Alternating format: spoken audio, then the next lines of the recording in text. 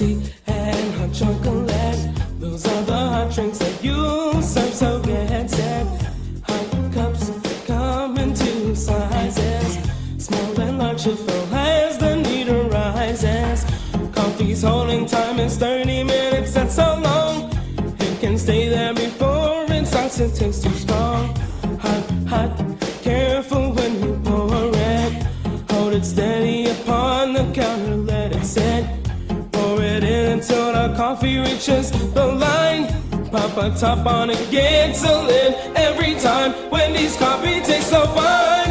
Hot drinks really get you going, warms you up when you feel you're slowing. Wendy's, we always serve it right away. Have a smile and have a nice day. Next is the caffeine brew, it's just like coffee. Use the orange pot, it makes it easier to see. But if you're using the packets in your store, put it in the small cup and furthermore, add hot water up to the line and stir it in. Put a lid on and serve it on a tray again. Get a small cup when you're ready for hot tea. Fill with hot water, it's easy as can be. Put the lid on and set the tea bag on the top. If they want lemon, it's very nice. Don't think twice, give the guests a juicy slice. Hot drinks really get you going, warms you up when you feel you're slowing. Wendy's, we always serve it right away. And a smile and have a nice day. Grab a small cup when you're making hot cocoa. Pour the packet and then you add your H2O. Use a clean spoon and stir it till it's all mixed up. Toss the spoon out and put the lid on the cup. Things are really looking up. Hot drinks really get you going, warms you up when you feel you're slowing. Wendy's, we always serve it right away. And a smile and have a nice day.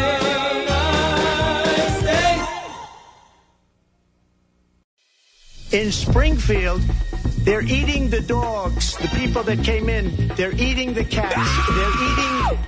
They're eating the pets of the people that live there. And this is what's happening in our country, and it's a shame.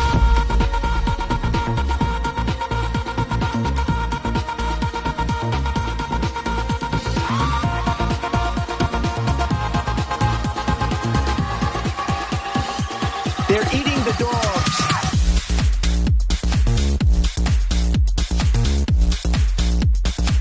They're eating the dogs.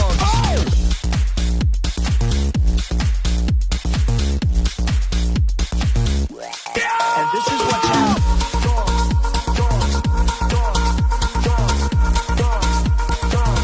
People on television.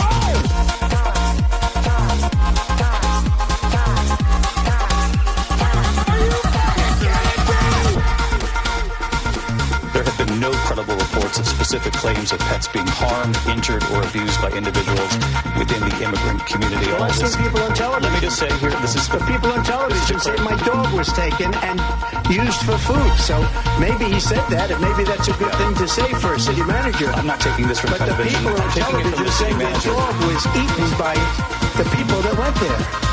Again, the Springfield city manager says there's no evidence of that. They're eating the dogs.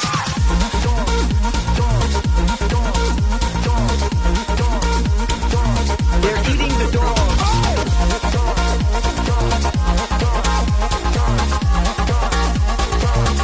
And this is what's happening.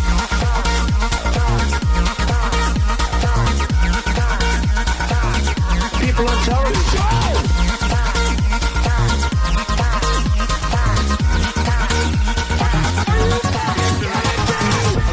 In Springfield, they're eating the dogs, the people that came in. They're eating the cats. They're eating...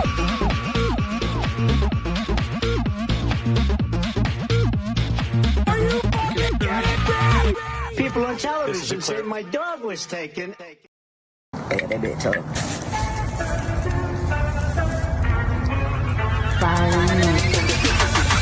That big guy. Oh, yeah. that big gal, that big gal, that big tough, that big tough. That big gal, that big gal, that big tough, that big tough. That big gal, that big tough. That big gal, that big tough. That big gal,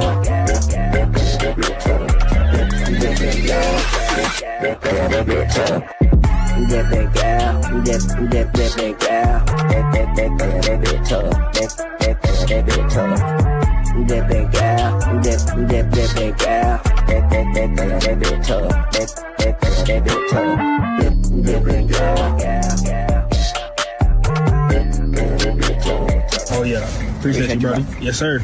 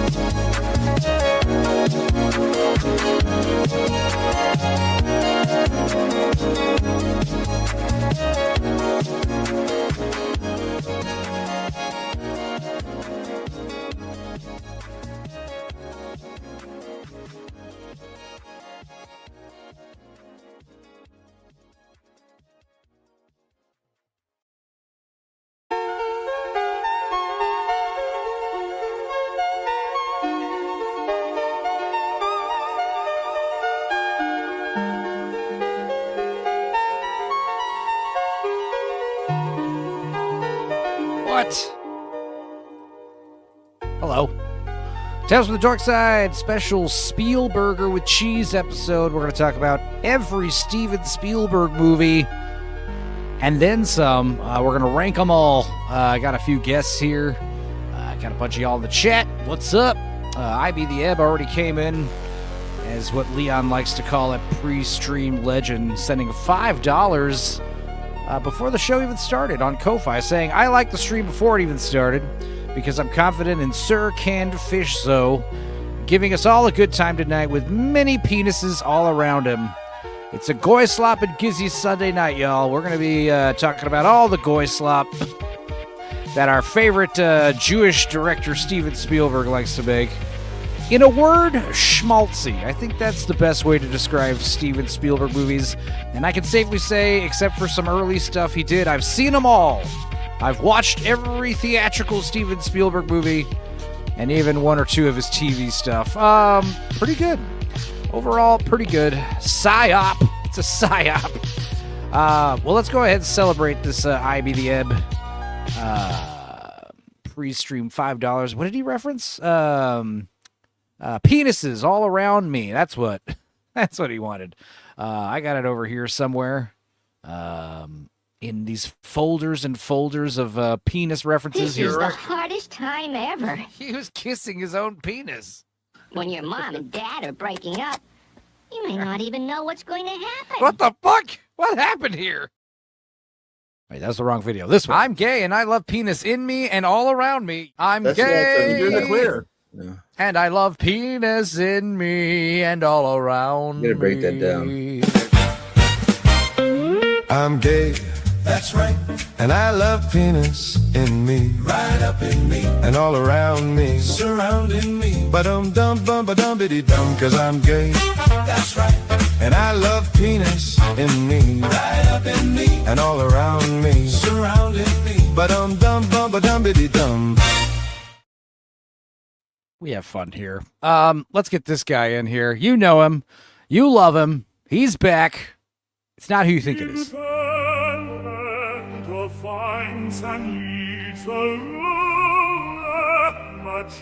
Majestic, the good king, his kingdom of pumpkins ripe and grand, he holds the power in his hands. Hello! It's been a long time, buddy. It really has. I know it's not Duda. I gave you all the fake out. Duda's right here.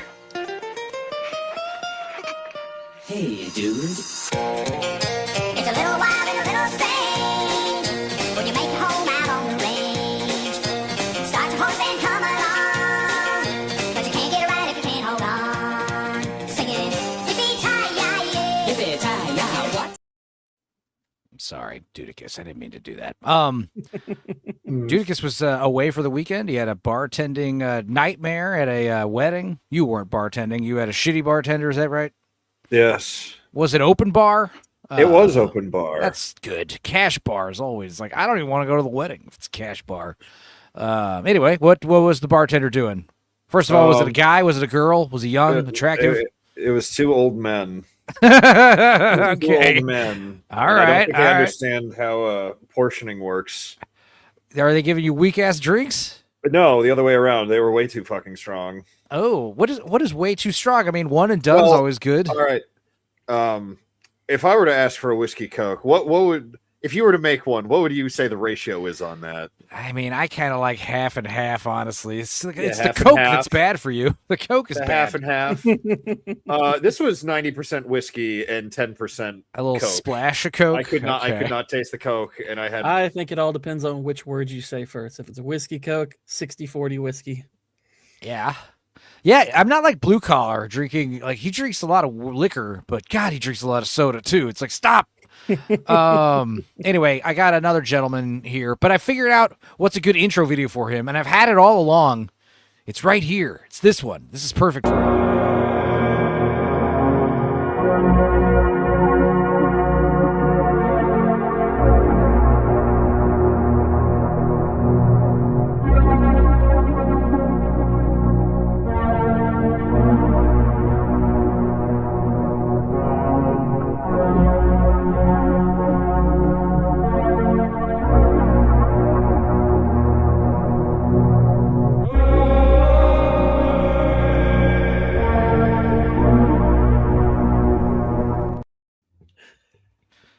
Gee, that was beautiful. What the hell was that? Magnifico. It's called the Shrek Struder. Oh my gosh. It's called art. That's beautiful. That is beautiful. It's our moment of zen that we don't really get to do a whole lot. I have so many React videos that some of them get like lost in the sauces, you know. But anyway, gentlemen, how are you? Everybody all Doing good? quite well. How about yourself? All right. I'm excellent. I'm gonna send Dax the link too in a second. Glad to not be driving anymore. Yeah. So how far? Like what distance did you have to drive? Like hour wise? Overall, back and forth, 8 hours. Okay. Not a whole lot, Shit. but I've done much worse. But Yeah. and I did split it up, but I was still like, I don't want to drive anymore. Well, was it fun? Did you get laid? Did you get way drunk? What happened? It was a good time to not get laid. But it wasn't a schlep. It wasn't a fucking schlog of a wedding. It was very, very efficient. And there were people there that I knew and that I liked. And we tried not to ruin the wedding by getting too drunk too fast. But Yeah, boy, did we try. I mean, I guess maybe those old timers just think if you get everyone liquored up, you're gonna get more tips. You know, is that how it works? Sounds like I mean, it's like to me.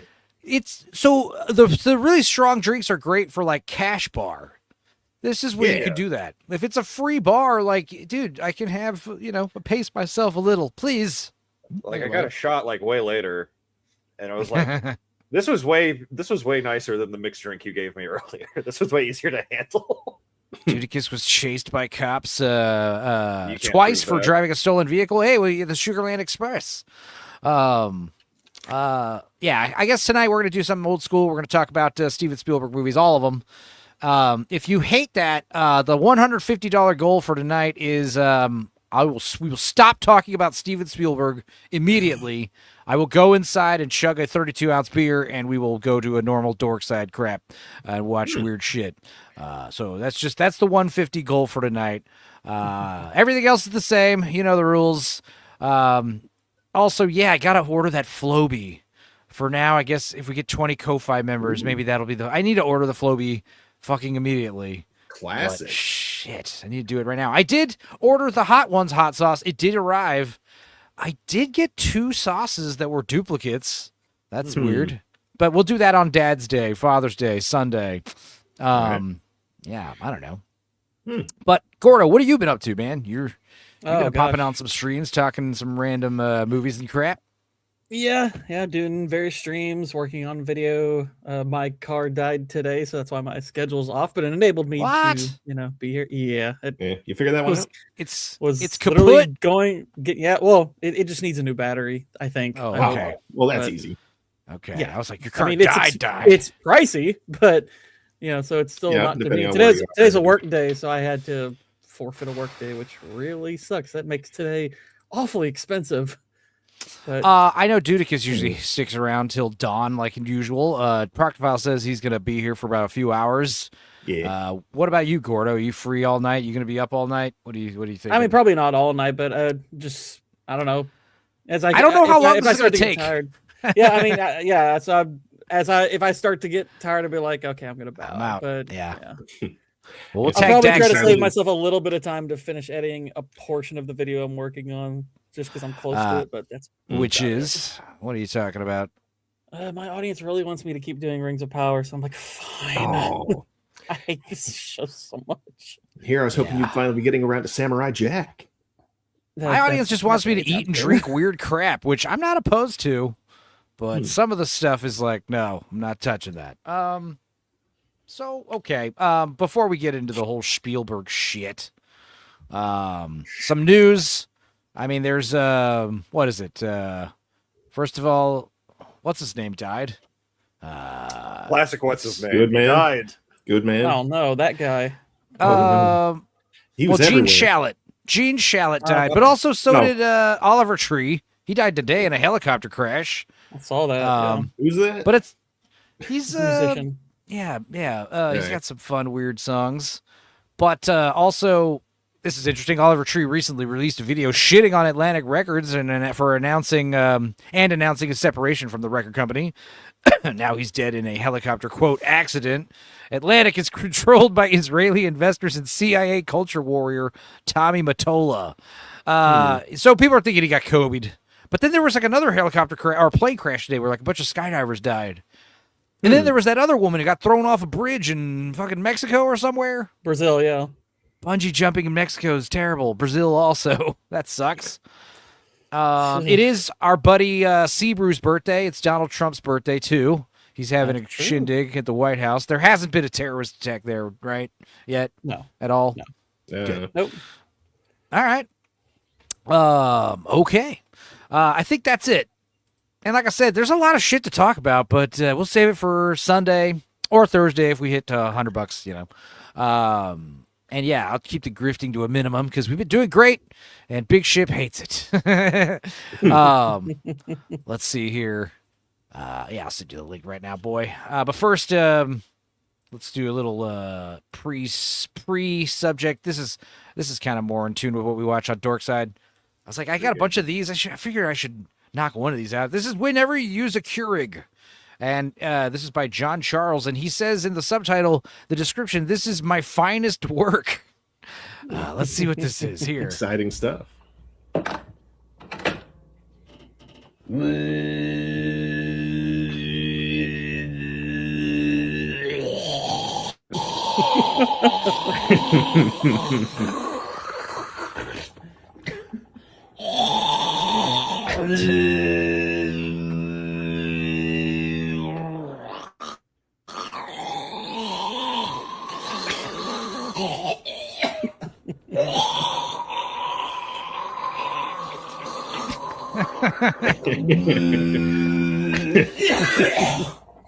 That was pretty spot on, honestly. I don't like the Keurig. My mother has one.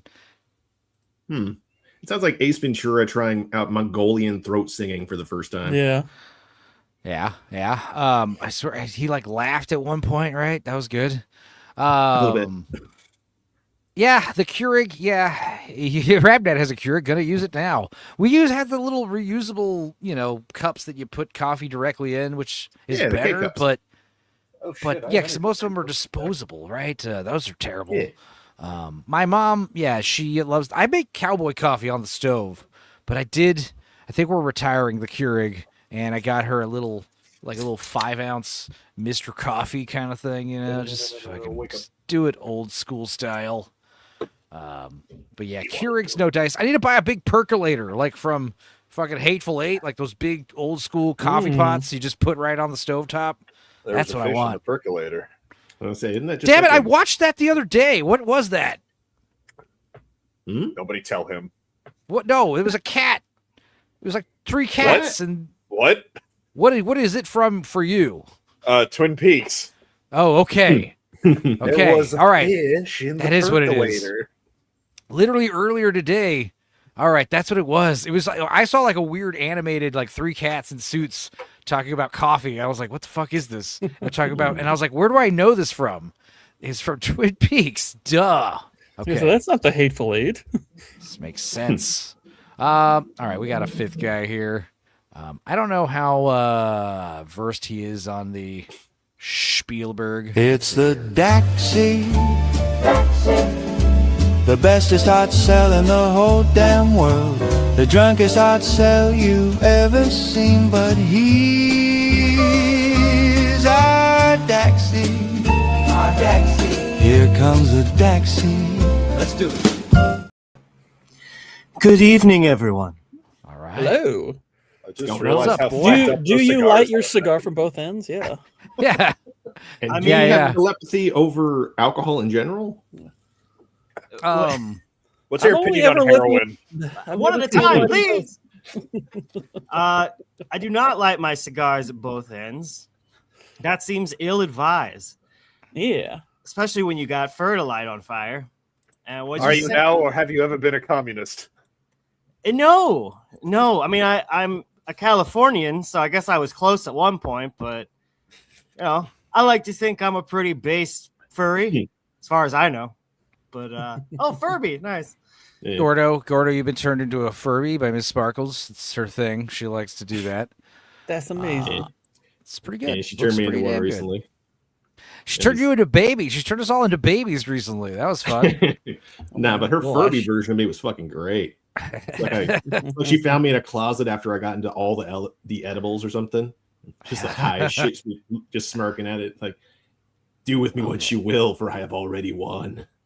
Oh yeah, it's nice and hot. It's gonna rain all week because of El Nino.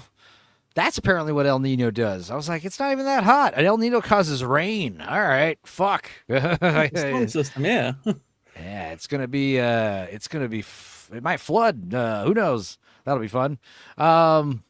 He is the cutest, says Miss Sparkles. Oh, well. Dax, are you a big Spielberg fan? As much as the next guy, but funny enough, I only saw Jurassic Park like last year. I don't know what took me so long. Did you like it? Wow. I did like it. Yeah, Okay. It was great. Very good movie. Someone, Matt Schismo had just watched True Lies, and he was like, "Why the fuck did I sleep on this?" I'm not a big fan of True Lies, to be honest. Not True Lies, True Romance. I'm sorry, True Romance. Oh, yeah. I watched True Romance with Waylon and a couple other people who had never seen it. I was like, what's wrong with you people? It's a good one. Where do you want to start? I don't know. Basically, I was doing the stream Thursday, and then we were talking about Disclosure Day. I'd watched it. I gave it like a fucking like a D- high F plus. Like I want to mostly focus on ranking them, not necessarily like tiering them. I have a tier list, but I really just want to put them in order as opposed to like A, B, C, D, F. You know, and the thing is, I was looking up other people's lists, and they're all different. Like, I did not find a consensus on the worst. I didn't find a consensus on the middle or the top. I mean, there's like in clusters, you know, and those clusters are swapped around. In fact, looking at his filmography, I realized there's like 4 or 5 eras, kind of like Godzilla, you know, the Heisei era, the Showa era, and stuff. Steven Spielberg has that. Because if you look at his director stuff, I mean, it would be cool to also talk about all the stuff he produced. But Jesus, oh gosh, that would take a while. He's like 184 credits. A lot of them are bangers. A lot of them I didn't realize he produced Hamnet recently. He produced Transformers 1 and the Twisters movies, and I mean, dude, I mean, he's just he did Maestro, had a hand in Halo, so piss off. Yeah, apparently, according to he did what video game was it? Medal of Honor. Right, he's responsible for Medal of Honor. He did. I mean, producer credit can be pretty loose. So yeah, it's like we don't know. I mean, to the extent he's involved, but yeah. Executive producers. I mean, I do want to talk about Poltergeist when we get into the director stuff because I'm pretty sure he directed more than half of the movie, even though he says he didn't. Yeah, that's the rumor. And honestly, anyway, it kind of has his signature on it too. Oh yeah.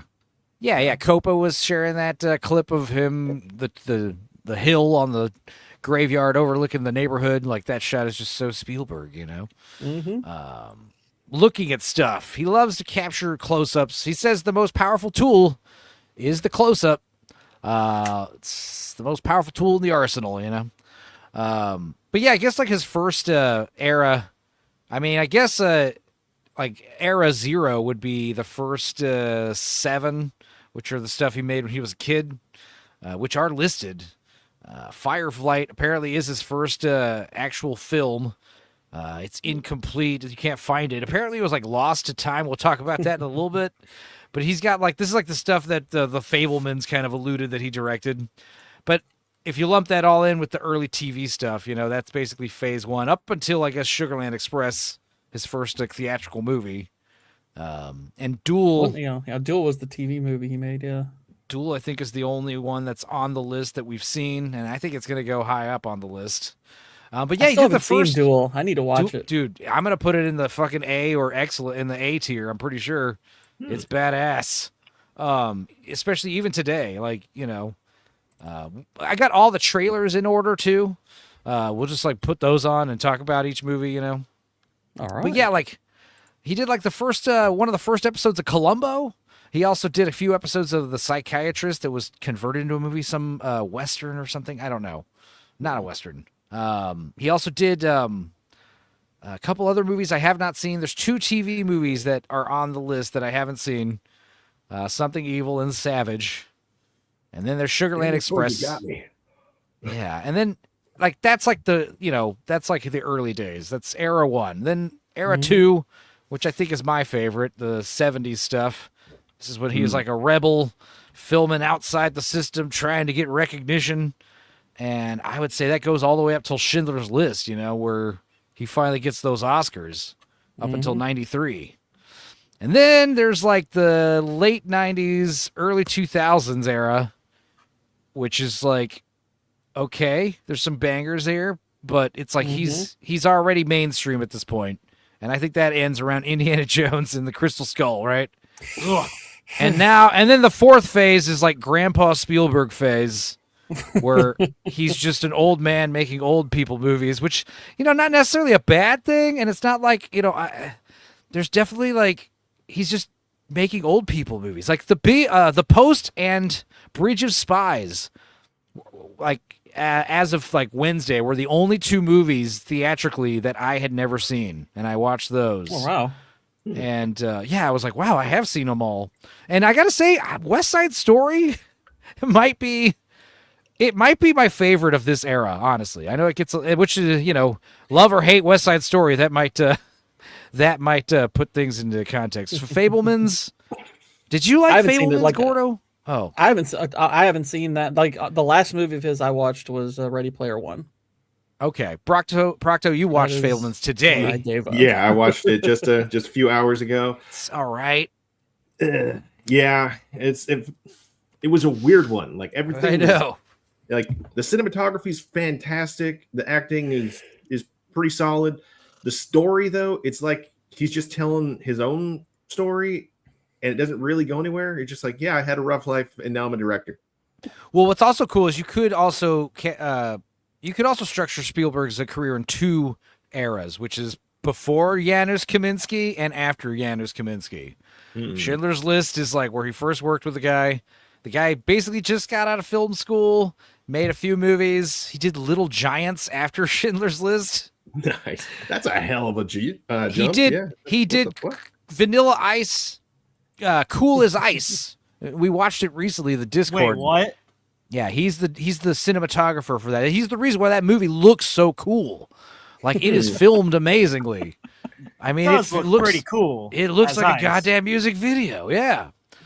Jurassic Park does not have Janusz, the first one, and I think it actually looks better than Lost World, because Lost World, arguably, not arguably, much worse movie. But Lost World's a bad movie. but it's got Janusz doing the cinematography. But I still like Jurassic Park. It looks better with like the bright colors and the TV kind of lighting, and not shooting in scope. I thought that worked. But yeah, pre-Janusz and post-Janusz, and like that's the thing, is like every movie after Janusz shows up, all the Spielberg movies look fucking badass. That was like my one thing about Disclosure Day. Like The Post and A Bridge of Spies, I watched those. Those are okay.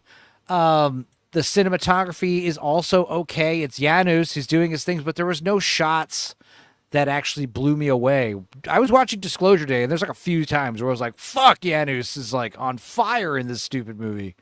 There's like that drone sequence. I shared it in some group chats. I managed to capture like a shitty cam version of it, screen record it, but it's like he's like sneaking in a little into a farmhouse, a bunch of cops around the house, and he's sneaking into the house, which was stupid.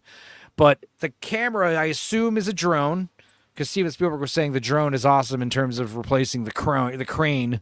And he's got this drone like circling around him, going through fence posts and stuff as he's like sneaking up to a car. And then the camera pans up around the back of the car, and then seamless cut to car door camera. Damn, that was just great stuff. So yeah, like Fabelmans, again, looks great. But goddamn, every movie he does, even Schindler's List, like schmaltzy. That is the word. Hokey. Those are the vibes that every Steven Spielberg movie has. I think schmaltzy is a perfect word. I agree. But like, are there any like standouts on like the big list that you haven't seen and you wish you had, or you had seen and you hate them or you love them? There's definitely a few of these that I have not watched that I know a lot of people have. It's just some of them, even though people talk about them, I never was all that interested. Like I mean, some I do want to see. Like I do want to see like AI, but I just never got around to it. It's not so good. Then there's ones like Lincoln and Warhorse. I'm just like, I don't care. I might watch Lincoln at some point, but it's like I've never been particularly motivated to do so. And that's Warhorse, kind of the thing I could about not care less. Warhorse is boring, and I've seen it twice. It looks dull. And it's just fucked up because you know this is after Saving Private Ryan, so you know he can make brutal, awesome war stuff, and it's a very sanitized version of war. Once I learned the BFG wasn't about the gun and Doom, I was like, no, get BFG was also like Grandpa Phase. This, as we go over these movies chronologically, it's going to get progressively more depressing.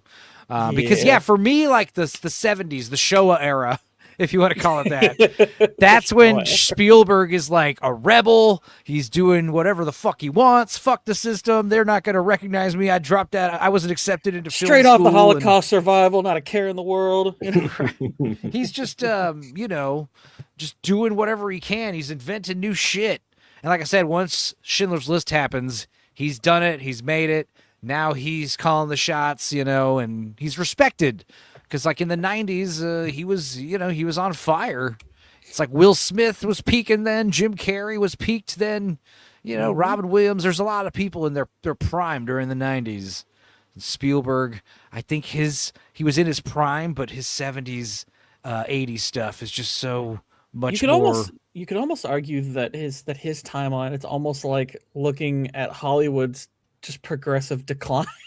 Yeah. As we start to get to the lesser Spielberg movies, it's like Hollywood in general just becomes lesser and lesser, and then we get to Disclosure Day, and it's like, this is just where we are right now, isn't it? Well, and it's like the 2000s. You could argue this is like one big era, but like there's a lot of good stuff in the early 2000s, the 2000s, and the late 90s. But it's not. There's a lot of stuff that's not as good, but you got Saving Private Ryan, Minority Report, Catch Me If You Can. Those are great. Some people love Terminal. Some people hate it. Munich is great. Munich is hardcore. I think Munich is good. I think Catch Me If You Can is the last great movie he did. Catch Me If You Can. I could. That is a really strong movie. There's other ones in here that are okay. They're fine. Right. No, and I could agree with that. Yeah. That Catch Me If You Can is the last best top tier movie he's done. Yeah. That's gonna get on the A list. AI's official title is AI, artificial intelligence. Mm-hmm. Yeah. That's dumb. I agree. I think. But what else would you call it, dude? There Just was some AI. serious. Just trust that the audience knows what that means. Well, here's the thing though. You could argue that it's a counterpart to E.T. the Extraterrestrial. It's the same thing. Right. I guess so. Yeah. It's kind of doing the same. I remember. And we're gonna watch. Kubrick would have approved. I think he should have done all of his movies that way. JP, Jurassic Park, Saving Private Ryan, World War II, SPR, Amistad, Slavery. Dude, he did. Saving Private Ryan was awesome. Saving Private Ryan was awesome, but I remember being hyped up for the AI movie just from the poster. It was just the logo, the little tagline, little boy is a robot. Steven Spielberg, based on Stanley Kubrick shit. And I remember just, a black poster with just a logo. You were able to get hyped just seeing something as vague as that. I remember the part of the reason I guess I lost interest in it is when I heard it was Kubrick's initially, and then it's like, well, Spielberg did. I was like, oh, well, I kind of would have rather seen Kubrick's version, but okay. Totally, everyone would. Dead. Yeah, he was too busy being dead. Yeah, the thing is, Spielberg. I heard that because you think, Spielberg obviously added all the schmaltzy stuff, but apparently the schmaltzy stuff, most of that was Kubrick, and Steven Spielberg showed up and made it darker. Actually, allegedly. I don't believe you. I don't believe it either. I heard that Kubrick was waiting for the technology to advance far enough so that the main kid could be played by a robot. Dude, yes, yeah, that's retarded. That was pipe dream type stuff. His vision was have an actual robot performance. I only recently watched Eyes Wide Shut from Kubrick, and fascinating movie. And I've watched a lot of analysis stuff and listened to a guy who's I guess gotten to know Kubrick's daughter and some of the stuff she thinks about it and whatnot. So it's pretty fascinating movie. The movie's his confession that he faked the moon landing, bro, and that's why they killed him, because he was letting everyone know about the Illuminati, dude. No, I've also read the book that Eyes Wide Shut is based on. What's wild is the book's 100 years old, and it's kind of crazy how well he adapts. It's a very close adaptation despite the difference in time period. It's just a lot of it translates well, because there's still the secret society stuff. It's not, the language in the book is not as graphic as what you see depicted, in the movie and everything. But it's a dream. The book's called Dream Story. I definitely recommend reading it. It's a pretty short read too. Get through it in a day. Big Ship saying AI with a furry as the lead could be pretty cool. That would be fun. With a furry? Yeah. A Furby, I meant. Sorry. Okay. Artificial intelligence. Yeah. Just change nothing else but that. Yeah. Mm-hmm. Yeah. Little. Well, it already little has Teddy David. in there. Gay what eye. else? What's all the other fun stuff about Spielberg was like, yeah, because like Saving Private Ryan. I'm sorry, Schindler's List happened, and that was like a big deal, especially the same year he did Jurassic Park, like '93. He was like, he just laid his dick on the table, and got his damn recognition from the Academy and what have you.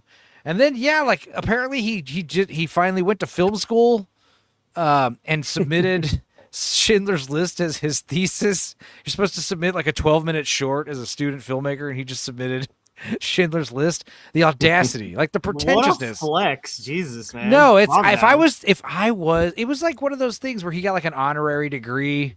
Like imagine, first of all, being a student, right, and you're in a class with Steven Spielberg. You know, I feel like I would get annoyed with that. You know, it's like let's just ask Steven what he thinks. You know, no. Well, yeah. Like, Imagine how do dropping. Go ahead. If you got a, how do you follow up Schindler's List if you're like, that has to be the closer, right?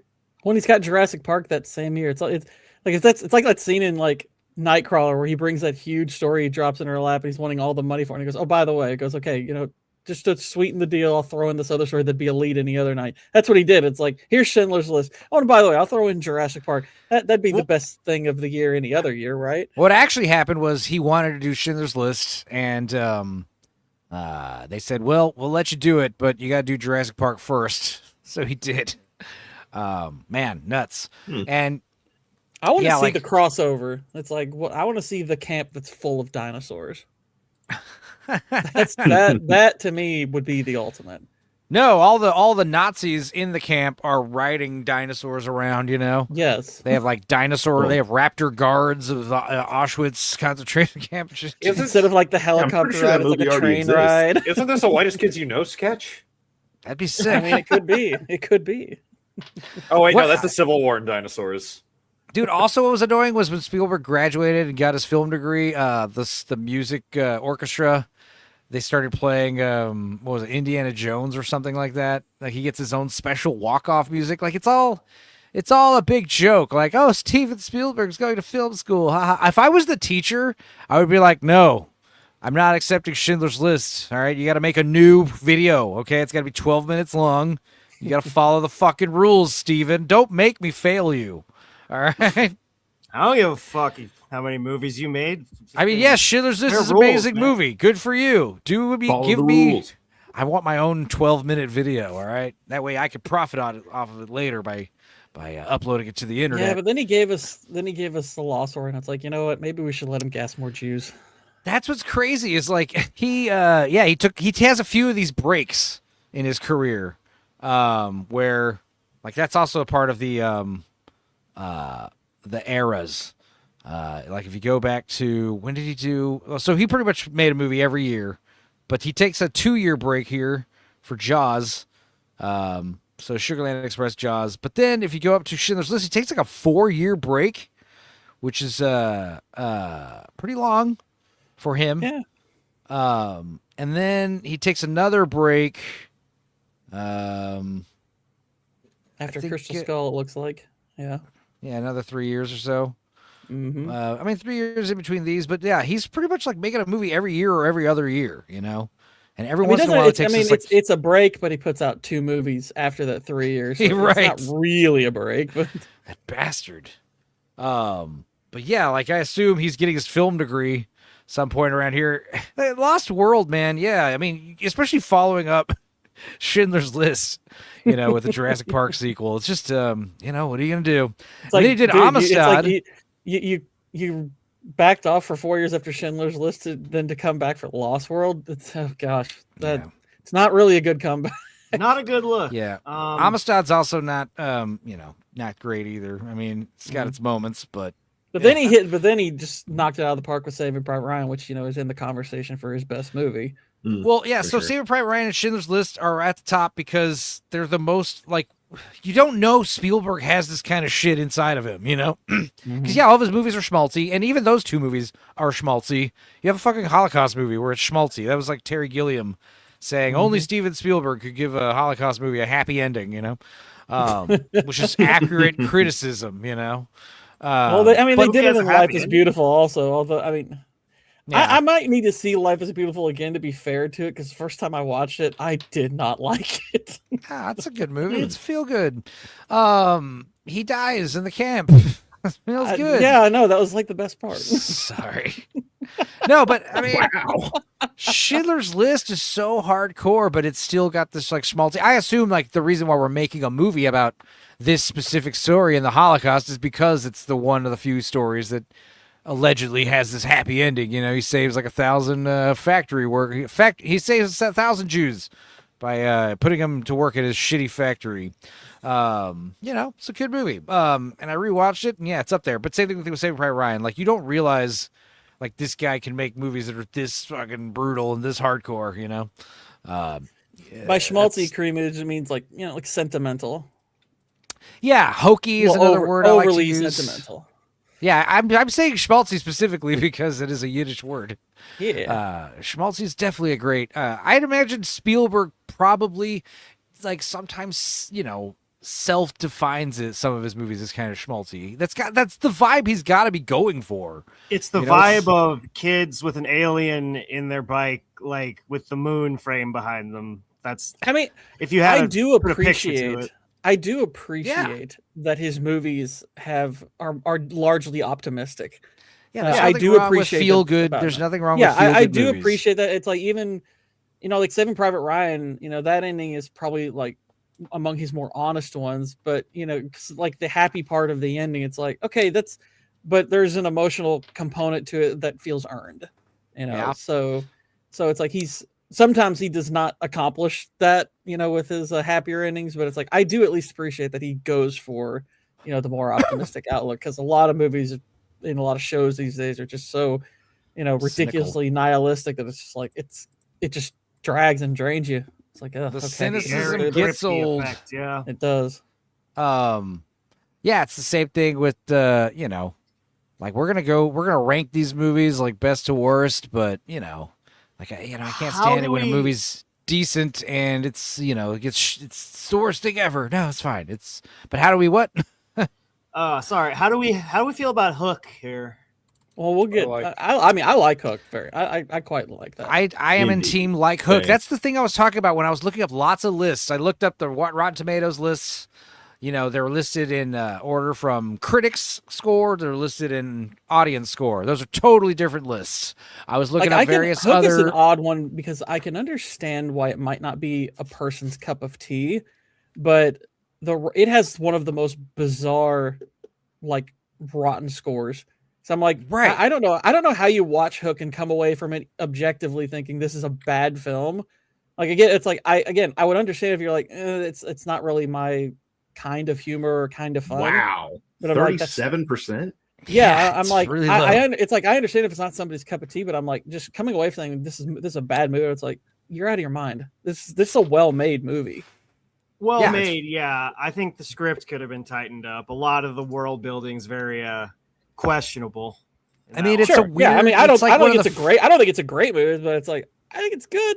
I love Robin Williams as adult Peter. I think that worked. That's probably the best thing it's got going for it. But is the question that only little kids awesome? Is it that only awesome. 90s kids liked Hook because we were kids when we watched it, and like grown-ups at the time all hated it? I was not a kid when I watched it, though. That's the fun thing. Okay, all right. I didn't see Hook until about 3 years ago, and I do like Hook. I grew up with it. Yeah, I watched it. And, I had always grown up like I'd seen the critic score and thought, oh, it must be awful. And then friends of mine were like, no, Hook's great and everything. So I finally sat down and watched it. I was like, this is really fun. It's a fun movie. It's kind of in the same spirit as The Goonies. And granted, The Goonies is a bit of an overrated movie too. If you take off the nostalgia goggles, that movie has plenty of problems, but it's still fun. It's I actually think Hook is arguably a better made movie. Yeah, definitely. But Hook is not as funny though. Goonies has got the comedy Hook doesn't going have for the same. Well, part of the reason The Goonies works is because it's not just that you would see it when you're a kid, it's because they are kids. It's also more grounded. I think you connect to the nostalgia with the Goonies a lot better than you maybe do Hook. And also, the Goonies has great representation for Down syndrome. So there you go.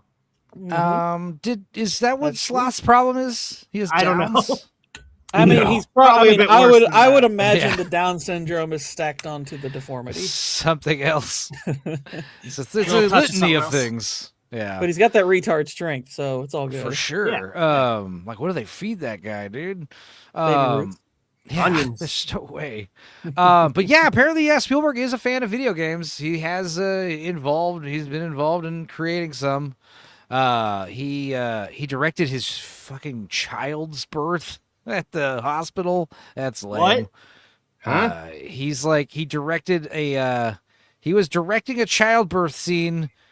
Oh, I see. I'm reading that wrong. He was directing a childbirth scene when he got a call that his wife was giving birth to their child. Oh, I misread that. Okay.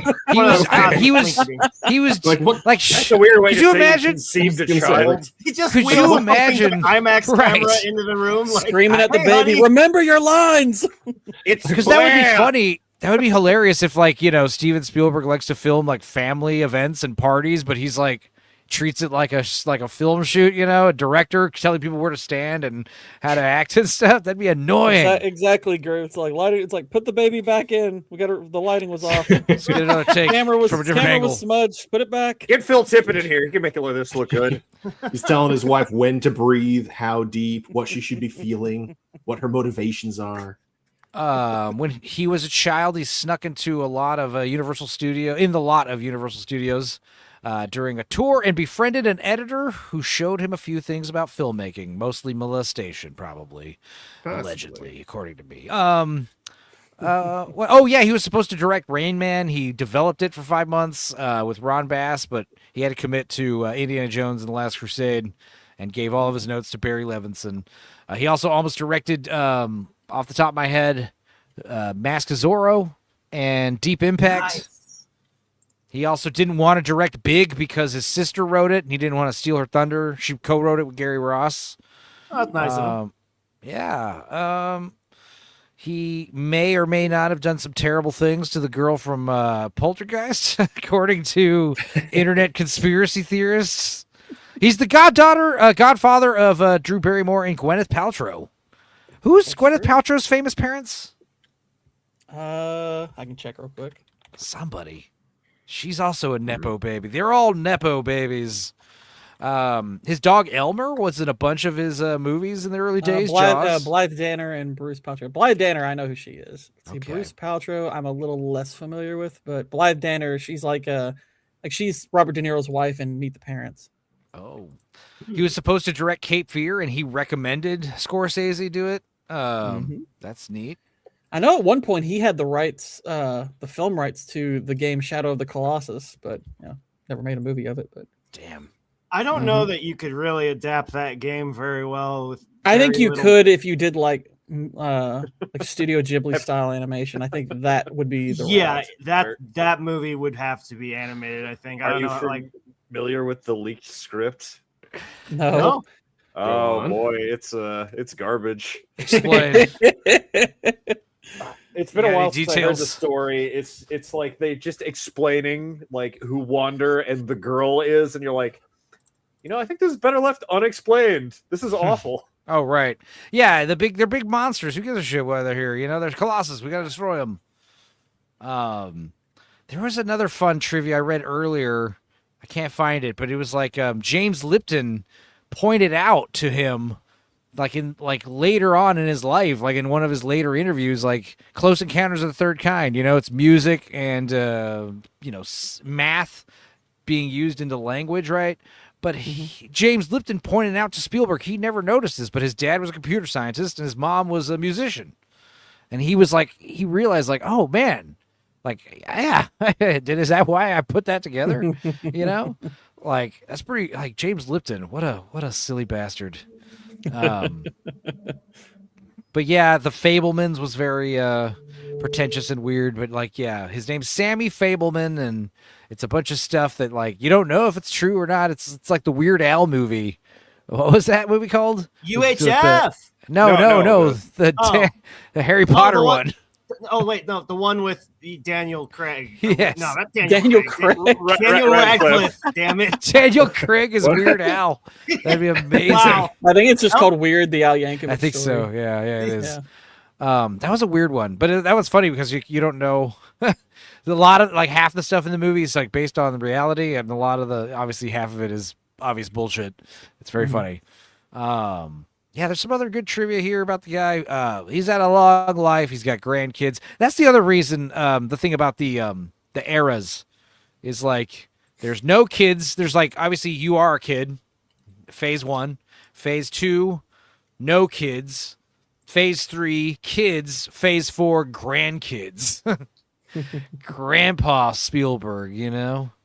I don't like flavored water. I don't like Miss Sparkle's flavored water because he is jealous. Flavored water, no flavored water, guys. Just drink water. Like Mio? Unless you count like tea is flour or coffee. I mean, that's technically in a flavored way. water. In a way, most drinks are flavored water. Right.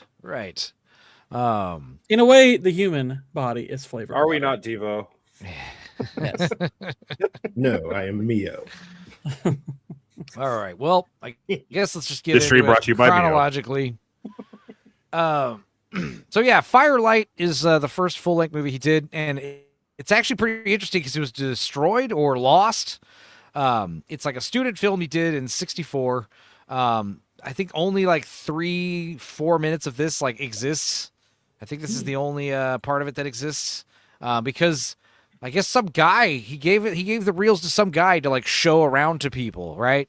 So he can get jobs and stuff. And that dude, I guess his business went under and he just disappeared. And he took those reels, and to this day, they don't know where the fuck they are. But this later on, he would remake this to Close Encounters, and I don't think we'll watch the whole thing because it looks like crap, and I don't know if it's like copyright protected. Probably isn't.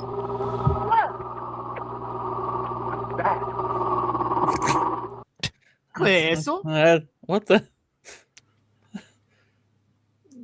I think Just it's like some there's something paper. on the camera lens. Just a paper lantern. I also like how the audio just drops out.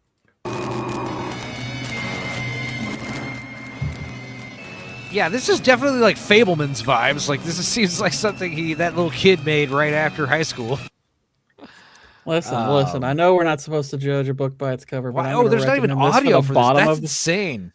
I'm going to recommend this for the bottom tier. This is going to go. This is going to go here. If we look at the tier list here, I mean, technically there's 3 right here. These 3 right here going in the haven't seen section. He says that Something Evil is his favorite of the TV stuff. More so than Duel. Everyone, Duel is amazing. And like I said, I'm probably going to put Duel in the A tier. But so he's got Firelight, which is the first one. And then there's 2 made-for-TV movies. Savage, starring Martin Landau, which I don't know anything about. And then Something Evil, which I've always said, Steven Spielberg should direct a horror movie because all of his great movies have great horror sequences in them, He did do a horror movie. I didn't know that. Something Evil. I was like, really? In fact, Steven Spielberg says he was doing like a Q&A with like Emily Blunt and shit for the Disclosure Day, and they were asking him questions, which is very, it does feel like a lot of hero worship going on with Disclosure Day. And, it feels like this is his swan song. Like he knows this is his last movie, and everyone else kind of knows, but we don't. Because the way they're handling it and everything, advertising wise. But anyway, Emily Blunt was asking him, if you're aspiring to get into movies, directing or otherwise, and you want to do research on Spielberg's movies, what do you recommend, you watch? And he said his early stuff, because you can watch the learning curve, like his TV stuff, because by the time he does Sugarland Express, which I think I'm going to put in the C tier, you can tell this guy has an eye, Sugarland Express was an interesting little chase movie, but you can tell that guy has an eye. He does a lot of great, that's Steven Spielberg, all of his movies. He does excellent blocking. He's so good at blocking. And with Janice, it's even better. because Janice loves his big light rays blowing into the room. He loves backlight. He loves backlit subjects, with no front, foreground light. What is the word I'm looking for? He's got a look. He loves his big smoky rooms. He loves his. They love their big. You could tell Spielberg can see. Yeah, Enzo in 2026. He's got really good eyes. These eyeballs, they do it. You won't believe how much they can. He's got two of them. But the other thing I like about Spielberg that you got to give him props for is just he seems like a likable guy. Stanley Kubrick was like an insane person, He was a proper cunt. Everyone likes David Lynch, but it's like for different reasons. But Spielberg apparently is like, he's fun to work with, but he expects like the best. Like if you show up and you're fucking things up, like you're allowed to fuck up like once or twice before you're fired. I don't know. That's just the way it is on the set. Especially with these big, event movies that cost a lot of money. People can get killed if things aren't correct. It's one of those. Looking at you, Landis. Yeah, motherfucker. Spielberg was very, very upset with John Landis for Twilight Zone, which is on the list also. What? Only like 3 people died. 2 of them were children. I know. Well, see, that's like as good as just 2. So basically, just 2 people died. I was going to say that's a point. That's negligible. That's bonus points. The tax write-off. It's fine. Child's. Hey, aim small, miss small. Is it even a workplace accident if you can't legally hire them? Right. I mean, they were little Asian children, little Vietnamese It's so children. fun. I just realized it's a helicopter crash, and the director's name is Landis. Oh my god! Landis fucking chopper on your ass. Yeah. Also, R.I.P. all the people that died in fucking plane crashes today. Oh yeah, What the yeah. hell?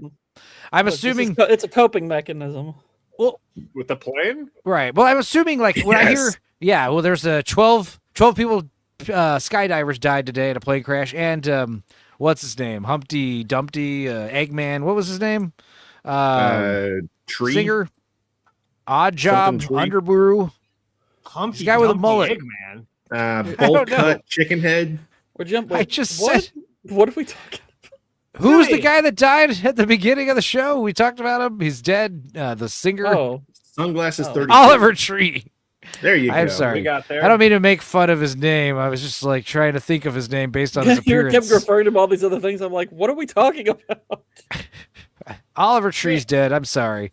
I assume one of those skydivers was like, some kind of had top secret clearance or something, some kind of scientist. I was gonna say it's like the most likely occupation is she worked for NASA. Right. That seems to be a occupational hazard these days, as if you had some involvement in a space program or something.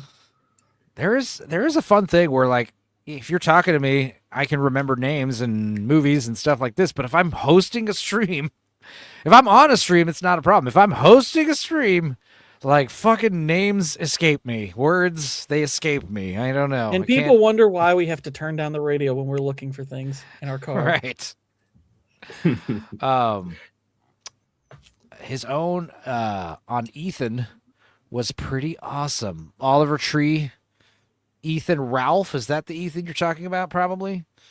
One of them was a garage inventor and made a new power source. Yeah, is that? I can't even tell if you're joking, Grave, because that shit happens all the time. He invented an engine that runs on water. He's dead. His days are numbered. Little box of scrap.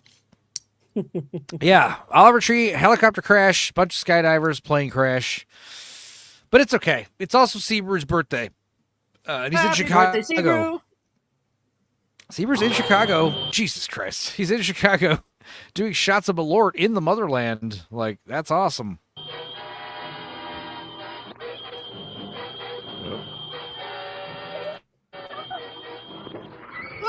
Was that Steven Spielberg's hot mom?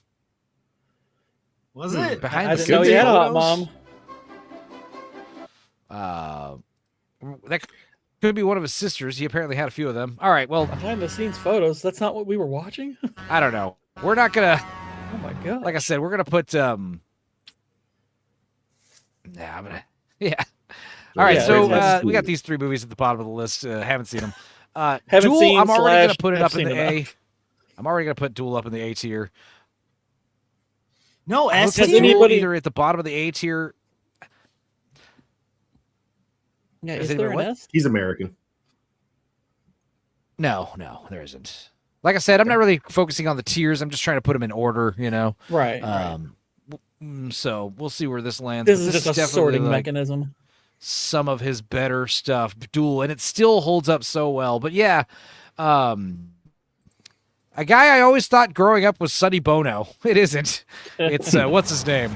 He's a guy that's driving on a road trip, and it's also one of those movies that takes place out in east of California. So it reminds me of where I was growing up in El Paso, like the desert. I love desert movies. Southwest America. That's such a vibe. This guy is like doing a road trip out there, and for no reason, an insane like Jeepers Creepers motherfucker in a truck is trying to kill him, and you never see the guy. You don't know why he's trying to kill him either, other than he cut him off, like he passed him on the interstate. That's it. That's all we can gather. And it's just this epic car chase movie, and what makes it so great is there's so many of these scenes where he takes like a break. He goes to the truck stop because like the truck is parked in this like parking lot, and he's going into the diner like trying to see who the fuck it is, and he has no idea. And you think you're safe, and that truck comes around the corner again. Like, dude, it's a nightmare. It's really intense and really awesome for a TV movie. Maybe it's one of those ghost trucks. Yeah. And again, Disclosure Day, definitely ripping himself off, with Disclosure Day. The big truck, man. Duel. Oh yeah, the trailer's hilarious. I think it's like a car horn. I noticed that like if you watch like Nolan's first movie, you can see like he takes stuff from that and puts it into like Inception. Yeah. Which, by the way, if you haven't Right, seen anyone hadn't seen Following, totally should watch it. Following's really good. Following's really good. I got it on VHS behind me somewhere in that wall. That's an awesome one. That was one where I guess I saw it after Prestige came out, maybe around that time, but it was when the Hollywood Videos and Blockbusters were going out of business, It's kind of wild to me that the guy who plays Cobb in Following did nothing else, because I was like, he was actually really good in that. I was like, he looks like an actor who, you could almost see him being in like Guy Ritchie movies after this, but it's like, nope, that was the only movie he did and just went back to being an architect. Mr. Ben Spastic says, do they smoke cigars? Bonus points for cigars. No cigars here. Wait, no, there was a cigar at the end of The Fablemans with that awesome I could cameo. smoke a cigar. I've got some around. Close, but no cigar. Mm-hmm. Yeah, we're gonna be smoking and drinking. Smoking. Anyway, Smoking, drinking, laughing, joking, numbnuts. what was it? Black Sheep.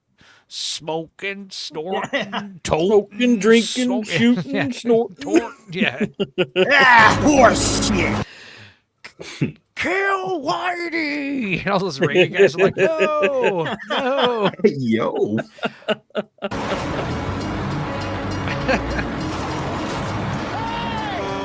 Duel.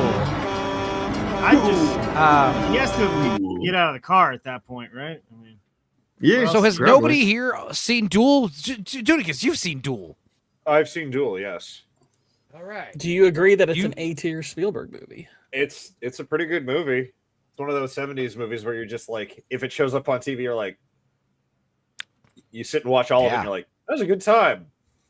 Fuck yeah, it is. And it's a TV movie, which is so weird. Like, imagine, it's like Schlocktober stuff. And you know it's a good movie when the copyright holders, hold on to dear life to this shitty, some made-for-TV movie, That's like a good sign of quality, is like, they're much stricter on the copyright stuff. You know, you can watch. I've seen Do. Yeah, you can. I've also Universal seen will Do.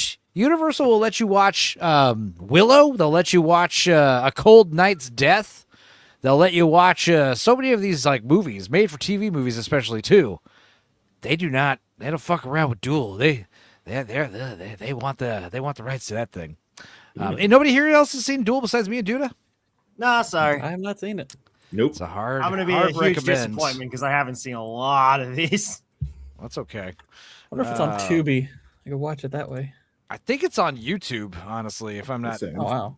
Oh fuck yeah. I mean, it could be.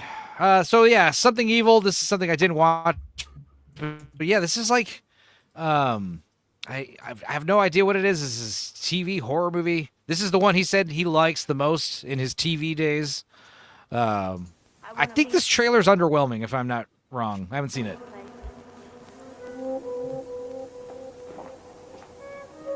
Oh, I want to leave this place. Some things are more powerful than Let me in. What? Let me in. like love. Are we outside trying to get in? Or is she trying to get in? Trying to get out. I heard a baby crying. This is just a freeze frame now. Come on, lazy. She's inside. Sandy We have Dennis. $3. All right, I'll take a box of the lemon. What are they called? What are the cookies? I don't even know take a any box Girl of Scout Thin Mints. cookies. Lemon yeah, Thin O's. Mints. I was like trying to make a Girl Scout cookie coat joke. I don't even know any know any of the what are, Malamars? Is that one of them? Samoa's. Jam Samoas. And this is not John Williams. I think the first time he worked with John Williams was Sugarland Express.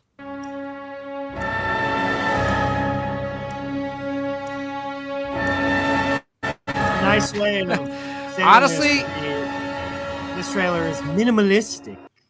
Minimaliste. but it's still it still makes it look like this might be cool.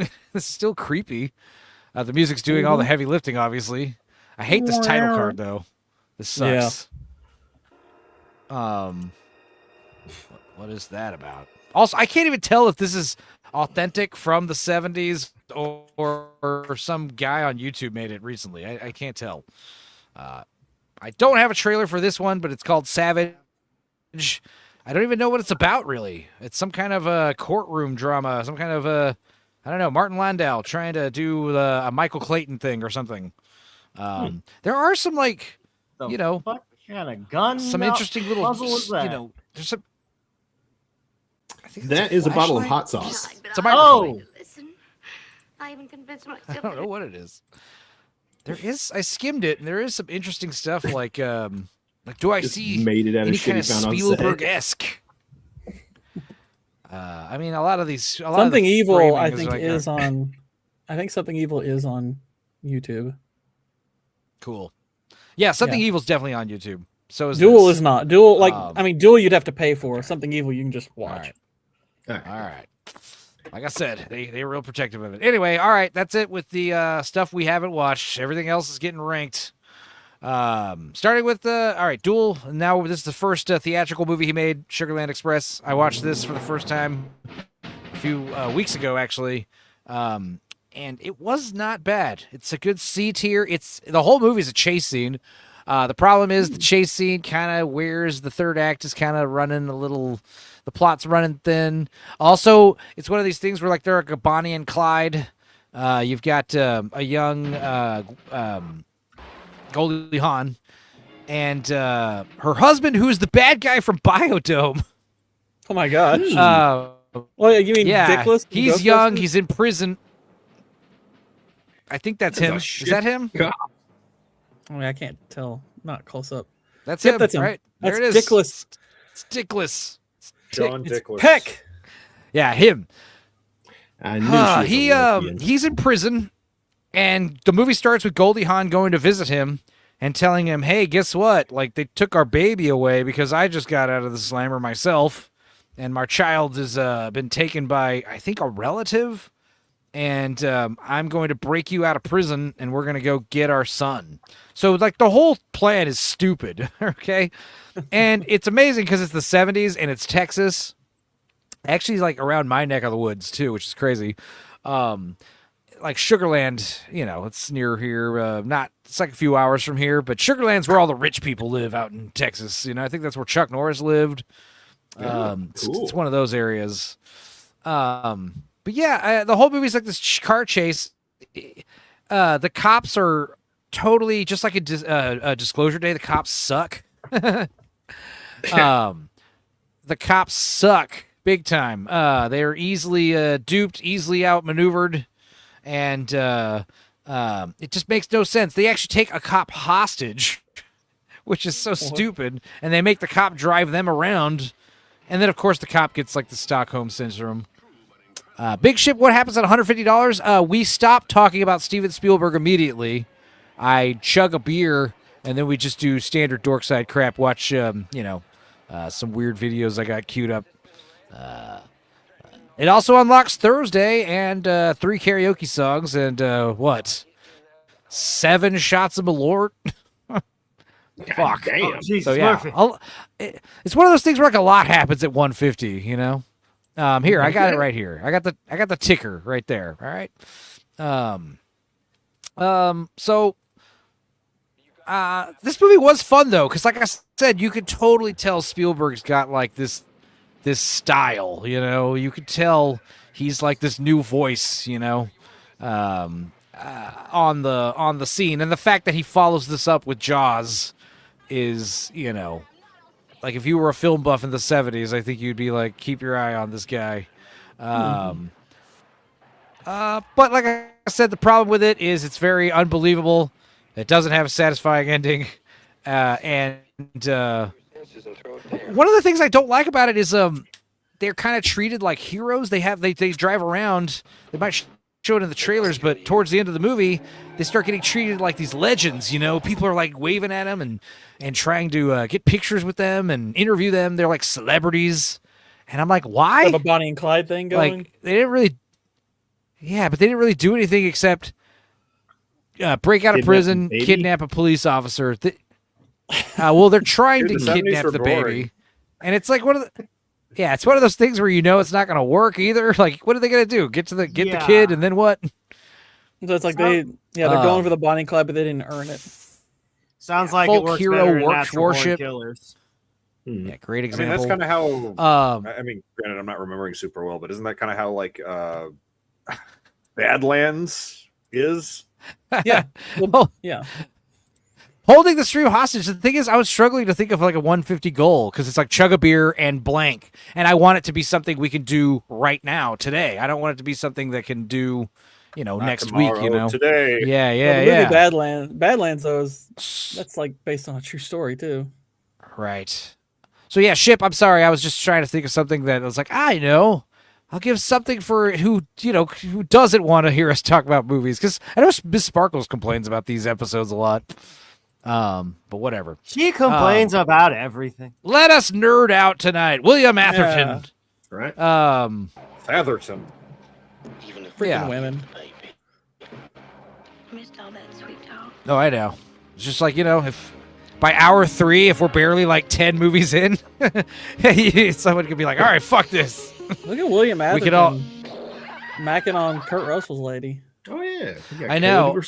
And Kurt Goldie Hawn kind of gets naked in this movie. We don't see Tid, but I wish we had. We kind of see some side boob and stuff. And she does look cute, man. She's got this like, kind of natural farm girl next door type look to her. She's a little foxy, little firecracker, But yeah, everyone's a dumb hick basically in this movie. I think my favorite part of the movie, or my favorite shot of the movie, definitely is like the very end. Like, there's several scenes where like they're talking about how they're going to kill these people. They got these marshals lined up with rifles, and they got a good shot, and they don't take it for whatever stupid reason. Just like Disclosure Day, there's a lot of scenes where it's like, why aren't they arresting or killing these people immediately? It's one of those things, but I would still put it in the C tier just because or high D, whatever. For now, I would High still deer. put it high deer tier. Her I would dear. still put it somewhere around there. Somewhere in the list there. is starting. Deer, the Now, most liminal obvious- animal. I think we're all gonna put Jaws up here above Duel, A right? tier. It's about as close to perfect as movies get. Absolutely. Let's. It's a strong contender for the best movie he's ever done. Lifeless like a doll's eyes. I was watching a Jaws knockoff earlier today. Yeah. Which one? Devil's Kingdom Fish? of the Spiders. No, The Last Shark. Kingdom of the Kingdom Spiders. of the Spiders. Good old William Shatner. Yeah, I've seen that. Well, Jaws. There's I mean, a I good creep guess factor this with is that movie. I guess Jaws. This is like Steven Spielberg's Sorcerer, right? Because every director's got that one batshit insane movie that was a pain in the ass to make, like Coppola doing Apocalypse Now, and Freakin' doing Sorcerer. That one movie that was just a pain in the ass. We're gonna film it on the ocean, and we're gonna use a big mechanical shark that's not gonna work, and it's gonna end up making the movie better because we gotta rely on John Williams. Or Costner with Waterworld, except that didn't work out so well. Unless you're Vex, in which case it worked out great. This is the original teaser. Yeah. Nice.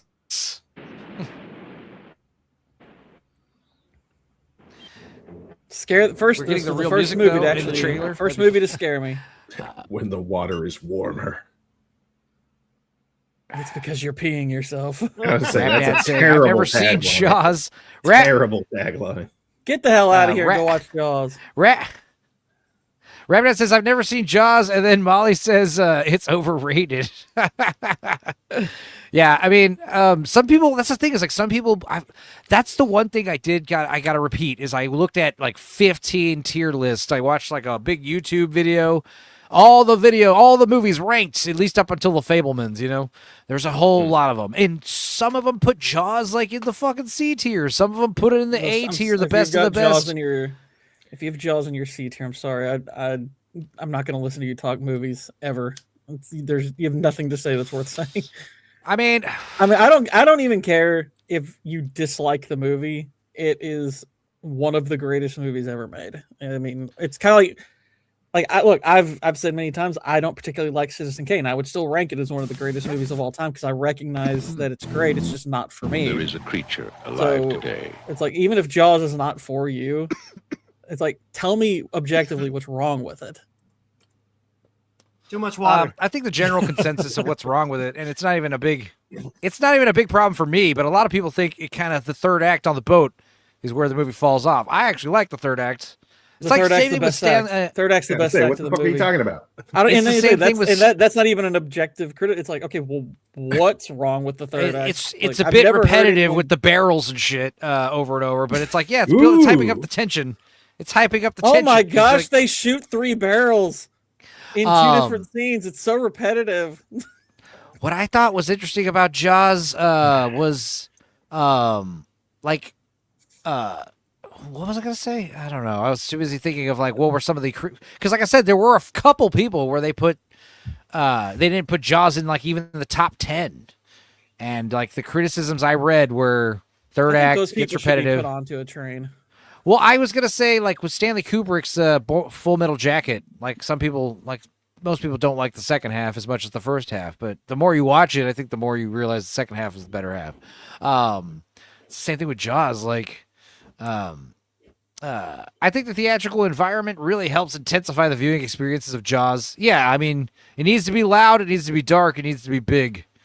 I mean, it helps it, or I guess it enhances it, but if you want to be scared of a movie, I don't think it loses anything being at home either.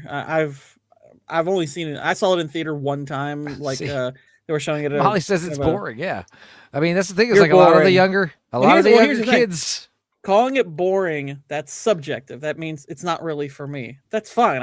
It's like if it's not for you, it's like I don't have an issue with that necessarily. But it's like saying when someone says it's overrated, it's like this is where I get hyper fixated on terminology. So I'm like saying it's overrated. It means okay, do you have an actual criticism beyond your subjective feelings. And so I'm like, okay, Jaws is dang near perfect. There's Well, not a also- lot you can spot that's really wrong with it. It's also It's really freaking good. Well, it's also the first summer blockbuster. I mean, Exorcist was like a big blockbuster before this, but that was Christmas. It starts the trend of like Spielberg and Lucas trading off summers with the big movie. And the fact, like I said, like you do a couple TV movies, you do Sugarland Express, and then you follow it up with Jaws, which is such a huge success, and like spawned so many Italian knockoff films. I mean, that alone is like, you made a good movie when you got like entire genres that It's so funny copy seeing the PG style. from back in like the 60s and 70s, because PG parental guidance was a warning. Like PG meant like, no, this for real might be bad. And like, because you can watch movies from back in the day that are PG, it's like we would rate them R today. Like Jaws would probably get somewhere between a high PG-13 to light R, because there is some gore in it. There's not, I mean, it's like the nudity's kind of silhouetted, so you can't really see it. And There's cursing, but there's no F-bombs. There's cursing, but there's no F-bombs. It's like you could probably get away with a PG-13, but it'd be kind of like Titanic, where it's really pushing it. But yeah, PG used to be kind of a big thing. Like if you watch All the President's Men, that's a PG movie. They drop like 9 F-bombs in that movie. Yeah, we should go back to that method, honestly. There's rated R, and then there's everything else. There's rated R. I mean, there's I basically- didn't necessarily mind PG-13 at the time, but the thing was, I think the problem with the PG-13 thing is like, I think people were starting to think of the PG rating as kind of a watered down thing, because I think movies that were rated PG were getting progressively more aimed at kids. So it was more just the movies that the ratings were rating that way probably shouldn't have been PG. They were probably closer to G-rated movies, but then they were, once they got to like Temple of Doom and stuff like that, they were like, okay, now we can't quite rate this R, but it doesn't really feel right rating this PG either. We need to come up with something else. Wasn't Temple of Doom one of the big reasons they did that? Yeah. Well, that's what I'm saying. Yeah, It's yeah, like, a lot of it's like parents complaining, man. Movies that Hey, were getting rated you ripped PG were getting progressively, closer to the G-rated movies, to where PG used to be like a legit, like you had to think about showing this to your kid because it might still be too much for him. Like this, I mean, this was a PG movie, but then, once you get to Temple of Doom, it's like, okay, this isn't quite an R-rated movie, but how the hell do we tell people this is a PG movie? Ripping dudes' hearts out, and it's for crying out loud. Yeah, Indy felt up a statue. Yeah. Oh, another problem with Jaws is it spawned a bunch of fear of sharks, and sharks getting murdered to the point of endangerment. By the way, I'm that was literally a anti-Free reason Willy why in some terms people of criticize the whale Jaws. itself. I think the whale itself and Free Willy should have died. If you have to free that thing 3 times, it's too stupid to live. Fair enough. Too stupid to live. Yeah, Though really maybe and it truly, likes if you being in went, like, captivity. if you went like hardcore with like, it kind of be hard to do a hardcore like good like movie about an orca, because on the one hand, orca are far, like orca be like kill the crap out of sharks, great whites included. Like you just like they're like stone cold killers, but they don't mess with people. Like they just don't kill people. They're fine with people. So it's like I don't know how you'd exactly Unless do a they're in movie with captivity. it, but yeah, unless they're in captivity and they're messed with. But yeah, like on the open sea, it's like orca don't mess with people. They're fine with people, but Well, that movie no other Orca, fish, no like fish wants to mess with them. Well, that movie Orca, the whale is on a revenge quest because they killed the fucking orca's family, Yeah. which is like a real hardcore scene. And then there's Mr. that movie Shamu. Killer Whale. Well, the movie Killer Whale that just came out recently, isn't the whale in captivity in that movie? Killing people at a theme park or some bullshit? But I mean, then it's just like, just don't go in the fucking killer whale aquarium, right? Or See, he Grave, you're escapes. making a case for what Willie should have been. Like after this first or second one, like Willie should have come out with like prison tattoos and like just been swimming around like raping all the other killer whales. And he just becomes a problem. They have to put him down. Like, okay, this thing, it's like he's been institutionalized. The Alien 3 Got to get him out of of the open. We got to get him out of the open water. Do you And guys then Willie remember hangs himself the at the Onion? end on like a giant, like 6-pack like, little plastic ring.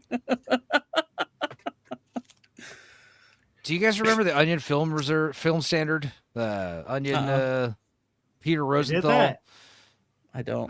The Onion. They used to do. I know the Peter Onion. Rosenthal, he probably still does it. Like back when the Onion was hilarious. I mean, who knows about these filmers?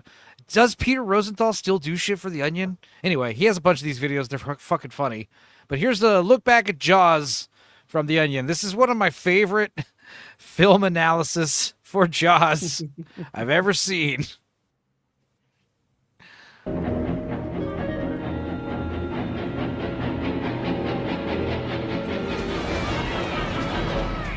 This is Peter Rosenthal, head film critic for The Onion. Okay, so first of all, I love how, especially in the early days, he has like a various level of like dishevelment he'll show. Mm-hmm. Like, you know, sometimes Okay, I it's a good am day or a starting bad to day. remember this.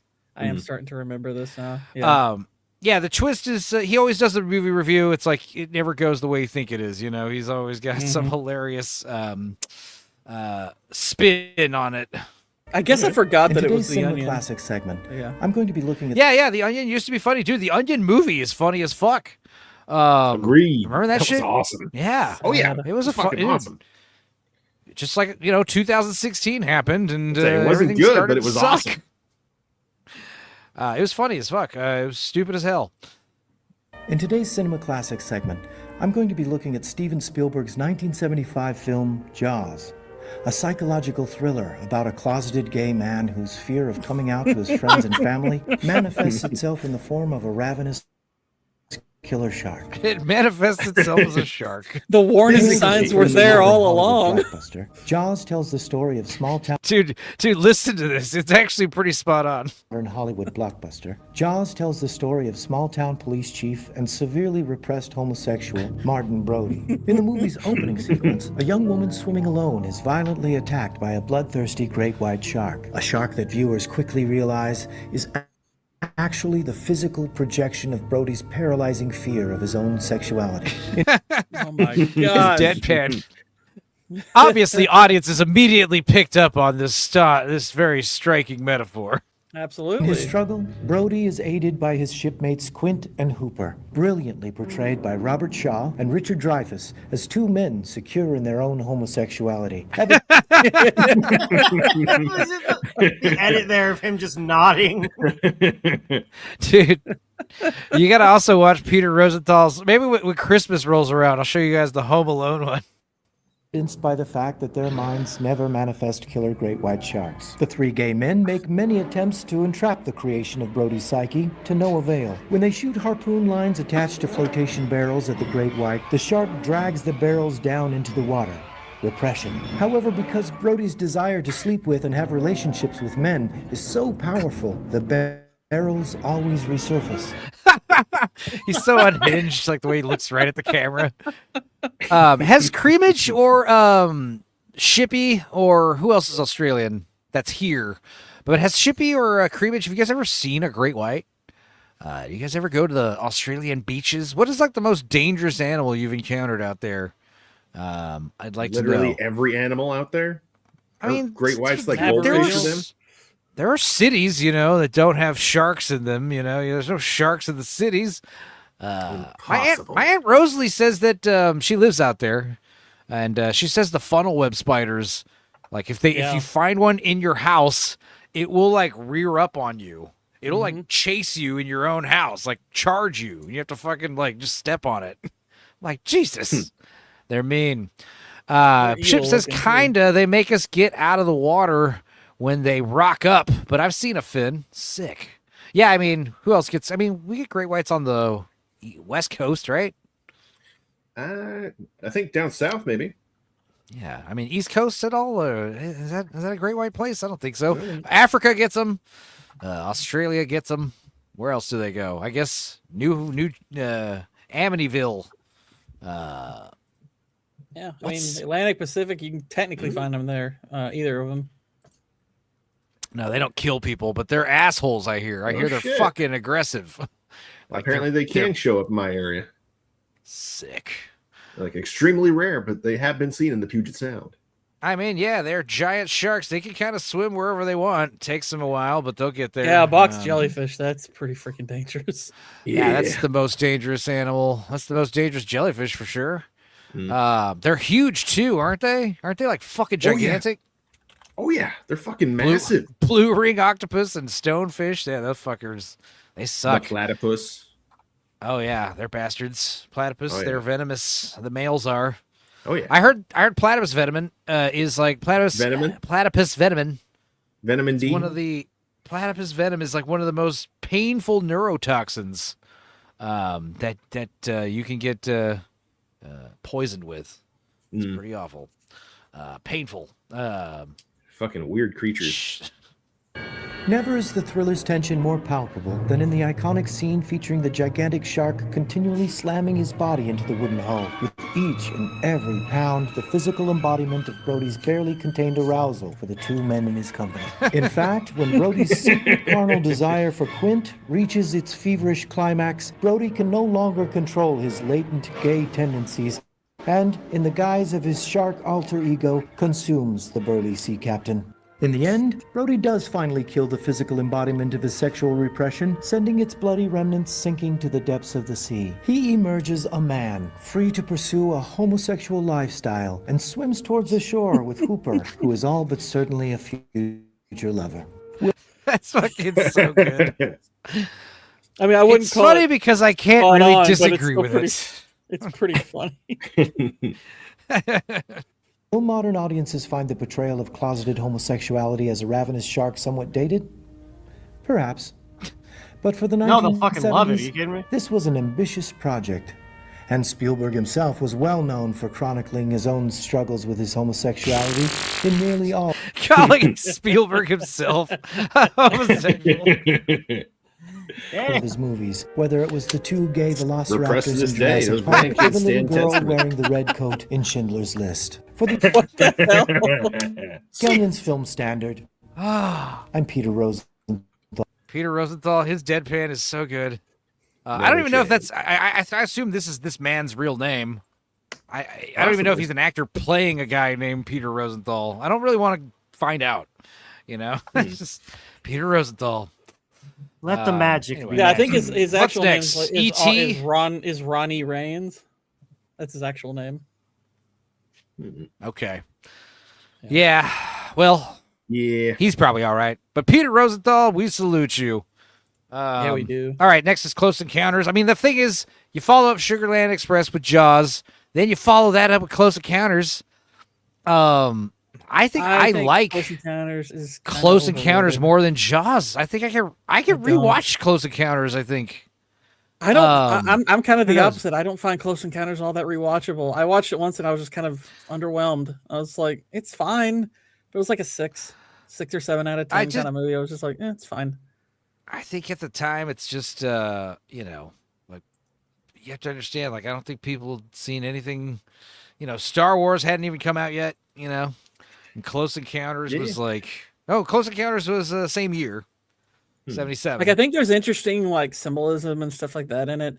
Like I've listened to some kind of interesting breakdowns of like the esoteric aspects of it, but as a viewing experience, I always found Close Encounters kind of bland. I was like, it's whatever. It's I've never felt much inclination to go back to it. I didn't dislike it, but I was just like, all right, I've seen it.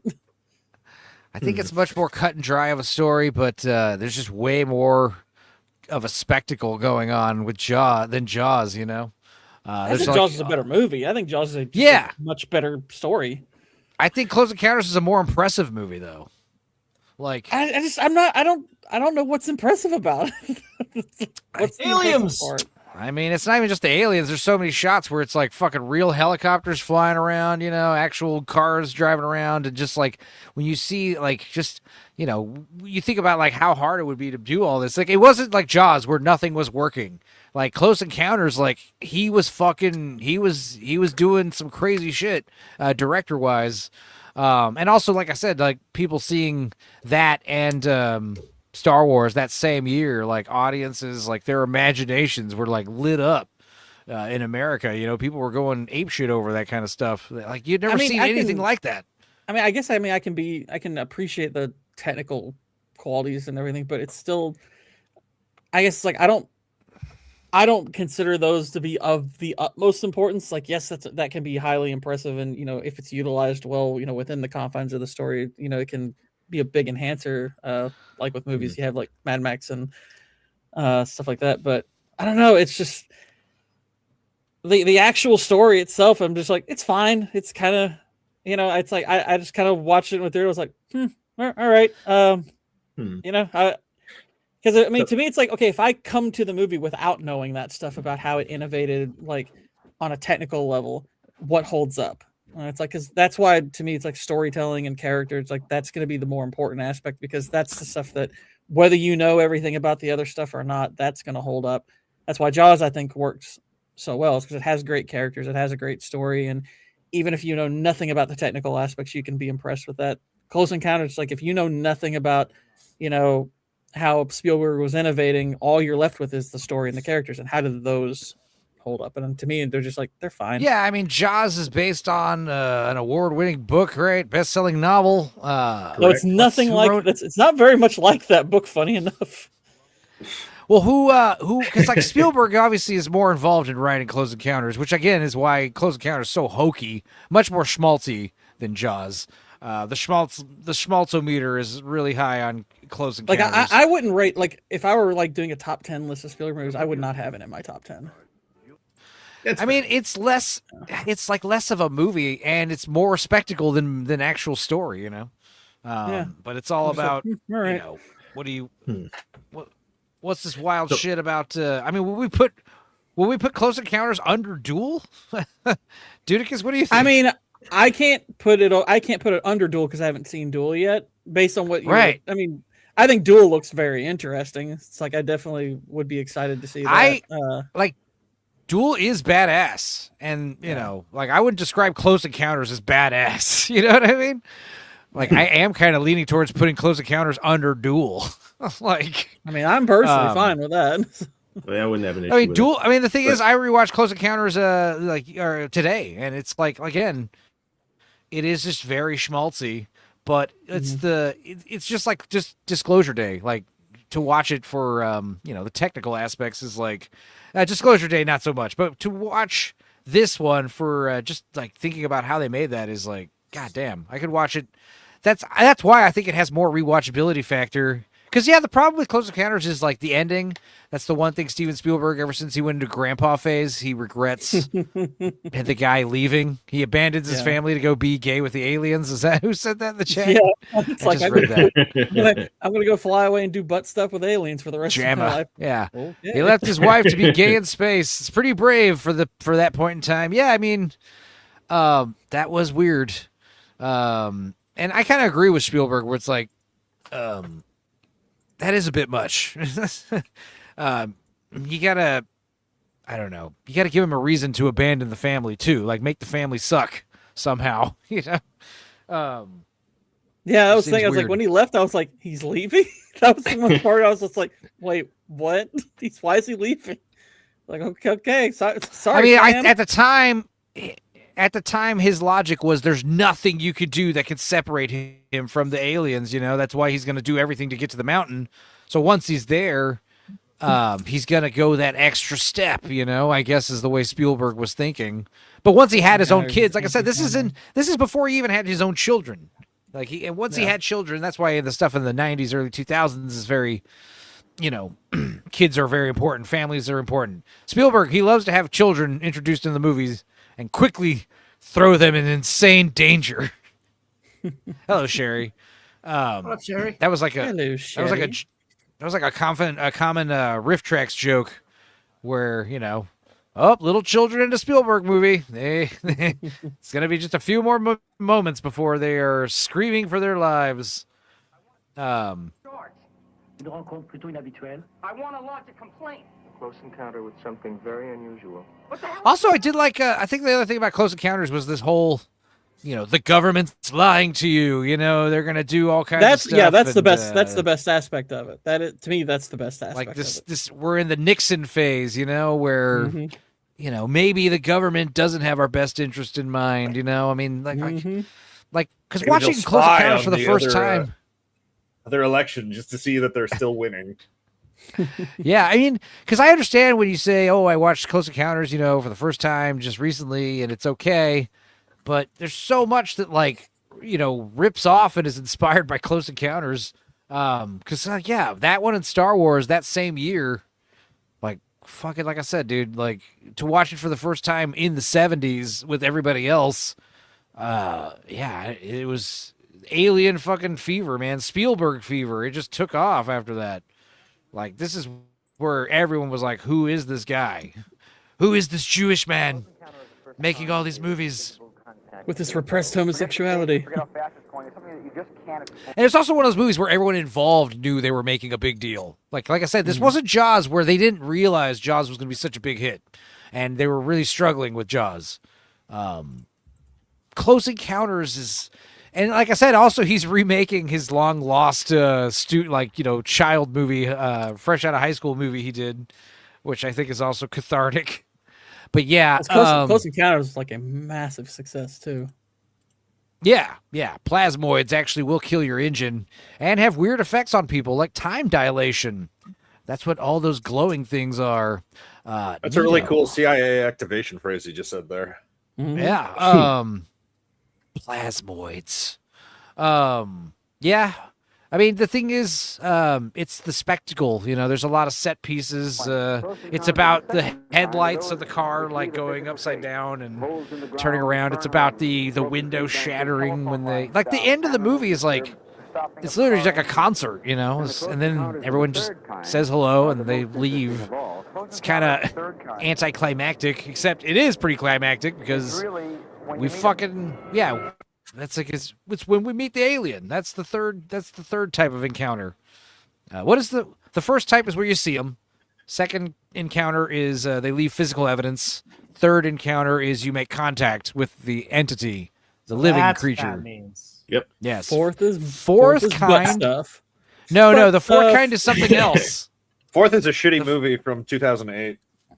But the fourth kind, it's not great, but it has its moments. Bar Encounters of the Fourth Kind. What was the fourth kind? I can't remember. When they have sex with you, yeah, probably. Yeah.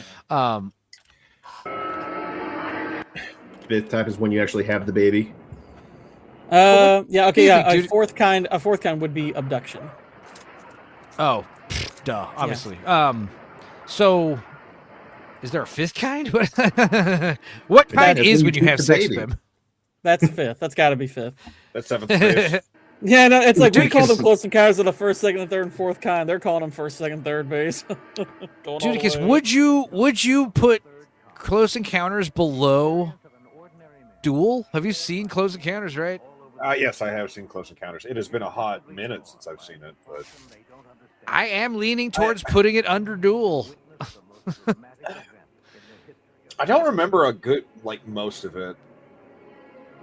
I only remember a handful Close Encounters Close Encounters is kind of like one of those early encyclopedic movies, where it's just giving you fuckloads of information, like Goodfellas, I remember the aliens coming to the house, him making the fucking devil's whatever out of mashed potatoes, and then I remember them being at the mountain, and that's about it.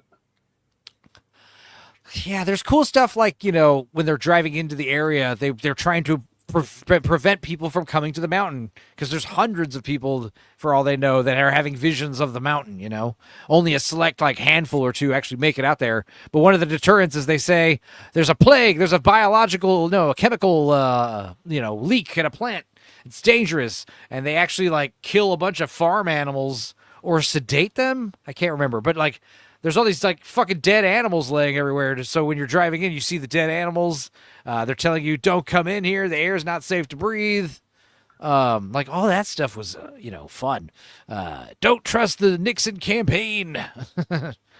But yeah, I'm actually leaning towards putting it under Duel because Duel does so much with so little, and it's also got a low budget. And unlike Jaws, I think Jaws proves that, they were having a lot of issues making that movie, but I think that was the only movie that, he seems to be a competent director, and Jaws seemed like so hard, such a crazy, daunting idea that, most people wouldn't have even been able to finish it,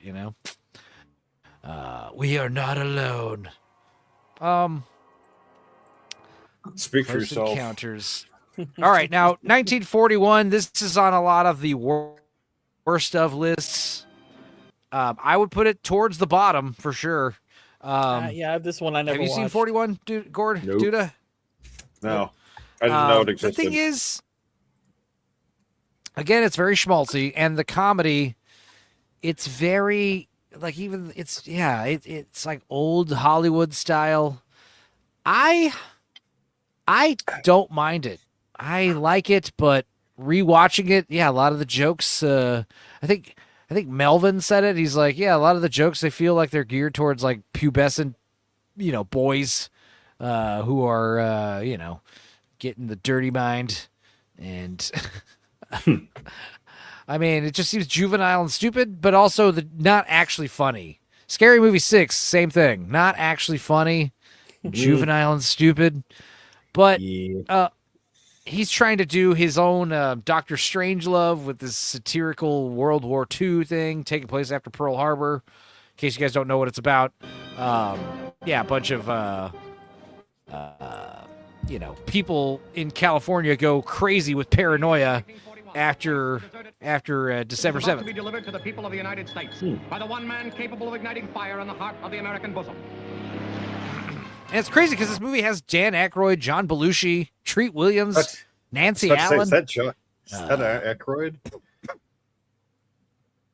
Yeah. John Candy's in this. Captain Wild Wayne. Yeah, I mean, it's got a good cast. It's just, everything I've heard Mandark's in it. Just doesn't land. Mandark. Awesome.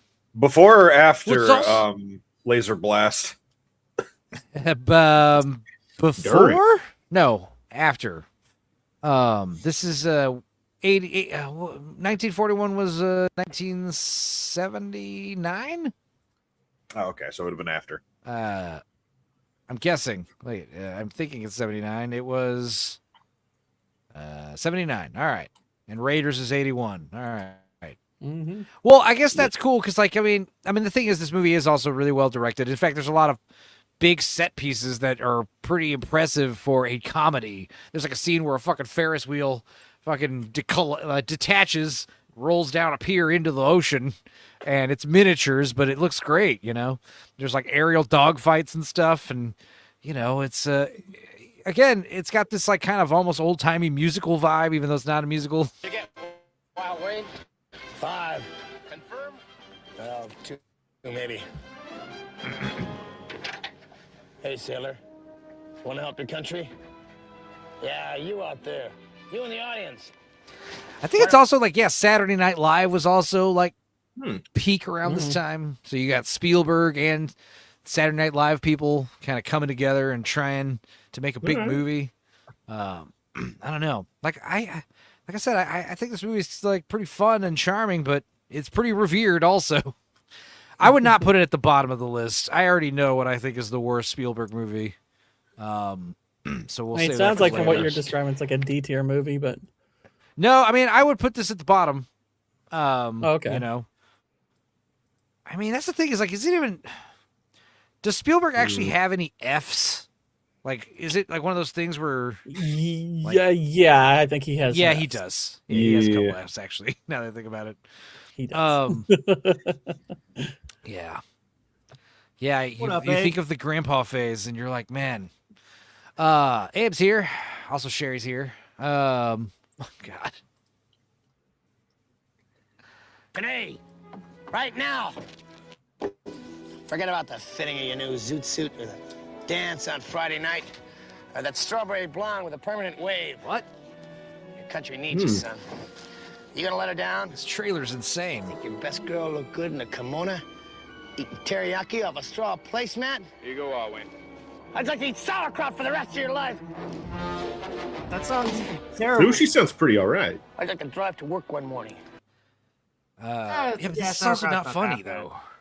Yeah, that's the thing. It's like I don't know what they're going for with this. The breaking the fourth wall is real surprising Look out. from something from this era. And the street signs will be I written. mean, this isn't in the movie, obviously. Yeah, this is just this is the advertising. The advertising is doing the fourth wall breaking. New dames out there. I'm just having a difficult time picturing an audience laughing at this. You know, Chinese music. From what I've heard, they didn't. I'd just be confused. It's like a knockoff of Hot Shots. It's just weird. No, Hot Shots is funny. I said a knockoff of Hot Shots. Hot Shots is insane. Hot Shots is great. Well, it was actually, like I said, it's more of a knockoff of a very failed knockoff of Dr. Strangelove. Yeah, that's what I'm saying. It's like it looks like trying it wants to do to this go for like that tone, biting but it's like political Dr. satire. Strangelove, Dr. Strangelove, it's like is really funny. Dude, this is crazy. I've never seen this blue preview. Is this real? I've never seen this. This is cool. It's like the end credits of Jinsei. Yeah, that movie. Yeah. I saw it earlier today. It sucked.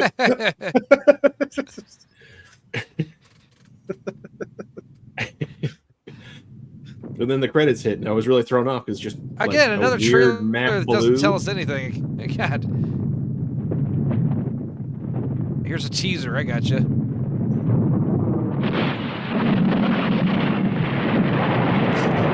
Okay, that's pretty sick, actually. And, you know, it's like, I'd imagine that's another reason why you're probably upset about this movie, because it's like from the guy who made Jaws and Close Encounters. Like, this is a cool thing, but it's like, I would have no idea what the movie's going for. So be like, okay, 1941. All right, what's this mean? Godzilla versus numbers.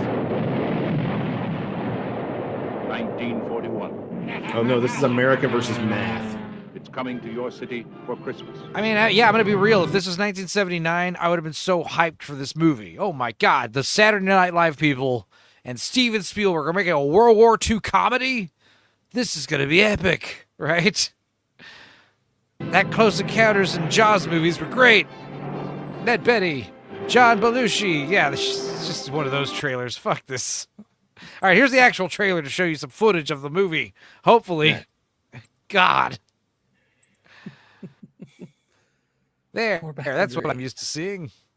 Green. I don't like things that are different. December 1941. The California coast. This movie does have kind of like Christmas Story vibes too, even though Christmas Story was after this, but it looks like, you know, similar kind of cinematography. Another I just love that movie. The Japanese had just bombed Pearl Harbor. I love that Robert Altman like glow that a lot of the lights had, you know, in the 70s and 80s, you know. Yeah. What? A nation's heroes were on the alert. That soft kind of soft focus, you know. Look, you guys, a Jap's up. What the fuck? Dummies right.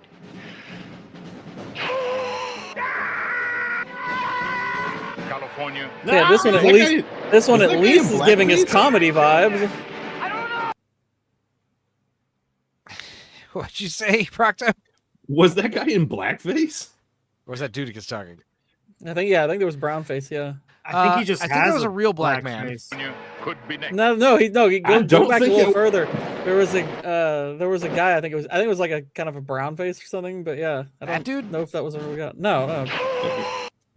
Right, just play. I was like, that was a black man. That was a black man coming out of the car. Hold on. That guy. California. That's just the black guy. Are you sure? I'm pretty sure. Pretty sure. I don't know for certain, but I'm not quite certain about that. You just saw an actual. You just saw an actual black man. He's got those features. gosh. You know? It was the I know several. I mean, you can't spell blackface without KFC. It was. Whoa. Well, who is this It's black true. man? This black man is in You're not Last Action wrong. Hero. Yeah, it's it's Jack Slater's boss from Last Action Hero. Oh, okay. Oh, God, it is where he's got the Okay. smoke coming out of his Shouting, ears and everything. Yeah. Wow. Oh yeah. Yeah. I know You have he any is. idea so what he's funny. saying? I'm gonna have to look that guy up. See if this is clear enough. Give me your badge.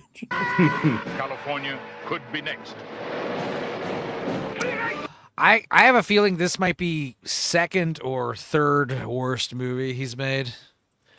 It looks interesting enough. Like it's like okay, it's like this. It is. That's the thing. Yeah, it's like we're getting at least some like framing of this. Okay, this tells me this is a comedy. If I had to make a guess on why it probably doesn't work, based on Spielberg's filmography, Spielberg's not great with comedic dialogue. I mean, there are times in his movies where kind of naturalistic humor comes out, but I've never known him really to be a joke writer.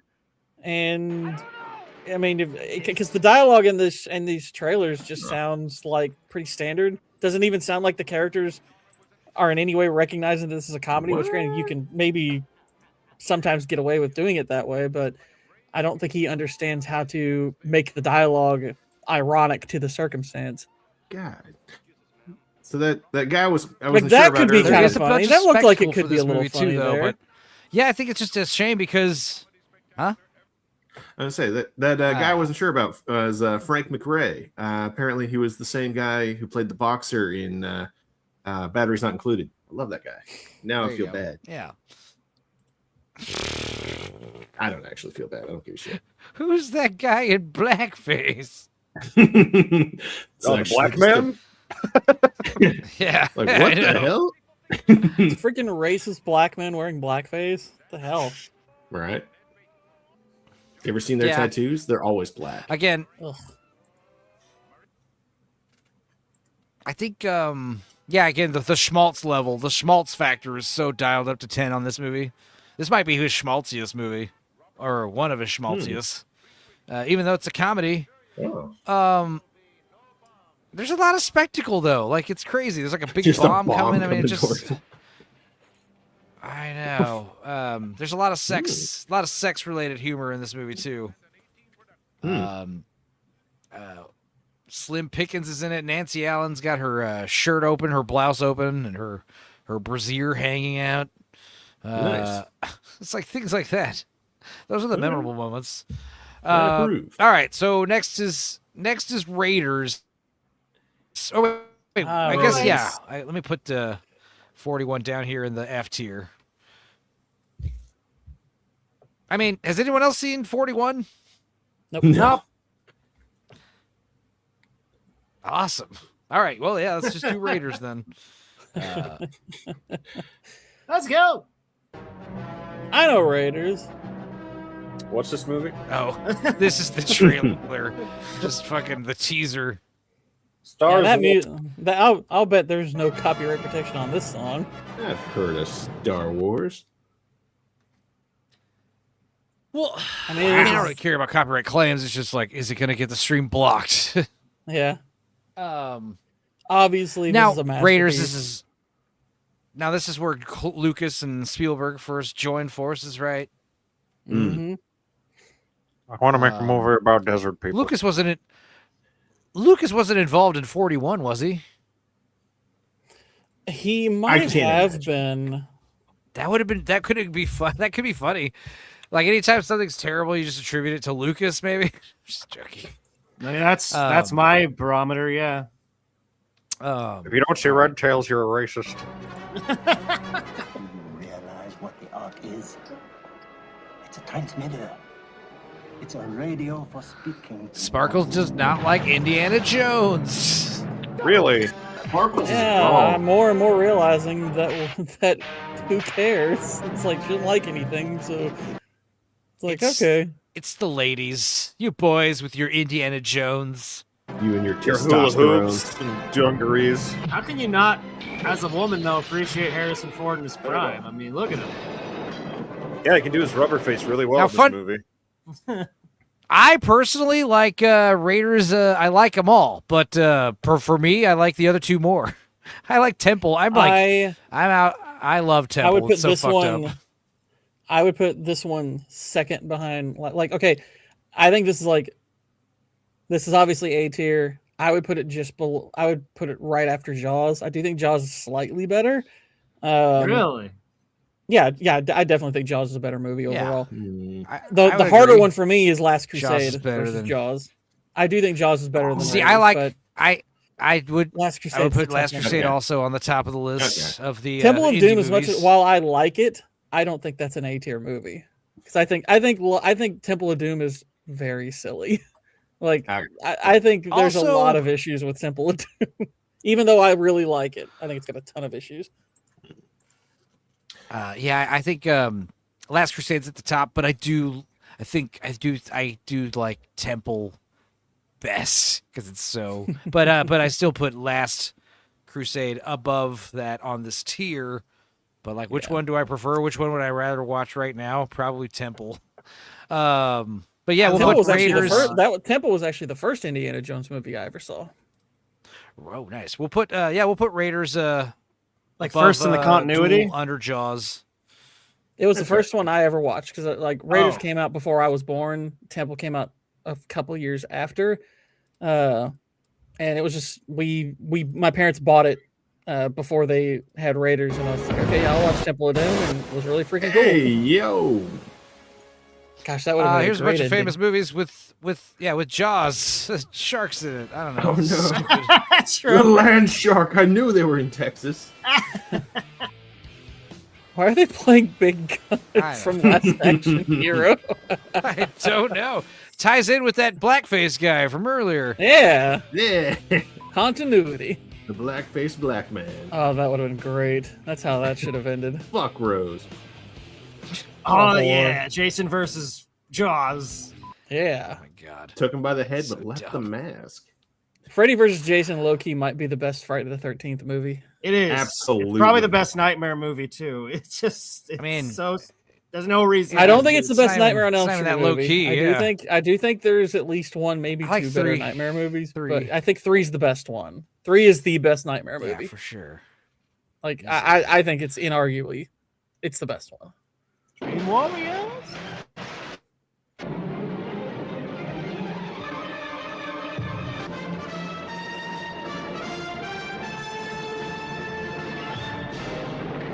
Yeah, this is such a great film.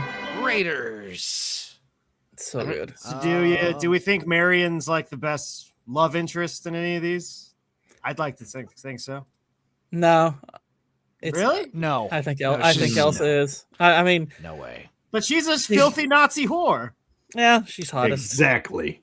Well, I could fix her. I'll fix her. That's why she's the hottest. Dax. Listen. That's why she's the hottest one. It's like she believes in the Grail, not the swastika. That's what she said. So. Oh yeah, that excuses it.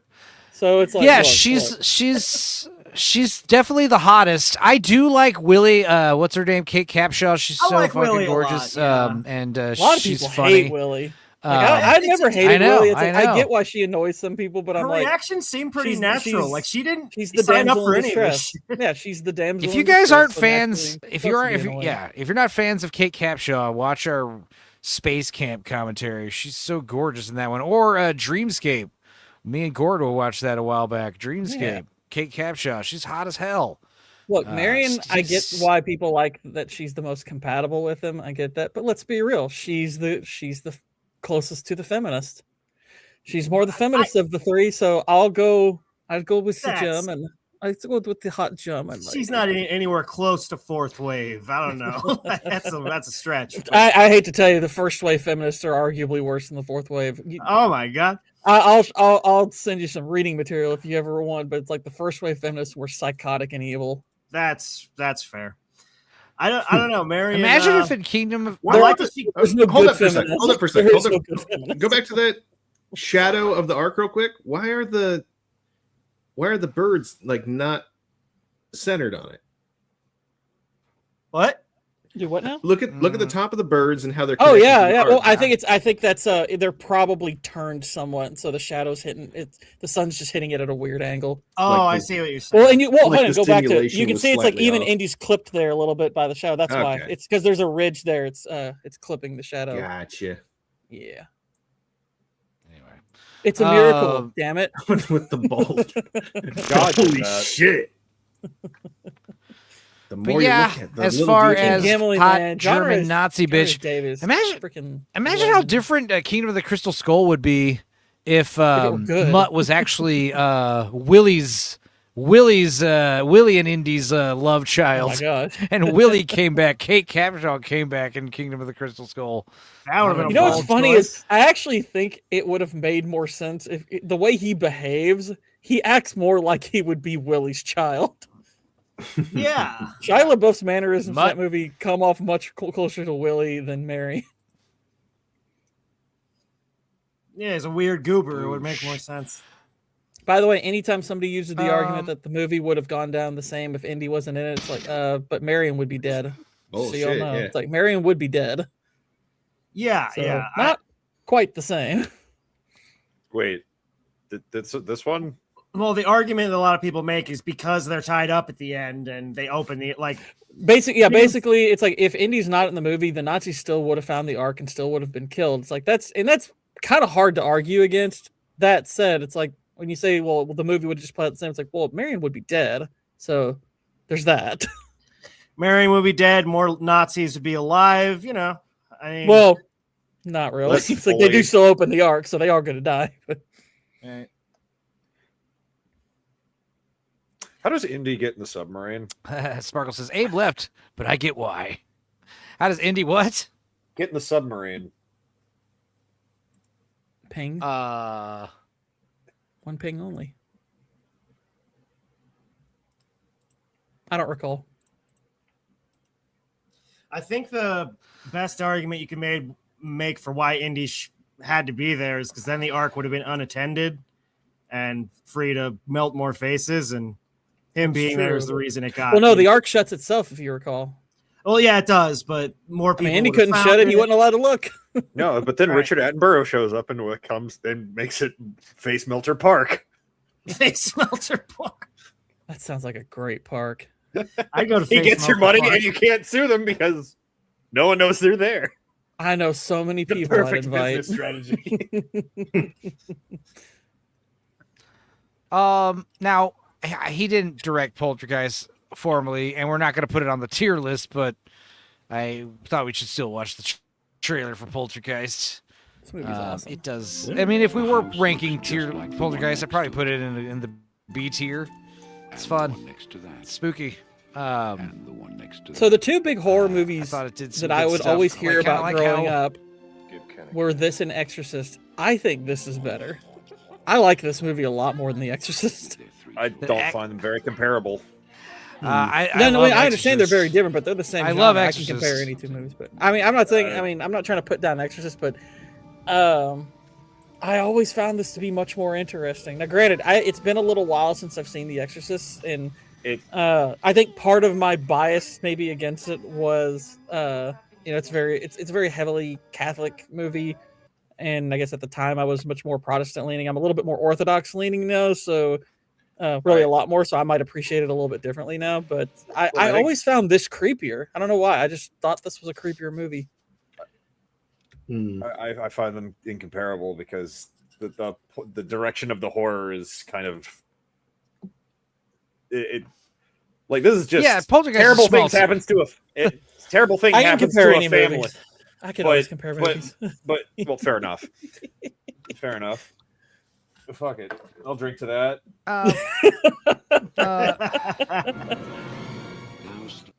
Yeah, as far But like that as, scene where the we're dude's like ranking this- he's looking in the mirror and he's basically peeling his face off. That scared the crap out of me. I was like, "What the hell?" See, that's the thing is like I remember like definitely Exorcist is way fucking scary. Like it's scarier when you get older, man. But Exorcist, man, I love Exorcist. I think it's just so hardcore. It does get a little. It gets a little off the rails at the final act, but your mother cooked socks in hell. I know. Also, Jo Beth Williams, man, she was pretty good looking in this movie. Yeah, what is the other She's movie I'm pretty thinking good of her looking in in? She's in Dutch. She's in. She's in a lot of few stuff. other She was fun in like ones, but yeah. she was in Dexter. She was the Kramer versus voice of Kramer. somebody in some cartoon we watched recently. I can't remember. Catch your vampires. Was that what it was? No, I don't think so. it wasn't Catch of Vampires. All right, next is E.T. I mean, that's the thing. Is like, so where are we putting E.T.? Is this A tier or B tier? I think it's a B. I don't like. I know there's a lot of people who just they'll hate. Like they're just like, I hate this movie. It's so bad, and I'm like, I do think E.T. is an overrated movie. I don't think it's a bad movie at all. I do think it's a good film, but I think it's a 7 out of 10 movie that gets treated like it's 10 out of 10 movie. So he's got the big. He's got the big four. He's got the big four. That they got Oscar nominations. So Jaws was one of them. E.T. was another one. Jurassic Park was the one that did not get an Oscar nomination, but it's the big four. It did. And then there's Jurassic Park won Oscars. No, but it didn't get the Best Picture nomination. No, it didn't. Okay. Color Purple was the other one, though. Oh, no. There was another, like the big four. I can't remember who was talking about it, but he said... Well, the Color Purple had like a bunch of nominations that didn't win squat. Here's what's crazy about E.T. On Rotten Tomatoes, it's at the top of the list. It's over Schindler's List on critic score. That's what I'm saying. I think it's wildly overrated. Yeah, I mean, I would put it low A, high B, or somewhere around there. I think it's a high B. I think it's a high B. I think it's always been a high B. I've seen it multiple times. I do like the movie, but I struggle to call this. I like Close Encounters more than E.T. I like Close Encounters. I think Close Encounters is at the very least a more interesting movie. I'd have to watch it again to figure out which one I like more, but I've always just thought E.T.'s good. It's not great. There are issues with E.T. It's like there's enough problems with E.T. to where it's like I will not call it a great movie. I think it's good. I've never seen it. Does he say anything other than phone home? Yeah, he says some shit here and there. Yeah. He has a kind of a really rudimentary vocabulary. Yeah. And it's got a really strong emotional core to it. There's some really good stuff to it. There's some really fun humor in it. I like the movie. It's good, but I'm like, I have never understood the critical, fever pitch this reached because I'm just like, it's good. It's not great. Well, there's way better movies out there by Spielberg and plenty of other directors. Way better ones out there. I love how this trailer, all these teaser trailers, they have one thing in common. The teaser trailers are just like Steven Spielberg. He's making a new movie. Fuck yeah. That's basically every teaser. Have never failed to amaze us. They never fail to amaze us, except for 1941, the other last year. Entertain us. Thrill us. No, it's like, he's never failed to amaze. What about 1945? Never failed to amaze us. They're gonna show us they're doing a clip show trailer. Hey, remember Jaws and Close Encounters and Raiders? We won't talk about 1941, but he's back. Steven Spielberg's newest film. A timeless story. Well, I guess this is the point where it's like so his name was carried. I guess this is the point where his name is now the selling point. People are like, okay, he's a household name, and he's the reason you're going to the movies. Yeah, but putting this over Jaws and Raiders, even at the time, I'm like, that's insane. That's absolutely insane. And that's my thing that's why I don't like the idea of putting this on the A tier because I'm like, he has, I think, a pretty distinct A tier that this does not rest with those. This is not up there with those. You know what is an A tier? I mean, I was leaning towards B. I think it's a B. What? I think it's a B. Flight of the Navigators, I think, kicks the shit out of E.T. Gosh, it's been so long since I've seen that. Rewatch that one. It's great. I haven't seen that since I was a kid. I liked it as a kid. I do remember that. Upgraded. Oh yeah, the Poltergeist Court Curse. Yeah, a bunch of them died. What else? The real dead bodies in the pool. All that fun stuff. Disgusting. That was fucking. I mean, wild. Joe Beth Williams and Craig T. Nelson are still alive, so. Right. He is afraid. I don't like this fucking logo. What is this? He is 3 million light years. A lot of his logos so far have been pretty bad. Yeah, I mean, it's not that I don't like it. It's just it's different. It looks weird, yeah. I'm too used to the classic ET font, so this is weird. Yeah, it's also very familiar to the teaser for AI, where it's like, I'm the announcer, and I'm gonna read the tagline to the movie and tell you Steven Spielberg's making it. The end. Come see fucking this. Narrator. Yeah, we need to bring that guy back for trailers, you know? It costs more money, and you got to do it in various languages for various markets, so they just got rid of him. But yes, I need to know what the movie's about. I need, like, a godlike voice to tell me there's a man. Or we were watching Love Lies Bleeding last night. You ever see that one, Gord King? Two women addicted to steroids and sex and crime. Such a crazy-ass movie. In a world where aliens look like giant penises. We're doing this again? In 1978, he directed Close Encounters of the Third Kind. God damn it. It's such In just let this 1981, movie stand on he its directed own. Come on. Raiders of the Lost Ark. It's literally just the back end of that. And Experience now, the Steven tale Spielberg brings of a young us boy who encounters the the shriveled cock-looking alien. It gets longer. The Arrival. See the inspiration for everyone's favorite Search. video game. All the girth is at the top, though. The Epstein terrestrial. The fear. The discovery. The friendship. Oh. The Reese Pieces. Tell me they don't shut Yeah, the Reese's the Pieces. whole thing. I mean, the whole alien puppet. The love. The warning. The finger. I like how they're using actual music from the actual movie, the score, you know, it's for the trailers. Like, that's something you don't see anymore nowadays. Signal. The mystery. Or you see it less. He's gonna get. He eventually he just keeps saying like random things. Like he gets to like Monday, and he goes, "The shadow hitting the wall at a 45-degree angle." The sandwich I left in the car too long. The eggs for breakfast. The faint trace of skid marks still on my underpants. The connection Spoilers has been made.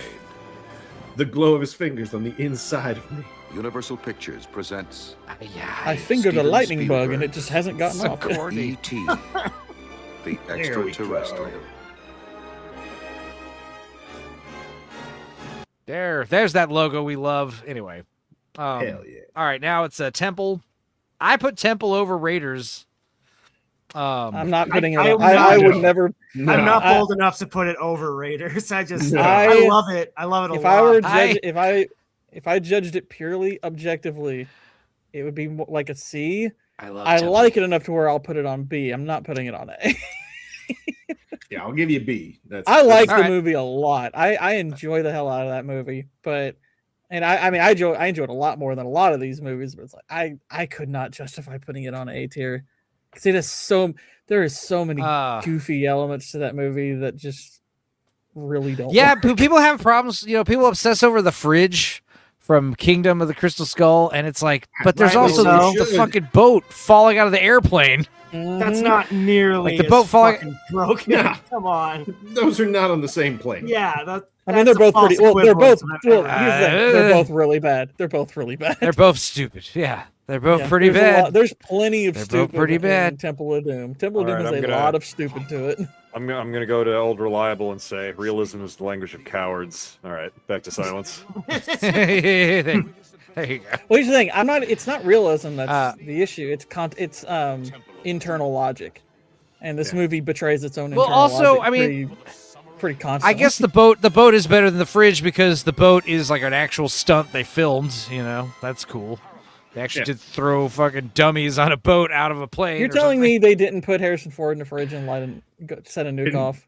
Yeah. What a load of crap. I feel Yeah. cheated now.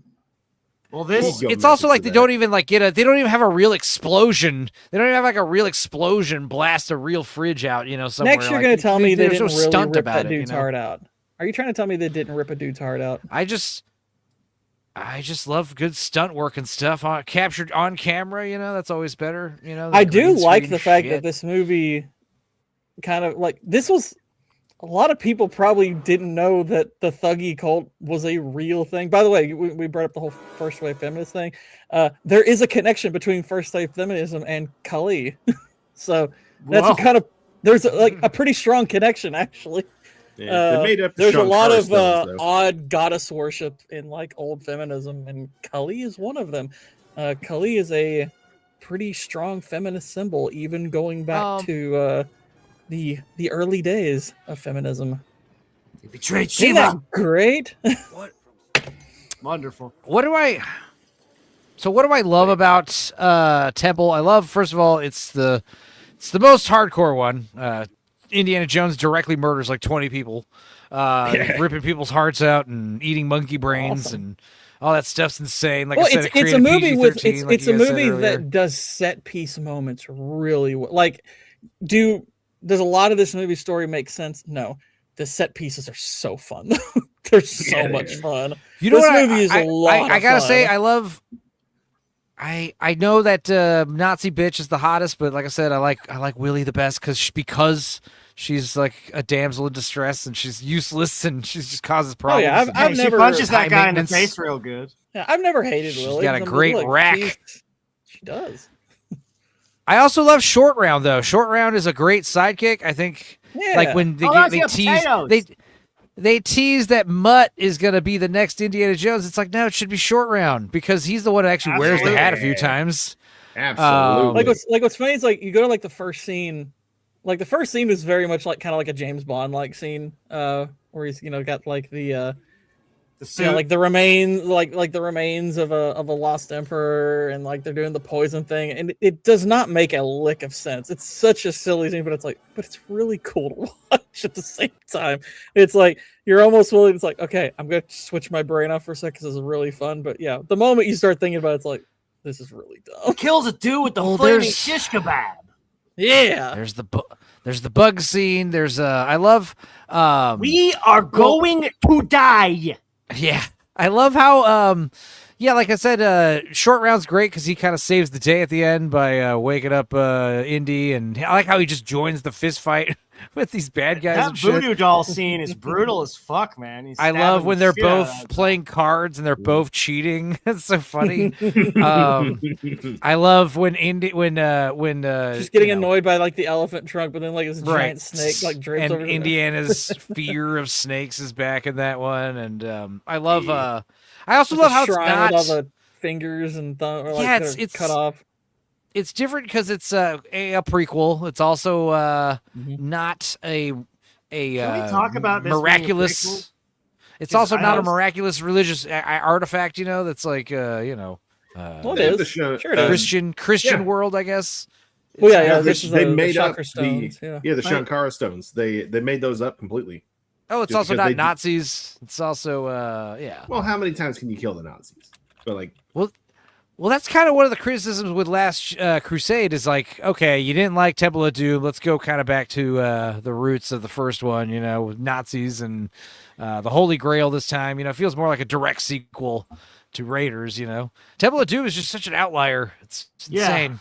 But yeah, I'll put it in the B tier. Unique. And the Thuggy cult was a real cult, and they killed a lot of people. Sick. Damn. Thuggy cult they were pretty brutal. I love the scene with the fly porridge. They were a death cult. They were a death cult.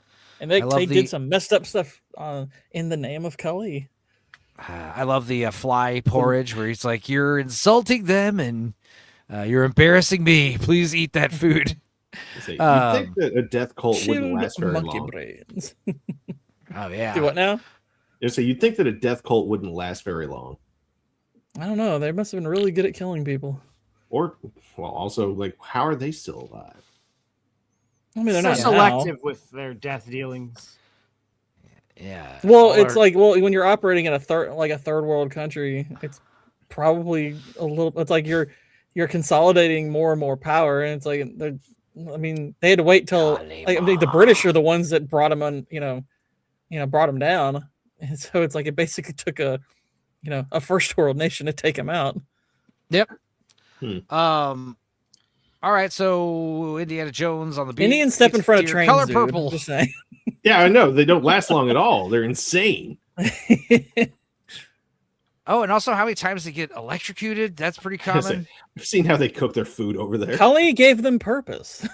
That's why they were smarter. They had something to live for, killing people. Making it everybody else's problem. Back to E.T. The religious symbology, right? Symbolism. Talking about how Disclosure Day is going to make you doubt your Christian faith, by the way, not your, I mean, not E.T. was what some might call predictive programming a little bit. I mean, there's that. I mean, that symbology is there for a reason. I mean, yeah. E.T. is bigger than Jesus. Steven Spielberg, we're never not. We're E.T. only did allowed gross to... more than the Passion of the Christ. Well, I don't give a shit. Yeah, but not by much, right? Passion of the Christ did really well. Passion of the Christ did great. I think for a little while it was the highest grossing R-rated movie of all time. For sure, it was. Or at least 100%. top. I think it's still like top 5. And rated R movies, definitely. Yeah, that made $610 million worldwide, and E.T.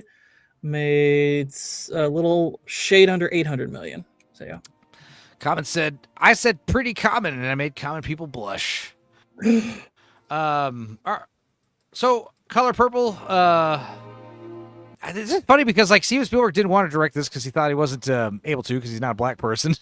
What? I guess they wanted it to have that schmaltzy Spielberg vibe, and I guess this is Steven Spielberg like going for the awards, now. This whole movie's about a drink. Alice Walker's Pulitzer Prize winning story. The Color Purple. Now, I gotta say, best part of this movie is the acting. For the whole world. Yeah, it is very well acted.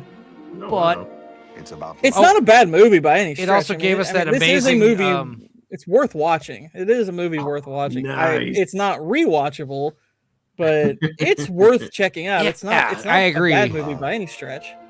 It's a solid movie. It's also Steven Spielberg, like I said, trying to go for that Oscar bait. Oh it's yeah, pretty it's very. obvious bait. It is definitely Oscar bait. It just feels like that would be a big criticism at the time when it came out. It's like, we see what you're doing, Steven. Didn't critics like eat this up though? Because they didn't have that progressive mindset back then to where they were like, oh my gosh, like, well, no, 73%. I guess they were just kind of like, it's all right. The Jew made a black person movie, okay. Oh wow.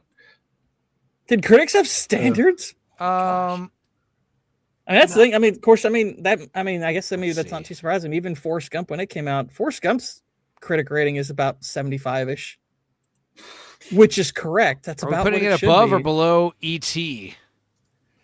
I would put E.T. higher than this because I think E.T.'s more rewatchable. I think quality-wise, they're pretty close, but E.T.'s more rewatchable. So. We would put Temple over Color Purple as well.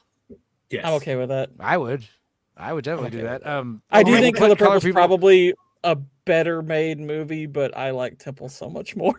Yeah, I love Temple. We'll put Color I'll Purple be biased over. and I'll put Temple over it. We'll put Color Purple over Sugarland Express. Yeah. All right, that works. I think Color Purple is worth putting on B tier. I wouldn't put it C. I think it's a B tier. No, yeah. I do think it's It'll well be made. on the low side of B. Yeah. The only thing I know about the Color Purple is that line from Jay and Silent Bob Strike Back, where it's like, just what I needed, a gay hood ornament and the color purple. So, out of curiosity, I looked up the highest grossing R-rated movies. Passion of the Christ is number 6 currently. Oh, okay. I know Oppenheimer is up there now. I know Matrix Reloaded, I think, is pretty high. Yeah. Right now, number 1 is Joker. Deadpool and Wolverine, Joker. Yeah, Deadpool and Wolverine. Yeah, Deadpool 1 and 2 are 2 and 3 respectively.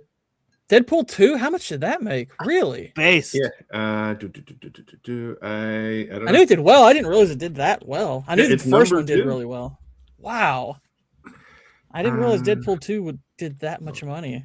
I thought it was a bit of a drop off, but I just hate the fact that Deadpool and Wolverine's so high up there because Deadpool and Wolverine is freaking garbage. Well, again, it's number 1 and 2, the Deadpools. Yeah. Deadpool 3 is not in the top 10. Deadpool and Wolverine is higher than those two. They did $1.3 billion. It made considerably more than both. It almost made more than those two combined. It's Well, I'm pretty sure Deadpool and Wolverine is the highest grossing R-rated movie of all time. I'm just looking at IMDb. You have to go to box office. You have to go to Box Office Mojo. Yeah, Deadpool and Wolverine is the highest grossing R-rated movie domestically and worldwide. Ever. Gotcha. Good to know. Which sucks balls because that movie sucks. Oh, But, okay. It's Deadpool and Wolverine is gonna bring a number lot one. more slop in its wake just because it did so well. Yeah. Worldwide, actually, The Passion of the Christ has dropped to 11. Because let's see, Okay. Logan is higher, and there's now okay. We have to take this somewhat with a grain of salt because there's a Chinese movie in here, and the Chinese kind of lie about their box office numbers. Sinners is number but- 10. That fucking sucks. No, it's not. You guys ever highest see grossing. Amazing Stories? No, You guys right ever here watch on that Box show? Office Mojo. Maybe domestically, but not worldwide. You guys ever see Amazing Stories? I don't really give a fuck about the top. What Never seen it. No, never seen Amazing Stories.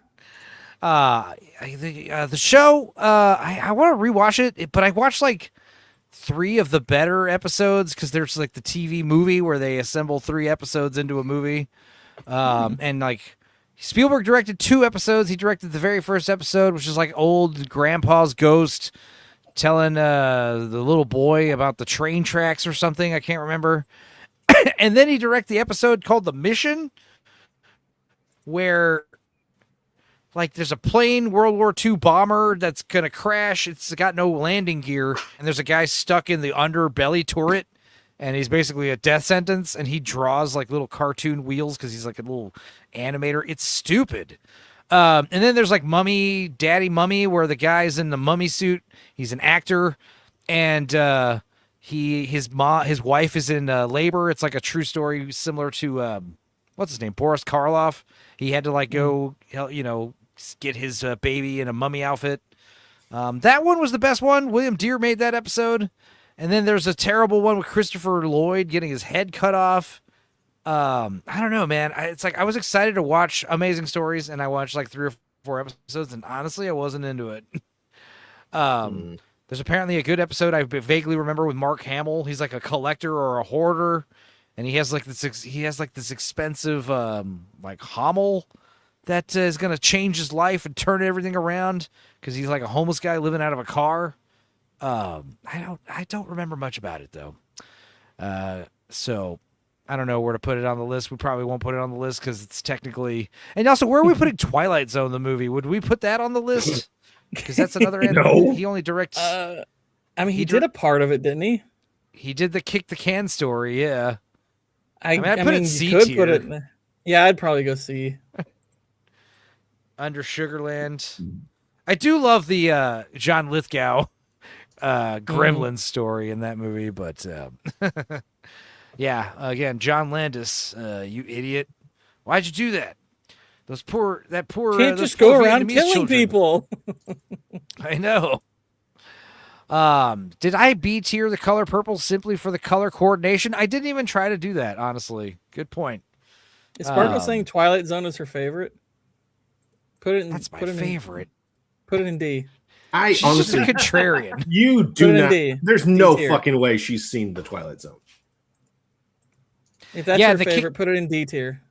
Go Well, lower. the kick the can segment was also not great either, and that's the one Spielberg directed. That was so again schmaltzy. That's like the word, like drink every time I say schmaltzy. No, don't do that. I have been. I'm currently dying. Okay. So I need to yeah, catch up then, yeah. anthologies are tricky. Spielberg also has some other like hidden, lesser known credits, secret credits that he did. We won't go over those. Just to Empire prove of the it, Sun. There you I go. do like Empire of the Sun. It is, again, he's trying to go for awards now, and it's not working, Color Purple, and then, yeah, you follow that up with this. This movie is a great... It's got that awesome scene at the end where, like, the real planes are flying around, dropping bombs, and there's big explosions. I mean, that shit looked great, but this is a weird one. You guys seen it? I have it. I have not watched it yet. No, No, that was one it's that I missed. good. I mean, I feel like I would. It's one I was I would really put curious this- about. I like it a lot. I would put it low A, high B, or high B, something like that. All right. I feel like it's underrated. Yeah, I mean, I've mostly heard good things about it. He does make a movie about a boy living in an internment camp, schmaltzy. Like that's the thing is like he gets captured by the Japanese. He lives in China. He's a rich ass English kid. Then there's like this, wars breaking out. He gets separated from his parents. This stuff in the first half is pretty intense. Oh yeah, his fucking Joey Pantoliano's in it. Ben Stiller's in it. John Malkovich is in it. They're all great. There's an awesome scene where he goes back to his house. It's all abandoned, and his fucking maid and her family members are like looting the house. And she's like, "Hey, what are you doing? You're not supposed to touch that." She slaps the fuck out of him like she's never been allowed to do it, and she finally does. And yeah, that stuff's great. And also, yeah, it's Christian Bale's like first movie. He's good child actor. But yeah, a lot of great like This no is how dog you really fights in became it, but it's like- Batman. yeah, This it's is the cool true because you see a Batman lot of origin great story. plane. Well, you see a lot of great plane stuff in this movie, but it's all captured from the ground, from his POV. So really cool, like plane stunts in this movie. Yeah, and like I said, like it's so funny when he gets arrested or interned by the Japanese. It's like cuts to in the internment camp. He's settled in and everything's nice, like not nice, but it's like schmaltzy. Like people are doing laundry and living the best they can. It's just weird. But yeah, I mean, I feel like this is where Spielberg's trying to do his awards. He's going for that Oscar, and this is like strike two, Yeah, for real. Was this an Oscar nominee? I don't even know if it got nominated. He was trying Check. for sure. I would put it over Color Purple. 6. It got 6 nominations and no wins. Damn. Did it get nominated for Best Picture? Probably. Nope. No. It would have been, let's see, 1988 Oscars. I think the competition was probably kind of stiff that year. Let's see. Yeah, due to Cribbage Not wants too you bad, to draw honestly. Steven Spielberg in a caricature style, if you can. Empire of the Sun is awesome. Yeah, I'm debating. Like it's on the. I'm gonna put it. Like I said, it either needs to go low A or high B. I'd put it over E.T. honestly, but I don't know if other people agree with me. That's the thing. Is like that's the one thing that I do notice is like. It is difficult to reach a consensus on these movies. Like I said, there's like clusters, and right now we're in like one of the good clusters, the 70s. Yeah. But yeah, like, I would put this over E.T. I don't know if I'm the odd man out. Nobody else here has seen Empire of the Sun. Yeah, I can believe it. I mean, from what I've heard about Empire of the Sun, it's like I don't have a hard time believing it would be better than E.T. So yeah. I love it. I would put it under Close Encounters though, so I'm happy with that. I like Close Encounters. Okay, let's see. What else is after that? All right, back to Indy with fucking. Is it Last Crusade Last already? Crusade? God. A tier. Woo! Easy I A. love this one. I love Last Definitely Crusade. A tier. I'd put it under Jaws, over Raiders. Yeah, I'm fine with that. Sure. Yeah. I fine think with this is that. the best. Right of now, all it's the worlds. second best. It's Right so now, it's good. the second best Spielberg movie on the list so far. I love Yeah, this movie. though. I actually got to see this in theaters when it came out. Oh, You kick lucky ass. bastard. Yep. But over Jaws though. I would not put this. I would have a hard time No. arguing this over Jaws. No. But I mean, I'm not saying No. it's impossible to argue it, but I do think Jaws is better. But I mean, I love both of them. I definitely think this is the most character-rich indie movie. Like his. It is, and it's got Yeah, I like how 100%. Indy's pieces. fleshed out. Indy's more fleshed out in this movie, without Yeah. giving him a And bunch there's of this great, like, you give and him the a little. dynamic between him and Connery is excellent. Should have sent it to the Marx Brothers. And that's why I would argue it for Should have made for it it to to be the Mox Prince. Love that line. Yeah. We're named the dog Indiana. That's another great one. You even get to see the dog Indiana. Yeah. Yeah. The husky. You have River Phoenix playing young Indy. He's great. Got Elsa. She's freaking hot. She's a hotsy. Right. Hotsy, totsy, Nazi. Yeah. You get the Hitler cameo. Dude, yeah. Signs his Yeah, autograph. yeah. Yeah, This he movie's gets got Hitler's Hitler's signature on it, literally. How could it not be his best?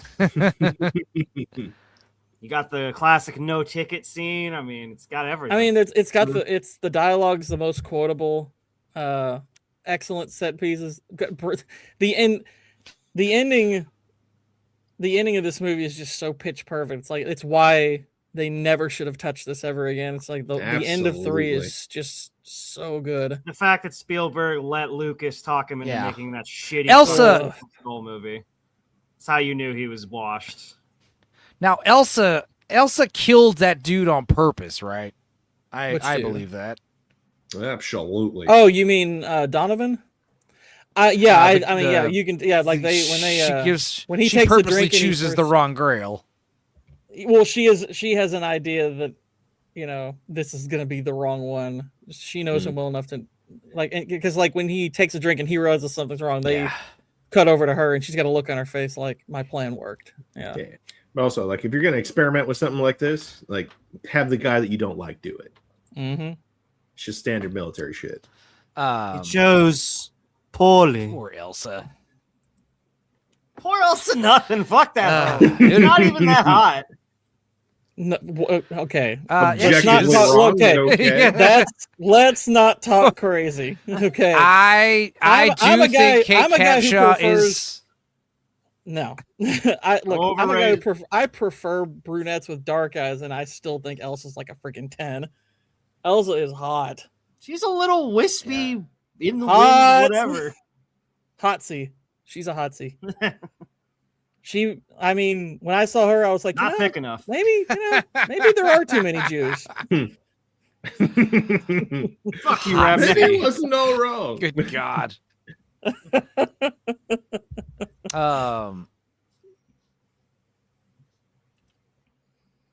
Your life. Elsa's a smoke show. Oh God, I didn't even realize. Like, yeah, let's hear this shit. Hang on. You have to understand, it's not just the announcer guy telling us what the movie's about, but it's like he's also like, you have to see this movie. I missed that shit. It's so stupid. Race for the Grail is not archaeology. It's a race against evil. Germany has declared war on the Jones boys. Those people are trying to kill us. I know. I love that shit. Listen to your experience from me.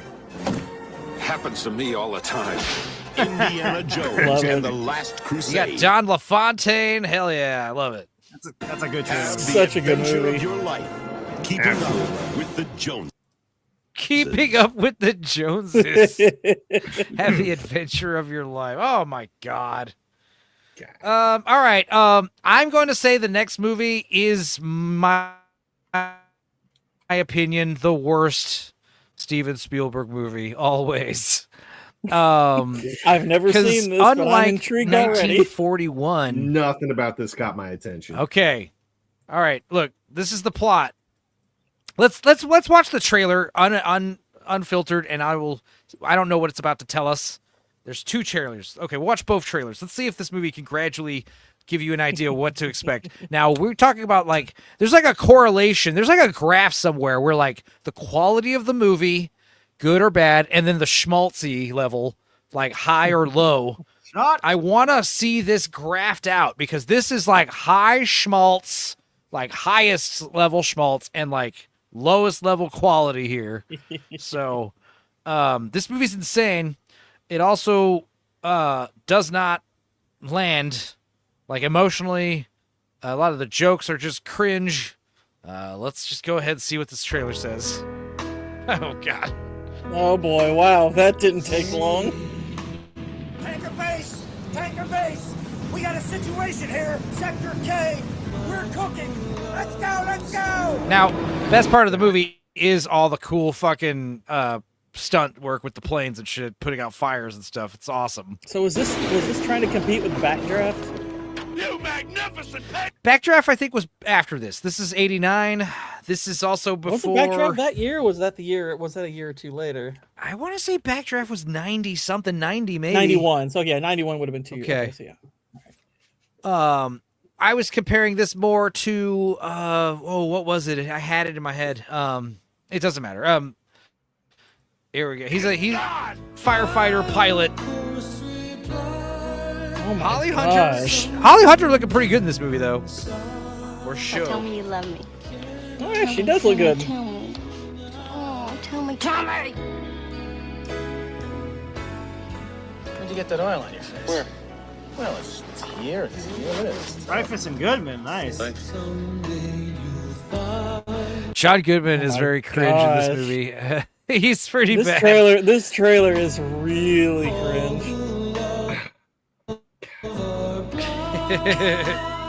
A life of danger. My engine's on fire. You don't even know what it's about, bro. That's the best part. I got This would be fucking cool if it was just a nothing. movie about firefighters. It's not about firefighters. Can you believe that? And I was in such a Yeah, good that's right. A land of fire. Pete, that dive is way What the hell does that mean? Plans where fires California? are happening. Thought It's their fire world had season. ended. The planes I know you can't see dropping stuff. You It had know, only When just his into it. friend It could be good. exploded. I don't know. I'm right here. From director Steven Spielberg. Steven, Always. dude. Oh my God. What is that trailer? That title, What do you though, think it's kinda about? sucks balls. No, well, it's about dudes who fly planes for firefighters and drop shit on fires. That's I all can't got. even. That does not like in no way did that resemble. see a if the Steven trailer tells Spielberg it. trailer. That is such a Holy shitty title. Crap! It The really whole is. thing When was you watch bad. the plane sequences, Oh. when you watch the plane sequences, it is very there's some great stuff with the planes, but yeah, let's see if the theatrical trailer will give you a full synopsis of what to expect in this insane movie. Because the thing is, it's one of these things where if I explain what it's about, you're like, I have to see this. This is going to be so crazy. No, it's not. It's boring. You would and your synopsis would be competing against a really bad trailer. I'm not sure that's true. Okay, so you're comparing this movie to like a knockoff of Backdraft. This movie is actually like the movie that knocked it off is Ghost. Okay. Yes. Let's see. I'm hoping this trailer is going to tell you what it's about. Peter, St. Peter, how much fuel you got left? I love it in the kitchen, baby. Negative, Sandage. Get out of the sky. He was the luckiest flyer alive. Oh, this is good. I was rusty. Yeah, like the first 30 minutes of this movie is the best part. Well, that ain't good to hear. Magnificent pagan god! Where'd you get that oil on your face? Where? Well, it's Like, here. so far, that's like most of the stuff we're seeing and all the promo stuff. So tell me you love me. Tell me, tell me, tell me. Oh. But Holly Hunter is Then one day, cute in this one. No, yeah, she does look good. Yeah. This is the first act. She also got that little bit of crazy on it. Dude.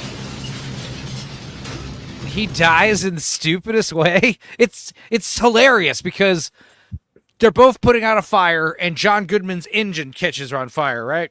And he's like, oh no, I can't put it out. So Richard Dreyfuss goes in this deep dive and empties his water onto John Goodman's plane, saving him. But he flies too low. He gets into the fire, but he pulls up miraculously. Oh, fuck, he did it. And then I just read, okay, I have to shut up. apologize. I was wrong about something. Yes, hang on, don't spoil it. So then he realizes like, oh, I did it. I pulled up. John Goodman says, "You're the luckiest motherfucker I know." And then he realizes his engine's on fire. And he looks at John Travolta and he smiles. He goes, "Whoops!" And then his whole plane explodes and he dies in like the most hilarious way. And that is the first act. Are you ready to find out what the movie's actually about? So I won't say what it's about. I'm ready. I'll just say I read a one-sentence description of what it's about, and I was like, I actually kind of do want to see it now because you should. Coupled with the terrible trailer, I was like, this could be really funny. It isn't, but you should, because like that's the thing about 1941 is like 1941 has, you know, it's a flop. It failed. It doesn't really do what it's trying to do, but it's got this heart to it. This feels like shallow and just so hokey. Also, Audrey Hepburn in one of her final roles. Well, really, Audrey Hepburn's in it? Crazy. That's Audrey Hepburn. Is like an angel. God. And they're doing a What Dreams May Come type thing. He was up in Oh that gosh, I plane hate that movie. doing his dumb stunts. It gets worse though. I'm sure this trailer's not going to spoil the actual real problem with the movie. Yeah, his whole thing is he has to, as a ghost, basically cuck himself by helping his wife move on to go on to this new guy. No, sold. I'm fucking sold. And to be fair, I don't think they're married. Actually, they might be like a boyfriend and girlfriend. I don't remember, but yeah, like he's like got to help her move on, and he's gonna help. He's a ghost right here in this scene, and he's doing a lot of like invisible manipulation to make sure that he doesn't die, putting out fires, and also woos his ex so she can move on from his tragic death. Big mistake. They hear you inside their own minds, vivid with their thoughts. Okay, kid, you got a chance. Fucking hell, man. I don't like this job. Oh, and it's also like, yeah, the third time that he's collaborating with the This is Ghost, Dreyfus. basically. This is Ghost. Yeah. It's like Ghost is just retweaked always, which maybe that explains why Ghost is such a crap movie. Nothing is forever. I'm gonna try to find Nothing is forever. Don LaFontaine again. I am gonna try to find the scene of him exploding, so you can see how ridiculous it is. But a love can last. But goddamn, I really wanted to bang Holly Hunter watching this movie. I gotta tell you that much. To us. Always. From Title director drop. Steven Spielberg. Yeah, I gotta say, always one of my after that favorite trailer- bands. I love that band. Yeah, but after that trailer, you don't need to see anything else. You're fucking done. It's crazy how actually these trailers don't really show you a whole lot. Like I feel like you've seen the whole thing. It is crazy. And also, I don't want to see anymore. Yeah. No, yeah. I mean, the advertising. Like, if this was a good movie, like especially that teaser. That teaser didn't really tell you the big twist. You assume that maybe he's going to die at the end of the movie, in the plane crash. Let me see if I can find this. Always. Listen, Rabman, I can appreciate why you like Ghost. That makes total sense to me. I understand. However, if you were if sacrificing you at the altar meant getting rid of Ghost forever, I'm sorry, but well, I don't know you. That's what makes it easy. I do know Ghost, right. unfortunately. All right. It's like, bye, okay, Ravi. listen to this. Watch this. Had to be done. Now, this is what can I say? Ghost is, Ghost I would has. want to watch. I would want to watch. Why is this in Ghost cool? 1941. I was gonna say, Ghost I would is cool watch this in because 1941 go beside ahead. each other to see which is funnier. So I have a feeling I might laugh at this more than 1941. I see this one scene I'm about to show you is hilarious, but no, 41 is actually funnier. I would say. I am putting Always under 41 for sure. This is going to be the bottom. This is what I was talking about. John Goodman just got his life saved from his buddy Richard Dreyfuss, and Richard Dreyfuss is like, yeah, and he's about to realize he's in trouble. Okay.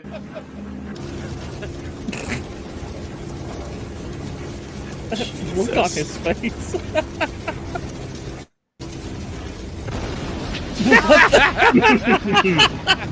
There's no way 1941 has anything that funny. There's no way. That was great. That's pretty Oh great. gosh, Wow. that was good. That's amazing.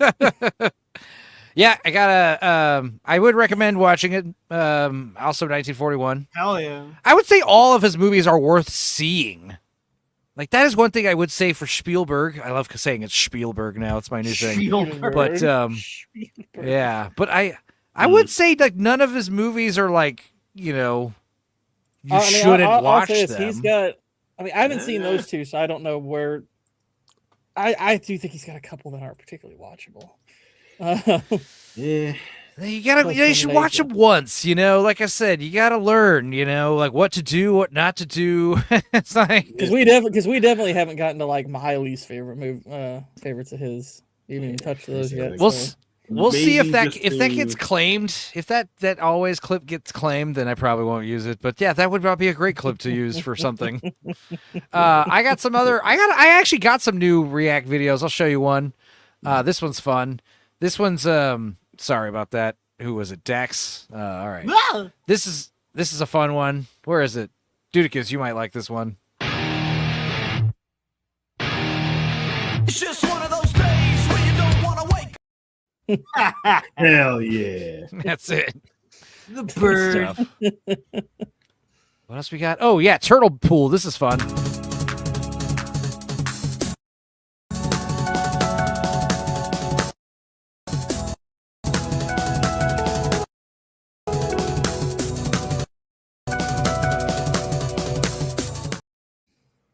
All right, that's a smart turtle. He knew exactly where to go. Indeed. He knows where the pool is. All right. Okay. Yeah, his spatial reasoning was better than some gamers I've seen. I had pet turtles. They're smart little fuckers. Yeah, they are. Turtles. All right. Yeah, we're putting this at the bottom. Sorry. I've already. How do you feel about zombies? What do you mean how I feel? I don't like them. I mean, I like movies about them. Yeah. I like turtles. I mean, yeah, zombies. What was that? What am I thinking of? Oh, World's Greatest Dad with Robin Williams, where he's talking to his neighbor smoking weed with her, and he's like talking about his son. He's like a little. She says like, yeah, he's like a zombie. He's like, well, I wish I actually like zombies. Talking about his own son. All right, what else we got? What's next? Is this Always Again? What's no. it, Steven and Always Sunny Always trailer. Hook. Hook. Yes. The hook's me, bucko. Bangarang. Beware the hook. So I knew George Lucas and Carrie Fisher have a cameo. I knew Glenn Close is the pirate in the boo box, and I knew, there's another one. Phil Collins is the inspector. That's another great one. One I just learned about just recently was Jimmy Buffett is one of the pirates as well. Wow. God damn it. Yes. I was like, really? There's a few others that I'm forgetting, but there's a lot of great tidbits in this stupid movie. But yeah. Fucking hell, yeah. I love the John Inspector Good. I love yeah, this could be one of John Williams' best themes. I don't know about his scores, but the theme to Neverland is so great. This is probably one of Drew Struzan's best posters. Oh yeah. I love the poster for this movie, and especially when you look at the sketches for what he was thinking about doing. There's a lot of drafts he did. They're all awesome. Also, if you're a fan of Avatar: The Last Airbender, the voice of Zuko is Rufio. Yep. Right. Yep. Rufio is Dante Bosco, who does the voice of Zuko. Good old Dante. Dude, I gotta say, these teaser trailers that we've been seeing for most of these, almost all of them, are sick. Like, they would have hyped me up back then, even if the movie sucked, Also, I saw... Go ahead. No, I was saying all you had to do was just say Steven Spielberg, movie about aliens, or a movie about World War II. Steven Spielberg, Peter Pan. Just shows this cool map and stuff. It's like, that's awesome. Yeah. I was going to say, Dante Bosco, there's an interview with him where he says, while they were filming on the set of Hook, he I guess he lost his virginity during this period. And, a bunch of the people, of the adults in the cast were ribbing him over it. They were because he came in he had been at a bit of a bit of a extra skip to his step and everything. They were like, "Did you get laid?" He got all embarrassed. Wow. No, I mean, good for him. Jesus, extra skip in his step. What can I do for you, Steven? Anything you need, buddy? What's wrong with you? Are you on drugs? No. He would have been like 15 or 16. Why are you happy to be here? It's like, why are you so eager to work? It's like you were so bunched up and acting all timid. Now what's going on? So you were so awkward like 5 minutes ago. What up, Zach? Yo. Maximus! We are officially about to exit phase 2 of the Spielberg career. The Spielberg Cinematic Universe. Like Hook gets a lot of unnecessary hate. I feel like it gets put on a lot of bottom tier lists. I don't agree with Hook that. is good. I like Hook. I love Hook. I would put It's it a lot low of B, fun. high C. Oh, I definitely would put it in B. I B, don't think it's. I definitely wouldn't put it in C. It's a B. Yeah, I'd give it like the top rank of B. I wouldn't put it at the top of B, but I would. I'd You'd probably. put it over- I'd have to look. I'd probably put it. I'd have to look at what's there. Let's see. I would put under it. color purple. Over color purple. I don't know about that. Back of B. Back of B. Like Color Purple's a better made movie. I like Hook considerably more. Okay. Whoops. Let's put that there. Yeah, that's. I'm actually okay with that. There's no way it's better than fucking Empire of the Sun. It has issues. It's a movie that Yeah. definitely has issues, but I do think it's a good movie. I have never understood the hate for it. What does Tinkerbell look like? Yeah, apparently Julia Roberts. She was a pain in the ass to work with. What else was the problem with that movie? Some fun Yeah, because stuff. Julia about Hook. she was just coming off like a Pretty Woman, so her star was kind of on the rise at that point. That makes sense. She was kind of becoming America's sweetheart. Yeah, I feel like most of us liked Hook, and like adults in the '90s who were doing movie reviews hated it. It's just weird. Freaking boomers. I like how it's just it's meta. It's doing something neat. It's not just they just remake Peter Pan. They did something different. Great production design. You got Robin Williams is great. I think Dustin Hoffman's outstanding. Absolutely. Oh, yeah. Transformative role. He totally becomes Captain Hook. Yeah. You don't even see Dustin Hoffman really. Do you think after Dante Bosco got laid, do you think anybody Also, yeah. said, did you slip her a Rufio? Do you think they said that? Did Roofies Is your exist? banger real good? Yes. Yes, Roofies existed back then. Okay.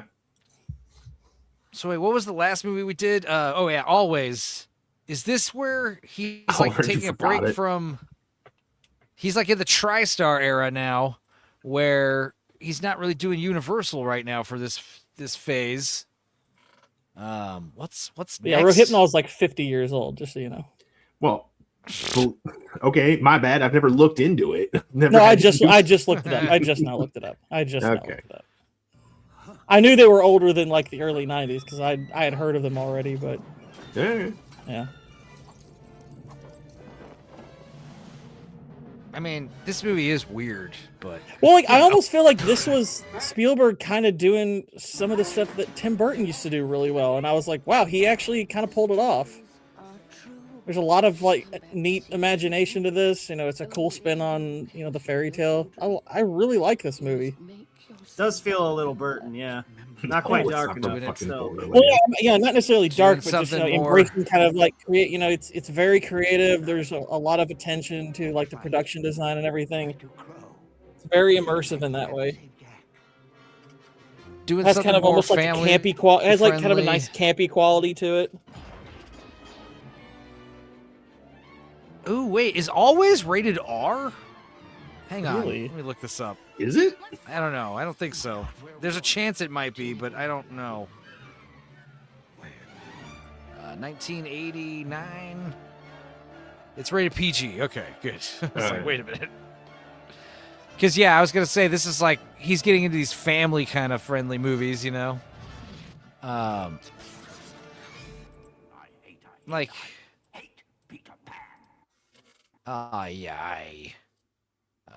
All right, and then so next is Jurassic Park, obviously A tier. Absolutely. Probably the most rewatchable movie that he's made, if not of all time. I mean, Jurassic Park's way like Jurassic Park, this was actually the first movie I ever saw multiple times in theaters. Saw this movie. Would we put Jurassic Park over Jaws? I mean, I guess is it over Jaws? I mean, I do think Jaws. I do think Jaws is a better movie. I go back and forth with which one I like more. It really just depends on which one I'm watching at the time. I think they're very close. I think Jaws has a few more issues. They're not huge or anything, but I mean, I think both films are masterpieces. So I think I have to put it over Jaws. It's kind of hair splitting, so it's kind of like I think Jurassic Park is more flawed, but I also think Jurassic Park is more rewatchable. But that's I don't have a problem with either one being above the other. It's kind of a 1A 1B at the moment.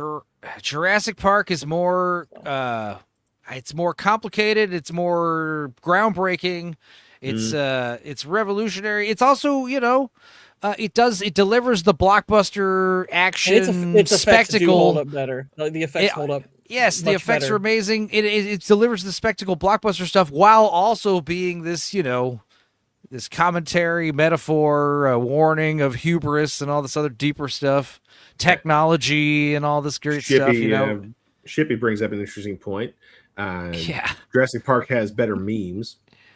Yeah, I don't know. I mean, I'm sure Jaws in its time would have plenty of good memes, but yeah, it's hair splitting. I mean, I'm fine with either or.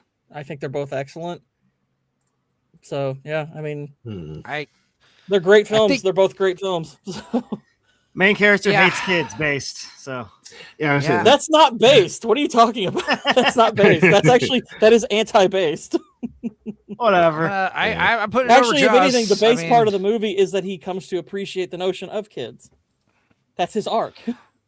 That's his Jurassic arc. Oh my god!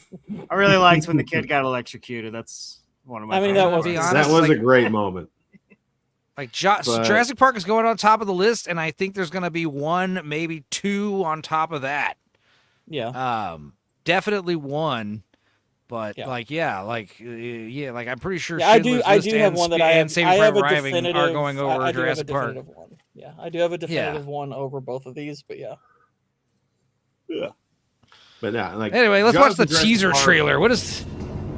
Yeah, but now when it comes to Jaws and Jurassic Park, I feel like they're both like the best version of different flavors, and like your personal preference might vary a little bit, but they're both fucking amazing. Personally, I prefer Jurassic Park. What's interesting is like Jurassic Park, like Jaws is like Steven Spielberg's first. He's putting his name out there and like I'm a big deal. Like I'm a voice to be reckoned with. Jurassic Park is like I said, the end of this what I'm calling the Showa era of Spielberg. And he has basically now solidified himself, especially with Schindler's List right after that.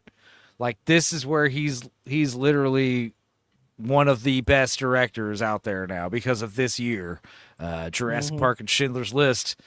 And so again, it's like both are big monster spectacle movies, but unlike Jaws, like everything was firing on all cylinders on Jurassic Park, I would also argue Jurassic Park, one strength it has over Jaws is I think the pacing in Jurassic Park is a bit better. Totally.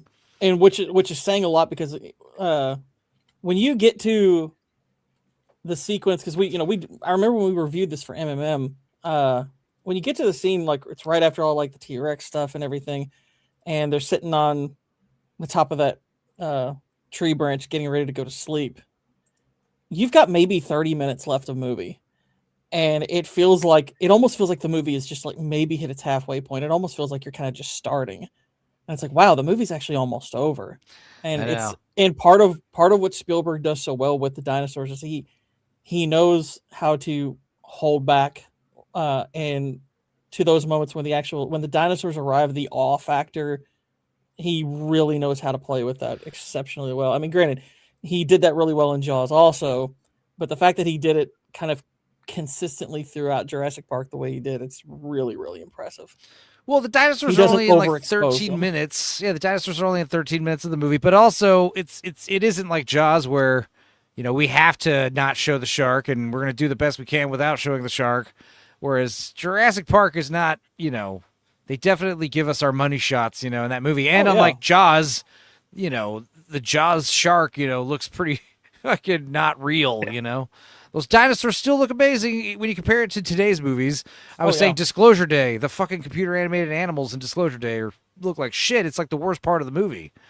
And, you know, when you compare it to a movie made 30 years prior, you know, it's like insane. I would say the dinosaurs in all three of the first three Jurassic Parks look pretty good. They all hold up well because there's it's not all CGI and everything. Like even Jurassic Park 3 has really good dinosaur shots, even though that's a clown movie basically.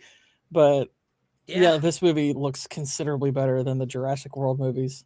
Totally. And Jurassic Park, the thing that you were saying is that it's got that wow factor because it's the first time we're seeing like awesome CG. They were going to originally do not stop motion, go motion, which is what they did for the dragon and Willow, the two-headed dragon.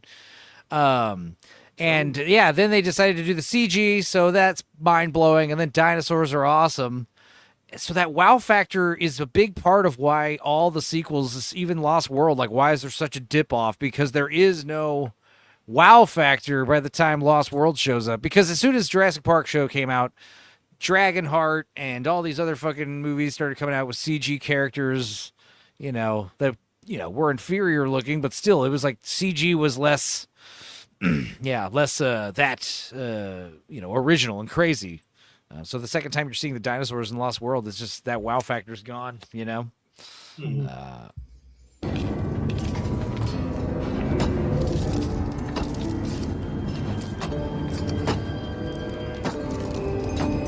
Now again, I guess this hype factor would have been awesome because the book was a big deal, you know, and you know Steven Spielberg's going to do dinosaurs, you know, that sounds awesome. I mean, probably for the grown-ups, yeah, but I mean, this is more like when you're a kid, because I remember seeing this stuff when I was a kid and just being like, oh my gosh, this is going to be amazing. Like this is a movie that, you know, when it was coming out, it's like probably like 4, 5, 6 months in advance. You're just like, oh, I can't wait till Jurassic Park comes out. I can't wait to see this. But yeah, I ended up seeing this 3 times in theaters. I absolutely adore this movie. Lucky bastard. Yeah. From a mine in South America, I don't even know how I managed to see it 3 times because I was a kid. I mean, I was like 10 when this came out. Prehistoric. Mowed a lot of lawns, I guess. I must have saw Jurassic Park like fucking 15 times in the theater. There's a period of time where I was in the dollar theater for like a year, and there would be so many times where I'd be like, this wasn't one of those short theatrical run crap. This movie was in theaters a good year. Okay. Yeah, it was in the dollar theater for like a year, like well after it was like, you know, like even I think after it came out on VHS, it was still like in the theater for a little while, but that dollar theater. And I remember there were times where it was like, I'm bored, let's go, just drop me off at the movie theater, I'll go see Jurassic Park again. Like I did that at least a dozen times.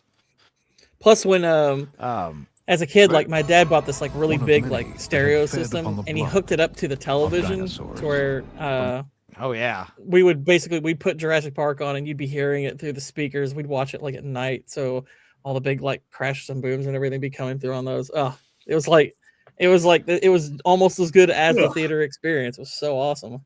Nice. Well, when you know, because Steven Spielberg, he's got his collaborators with John Williams, and this is before Janus, but you know he done some less desirable collabs with George Lucas, but George Lucas hooked him up with ILM. So like ILM and Stan Winston are like fucking firing on all cylinders in this movie, you know? The DNA of that blood, science was able to recreate those giants. And for the first time, man and dinosaur shared the earth. It happened at a place called even old Jurassic CG Park. looks fucking this summer, solid director nowadays. Steven Spielberg will take you there. That's a lion. Like, I know what a lion sounds like. But again, I remember the trailers having this like whimsy to them, you know, and thinking like, oh, it's going to be people and dinosaurs. It's a park with dinosaurs. And then I remember seeing the movie. I was like, holy fuck, this is awesome. The dinosaurs are killing everybody. I didn't know that was going to happen. So yeah, it's pretty fucking nuts. Favorite scene is when he grabs Laura during the butt, for sure. He what? Oh yeah. You see your favorite shot's what? He grabs Laura Dern's butt. A man of culture. Yes. Actually, somebody pointed out a funny transition. I can't remember what happens in the preceding shot, but it's right after she escapes the raptor. It's like the next shot of her is directly behind her, like right on her ass, and it's like the shot right before it. It's like almost seems like a sex joke, and I had never caught on that before, but when somebody showed it, I was like, oh, that might actually be a joke. I'm trying to remember what was the shot before that. It was like, that's actually kind of funny. Oh no, I do remember it now. So the kids had just walked into the room with all the food, and Tim picks up the fork and the spoon like he's about to eat, and then it shows her ass. Her cake. Her cake. I was like, I also love that. I I also love that that scene. joke.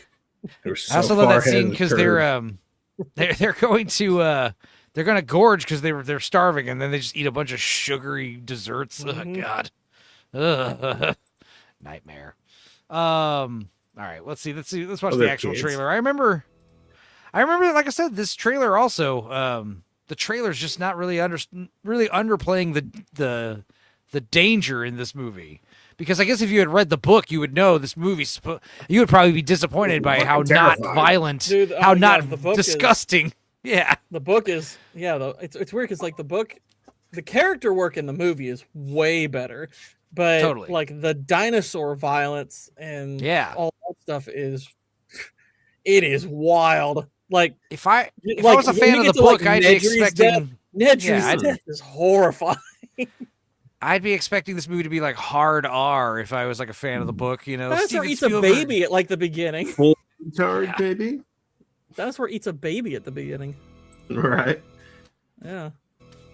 Since the beginning of time, man has searched the earth for evidence of its past. But while some have looked for clues to the mystery, one man has found the way to bring the mystery. That one man is Steven Spielberg. To life. My God! Off the coast of Costa Rica. And I spent the last 5 years setting up a kind of biological preserve.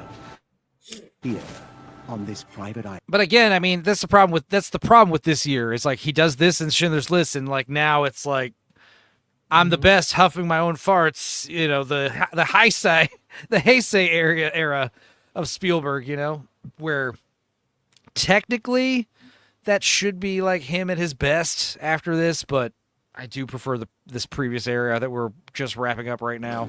Science has defied evolution. Where do you get 100-million-year-old dinosaur blood? Genetics has mastered creations. We've made living biological attractions so astounding that they'll capture the imagination of the entire planet. And extinction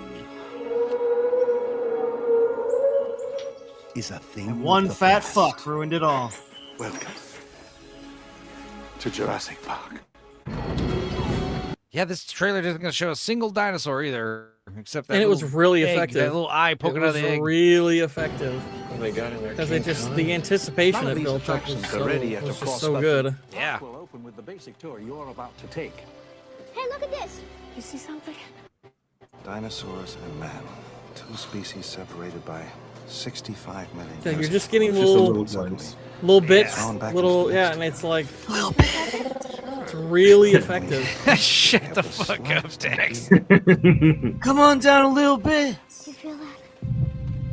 What to expect? Also, this movie has one of the cooler if you watch like behind the scenes material and like making of stuff, this is one of the cooler production stories. Like Lord of the Rings obviously is kind of the gold standard on like special features. And again, just like the shark. Well, again, just like the shark, the shark is like the T-Rex is like soaking in all that rain.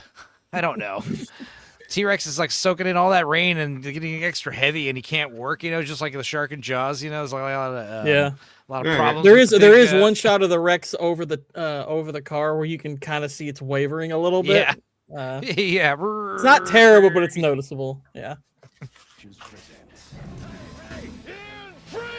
I can't get Jurassic Park back online. An adventure 65 Is that the first movie that Samuel L. Jackson died in? No.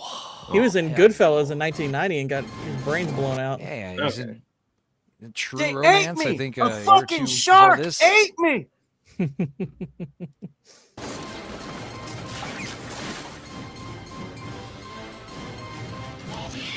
This is just a delay. That's all it is. All major theme parks have delays. When they opened Disneyland in 1956. I think the movie, like the movie version of Hammond is so much better than the book. Like the book version, that's to me the worst element of the entire He's book. way more cut and dry villain in the book, isn't he? Yeah, he's basically like his character doesn't work really to me because it's like he created the park, but he's basically just a business obsessed like kind of the worst thing you think of when you think of a capitalist. He's like the capitalist gone wrong and everything. But I'm like, that guy created Jurassic Park. It's like, I'm sorry, you need an element of whimsy that's portrayed in the movie. You kind of need that for that to make sense. I don't think his character makes sense in the book. Which, granted, that's kind of Michael Crichton's weakness as an author. He's not great with writing characters. Even he knows that, or knew that. But Hammond's character does not work well in the book because it's hard to fathom. It's like a person like that actually being the brains behind Jurassic Park, rather like you could maybe imagine him funding something like Jurassic Park with other people's ideas, but it's like the way it's presented, I don't think it quite works. I mean, Yeah, if you David were Koepp. just out for David the money, Koepp. you How do could you say do- his name? Who? David Koepp. David Koepp. Is that his name? Koepp. The Oh, yeah, you screenwriter. can Is say he the Koepp. one? Did he do think so, Jurassic Koepp. Park? I think so. I don't know. Yeah. Yes, yes, Grave. The dinosaurs are a projection of John Hammond's gayness. I'm pretty sure. Yes, absolutely. Happy Pride Month, Writer for y'all. Jurassic Park. David Koepp did, like, Michael Crichton did a screenplay treatment that helped, but David Koepp's, he's the primary. Yeah, I think this is the only time we see a fucking dinosaur in the entire movie. Yeah, we see the trailer. I Trailer? remember seeing Yeah. this. Check this out. I remember seeing this part in the trailer where the T-Rex is like chasing after. Yeah, this shit. Mm-hmm. I remember seeing that and I remember thinking. So as a That one child, brief this shot. is what I thought I was seeing, because the trailer's like the guy is not really instilling this thing of fear in me. He's making it seem like come to Jurassic Park. And I swear to God, my 8-year-old mind thought that I was seeing a T-Rex using a car as a skateboard. I was like, wait, what? This is going to be That would have been This is going to be so awesome. fun. This is going to be the funnest movie ever. Dinosaurs. Yeah. We're running joyfully. T-Rex. The T Yeah, it's like stands for I'm tubular. seeing like we're frolicking in a field. Frolicking. Yeah, frolicking in a summer. field with dinosaurs. That would be fun. This summer, be ready to get T-Wrecked. Just all dinosaurs doing skate tricks and stuff. Tubular wrecked. They're railing. It's like they're grinding on it and stuff. Yeah, it's awesome. Velociraptor. Dinosaurs were just afraid. Yeah. All right, now I guess the question is Schindler's List better than Jurassic Park? No, And I don't think it is. Like, is it my favorite movie? No. Is it Well, here- I mean, Spielberg's here's the- best it is- movie? Like, it- critically, obviously. It is among his best movies. Absolutely. I would still put it behind Jaws and Jurassic Park and one other. I think I would rank it probably fourth. Like if I was ranking favorites, it would be a little bit further back, but I don't rank this as his best movie. I think, because I do think rewatchability is a major factor, and that's kind of the biggest weakness with Schindler's List. Is now, granted, I have watched it more than once, but it's a movie that you maybe watch once every decade. Whereas stuff like Jaws. I rewatched it recently. It still holds up, man. It's pretty. It's a phenomenal film. It's a phenomenal film. I would put this. The thing about this movie specifically that separates it from all of them. First of all, it is his most acclaimed film, like objectively. Objectively, it's his best movie. I don't think it's objectively his best movie, even with craftsmanship. I think it's second. I mean, but when we're talking about accolades and stuff, you know, like, well, I mean, to me, accolades are irrelevant to quality. That's just people voting. But I mean, it's fine that it got the most, but I mean, that's just people voted, and I was like, that's. But there's fine. also like the thing about this movie that separates it from everything else is, I mean, Saving Private Ryan is also up there with this. Is like you don't realize Spielberg has this shit in him. Like he can get this violent and this dark and this. You know, what's interesting, though, and the criticism I give of Schindler's List, and Terry Gilliam said, like he said, you know, only Spielberg could give Schindler's List a happy ending. Give the Holocaust a happy ending, you know, like, and I think the part of that is, you know, you purposely cover a story that is more uplifting. But exactly, Rex, is Schindler's List really as believable as Jurassic Park? It's how convenient that they had to dig up all the bodies and burn all the evidence, huh? Okay. Yeah, just kidding. It's an F movie. You guys are only giving it such a high score so you don't look like bigots. Not at all. I genuinely love Schindler's List. I think it's a great film. Yeah, well, also let's say it is like a Jewish propaganda. The problem is, I don't think there are Steven plenty of Spielberg... Holocaust movies. I just said earlier, I think Life is Beautiful is kind of bad, and that's a Holocaust movie. I don't freaking care. Like, let's say let's say all the conspiracy theorists are true or are right about all these theories. All right, yeah. And I think what happened, if you watch the making of Spielberg, like Spielberg was basically being advised by the people that were producing it, and it was their idea. You know, it's based on one Jewish guy's book, this other Jewish guy who produced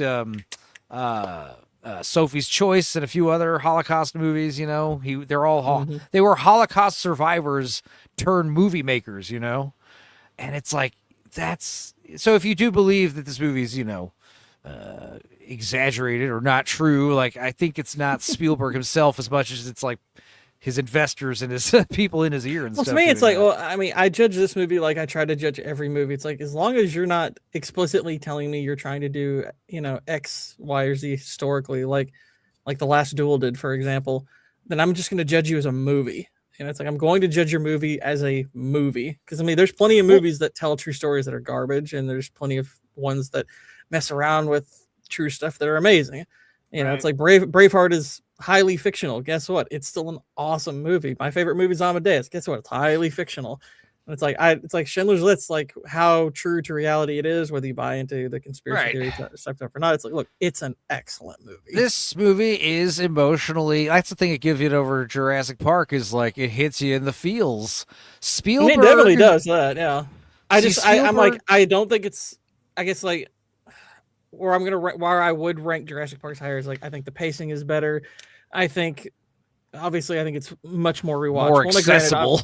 It's obviously way more accessible and everything. You know, I mean, if you want to argue that Schindler's List is the better crafted movie, it's like I would probably agree with you on that. Well, here's all things considered. Look, I mean, it's kind of, I mean, with our current top three, if assuming this is one of those, it's like it's hair splitting which one's the best one. Well, the thing is, I would definitely put it over Jaws. Under or over Jurassic I can't Park. say definitely because I can't say definitely there because I mean obviously I had Jaws slightly over Jurassic Park. So. No, yeah, I definitely have Jurassic Park over Jaws is the thing.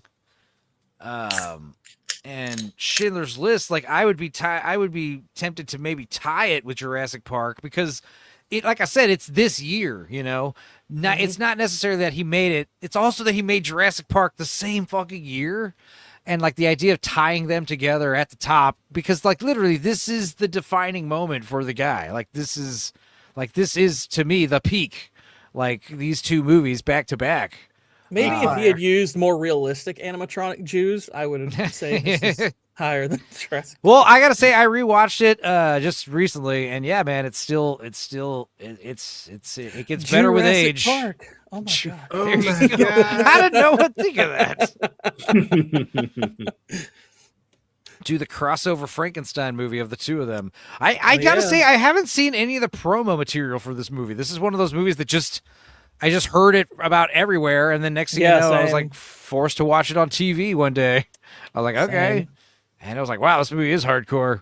And keep in mind, I'd already watched like The Thing and RoboCop and all this other stuff, and I was watching shit that was just like, bro, this movie's fucked up. But there is like a defining moment in like the 2/3 point of the movie where like the killing kind of stops, and Eamon Goth is the Ray Fiennes character. He's the last person to die in the movie. But there's like that. That was something I caught on it recently, is when they go do the ghetto, liquidate the ghetto. Like they kill a bunch of people during the day, and it's that crazy montage. But then there's that scene later at night where there's people sneaking out of their hiding places, and they're still there killing people. And they go upstairs and they're shooting everybody. And like, there's something I caught this time that I never really understood is like, it's like Ray Fiennes, and he's outside, like he's just washing his face, and he's like, God, I wish this night was over. And you don't realize like how like mentally grueling and exhausting that would probably be to be like on a kill squad for like what 8 to 12 hours, like just doing that all day, like in the 20th century. Like it's just insane. Yeah, that's wild. And he's like, I wish this day were fucking over, is what he says.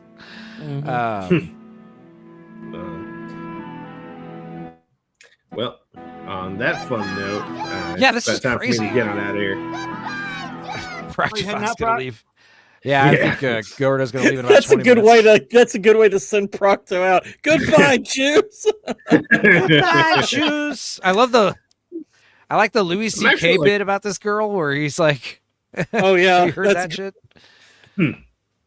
It's like somewhere out there, there's like 500 tapes of little girls like this auditioning for this. And then there's that one girl who nailed it, Goodbye, Jews.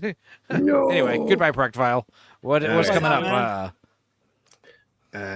Wait a minute. This week, let's see. I have, I'll be interviewing a film student. That'll be fun. But I actually have like the next 6 weeks booked up on my little channel here, so that'll be all sorts of fun. Nice. Yeah, I'll be there 2 Wednesdays from now to talk about, I guess, Positions. Is that the date? Yep. Here on the 24th, right. you and I will be talking about Positions.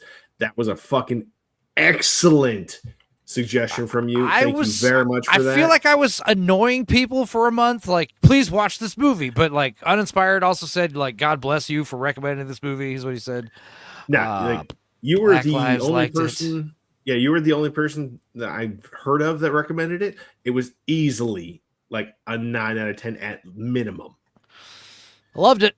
I liked it more than amazing. Obsession. I think it might be my favorite movie of the year so far. But yeah, more people need to watch it. And thank you for listening to me. It's always appreciated. Again, thank you very much for the suggestion. If anybody wants my rankings for upcoming movies here on the tier list, let's see. We got AR, Artificial Intelligence. I would rank as C. Saving Private Ryan is easily an A. Minority Report is, I would say, like a high B. Jurassic Lost World is a low B. And let's see. Crystal Skull can go fuck itself. Yep. I cannot believe you just rated The Lost World a B. I said a See, low I'm kind of more on Proctfiles. Like, near B. I don't think people. I think when people put it like in the F and D tier, I'm like, man, I think that's too harsh. No, Lost World. Do you remember how dumb that scene was with the girl Lost World kicks is the raptor? Lost World is not a good movie thing. by Come any on, stretch of man. the imagination. That is a really bad movie. Yeah, and I'm not, and I don't altogether hate it, but it's really bad. Yeah, and Fablemans is that'd be like a high C. Yeah, that's some other. Like I said, I want to see that graph of the schmaltz and quality for Spielberg movies, like where the interjection is, you know, over time. Because, yeah, Fabelmans was very schmaltzy. But thanks for hanging out for, almost 4 hours with us. Almost. Yeah. Thank you very much for inviting me on. I greatly appreciate you. And, yeah, I look forward to talking with you again here in the near future. Yeah, Barrow. I'll see you 2 Wednesdays from now. Next Sunday, I'll be eating the Hot Ones challenge and doing Father's Day shit. So who knows? Nice. That'll be fun. Yeah. All right, man. Well, thanks for hanging in. We'll take your votes or your ratings for other movies to come into consideration. Cool deal. Appreciate you, man. Peace out, y'all bro. Y'all take care. Bye. Goodbye, Jew.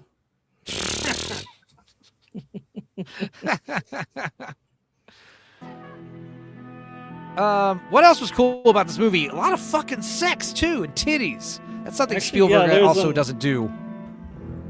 Honestly, that was part of the movie I thought was oddly out of place. I mean, granted, I get that's you're depicting that this is an element of who Schindler is. I don't think that they needed it that many times. I was like, okay, we get it. He's a playboy. Well, it's also like even when like Helen Hirsch is about to get beaten. She's standing there in her nightie. She's all wet and her nipples are protruding. You know, it's just like a lot of fucking crazy sex appeal in the movie, which is like it's weird. It's odd for this kind of. It's like Steven. It's odd for Spielberg. It's odd for Spielberg, man. Like I said, this one is the most. This is like him making. This is like the Human Centipede when you compare it to all the fucking Spielberg stuff. You know, like you didn't realize he had this in him. That's my thing. It's like what's funny is actually so the first time I was even remotely exposed to this movie, I think my parents rented it, and I had fallen asleep on the couch, and I guess they had started the movie. The first thing I woke up to was the sex scene. I was like, what are you all watching? Like Schindler's List. I was like, okay. It's like, am I supposed to see this? What is a scammer on a cruise ship. Yeah. We'll save that for dying of multiverse on a cruise ship. Send Bitcoin now. Huh. Yeah, I'll have to check that out. We'll have to put this on the list. Thanks, Venkman Girl. Sorry, I'm getting recommended videos. Does anyone feel Proctophile sounds like a less hyper problematic John? No, just me. I'd have to listen to it again. Maybe. John doesn't really sound hyper, does he? Mm-mm. Yeah, I mean, he sounds pretty chill. There's a lot of times where John is like his microphone is like peaking for some reason. I think he fixed that, but that was like a common thing. Schindler's Tits. I'm sure that exists already, Granola Grin. I'm sure that's already a thing. Schindler's Fist is definitely a thing. Shit. Sparkles is in rare form tonight. Brace yourself, Black Lives, says Big Ship. Is Black Lives here? Oh, yeah. Is Molly in rare form? I see.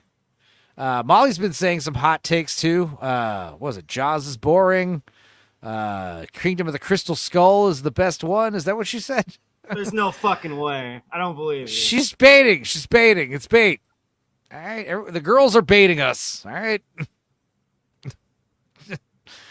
But yeah, like I said, man, I kind of want to just tie this with Jurassic Park just because, like, they're so opposites. But I mean, the duality of man.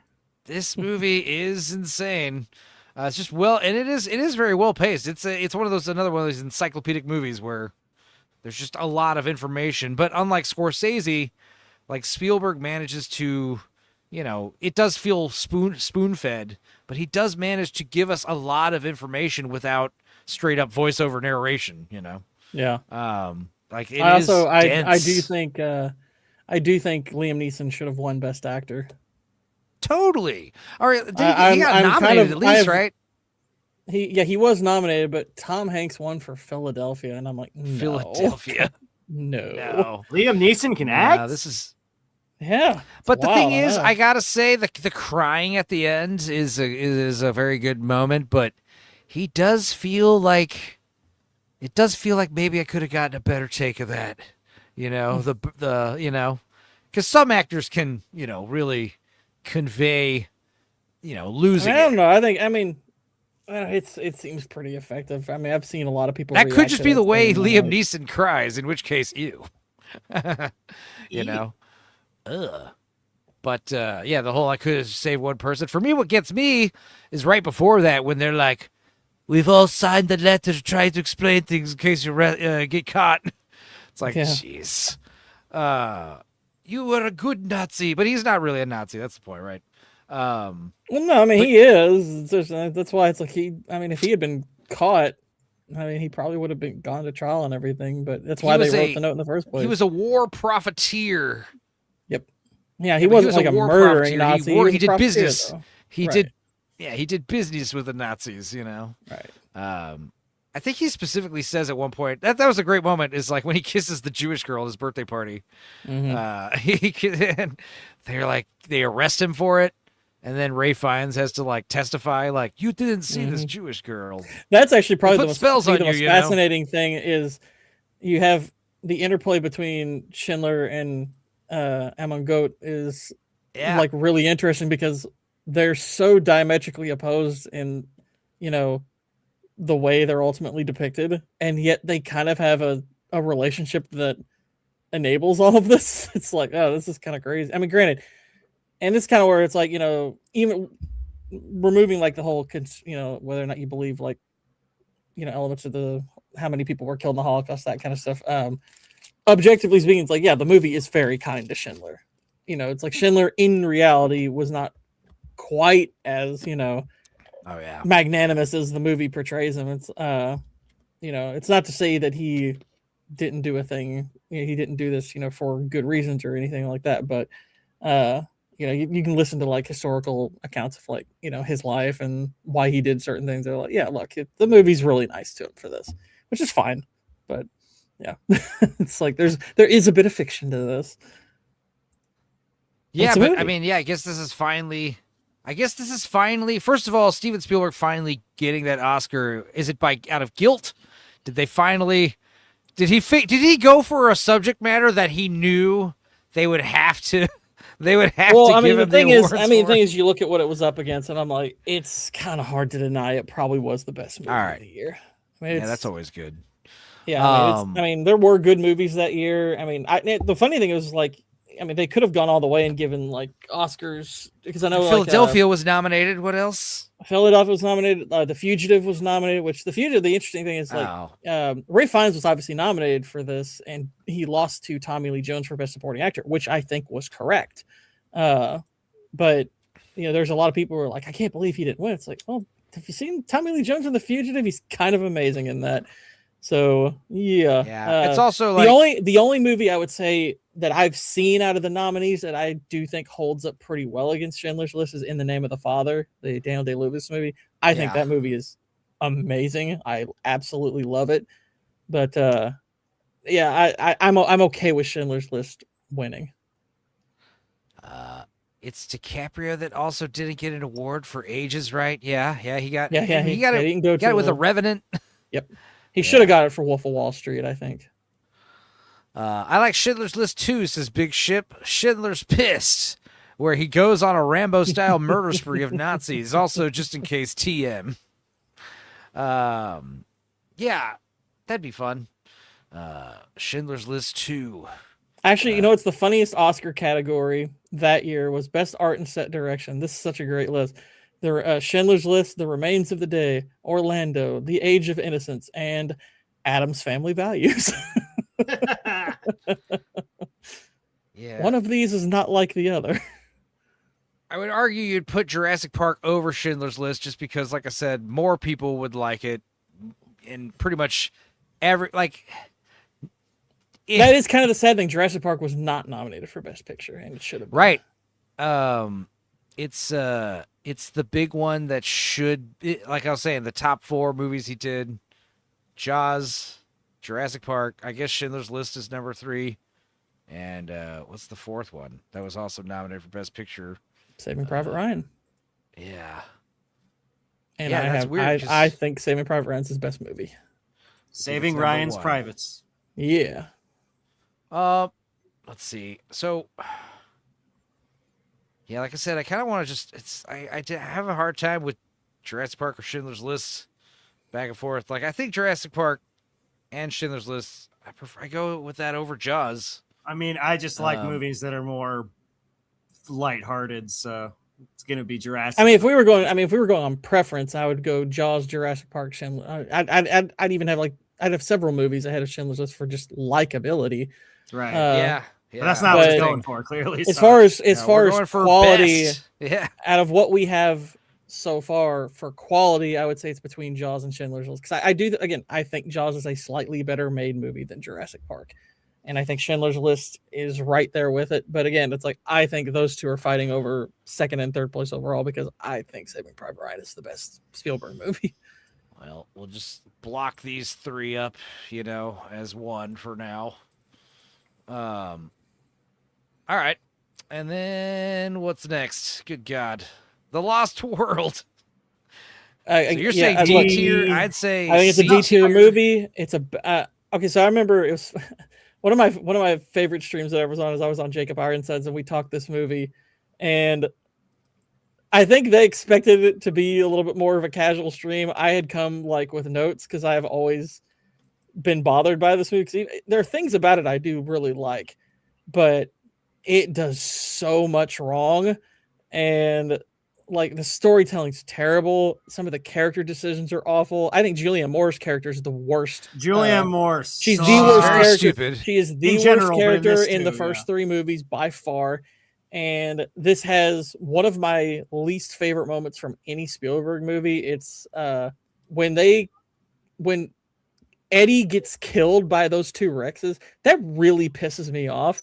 So I'm like, he's literally doing in the entire movie, he's doing the most heroic thing in the entire film, and he gets punished for it. And he gets it the worst. Yeah, he gets it the worst, and then he's utterly dismissed. I was like, give a shit. I was like, Steven. Well, I mean, it's like you expect as a filmmaker, it's like, okay, the person who's directing this is going to make sure that gets fixed. Nope, he's basically dismissed and it's thrown away like it's nothing. And I'm like, Steven, what the hell? What? Why would you do that? That is so terrible. Did you not realize I think what you wrote. I think the internal logic of this movie is absolutely broken. The problem with Lost World, no fucking sense. I do think it's got some decent set piece moments, and it's got some also really stupid ones. The whole gymnastics scene is one of the stupidest things I've ever seen in my life. Hey, you! I think this is a bad movie. I think this is a really bad movie. The big issue I have with it is in the first movie, everybody's smart. In the second movie, everyone's dumb. Everyone's Julianne Moore all over the place. So Julianne Moore, her character, she's filled with constant contradictions where we can't interact with animals, right? We can't interact with them, and but she's observation without interference. And she constantly interferes. She's petting a baby Stegosaurus when we first meet her, and causing a problem with that, and then she's rescuing the broken baby T-Rex. Also, Jeff Goldblum. I like the idea that Ian Malcolm. He's got a new style. He's got a new look about him. He's kind of more disillusioned. He's kind of traumatized. He's kind of like a shell. I think the way they start his character in the movie, where he kind of got screwed over because he told the truth and stuff like that. It's like, okay, there's some interesting stuff you can play with there, but right when it's right before they start taking off to go to the island, and pretty much from there on, it's like he almost takes a back seat to most of the other people, and it's like, wow, he really is boring and stupid the rest of the movie. But he is that. But also, it's I like the idea that he's not just he hasn't changed at all in several years. He's obviously evolved. But then in the subsequent movies, we see he's back to Ian Malcolm in the first movie with the sunglasses and the leather jacket, and just having an indeterminate amount of children. Yeah, exactly. With an indeterminate amount of women. And the dialogue in this movie is so bad. There's a lot of Spielberg-esque stuff in the beginning of the movie. For instance, I love the part where Jeff Goldblum is meeting with John Hammond's shitty nephew, and he's like I said, signing I papers. think those opening scenes are the opening scenes are actually pretty decent. It's what, and like I said, I do think Eddie is a good character. That's why I hate what happens to him, because I'm like, Eddie's actually a pretty solid character. But it's right before they leave to go to the island that things start to take a downward turn. I mean, basically, when they introduce the daughter, it's like, wow, she looks nothing like him. That's kind of funny. But her getting on, her stowing away on the boat, I'm like, that's really retarded. I think there's a lot of retarded stuff. The stupidest guy I think is the nephew. Like, oh yeah, we're gonna bring the dinosaurs to us. We're gonna bring the dinosaurs to America. Nobody's gonna visit an island. There's tons of tropical island resorts. What are you talking about? And then, I can't see the problem. What could possibly go wrong? Well, we're gonna ship a Tyrannosaurus Rex to the mainland United States. Like, of course, do think it'll use its mind powers to blow everyone up on the boat. Right. Like, I think that's a big redeeming deleted scene. No, that's a big deleted scene that needs to be in the movie with what the fuck happened. Apparently, it's like a velociraptor was on the boat and killed everybody.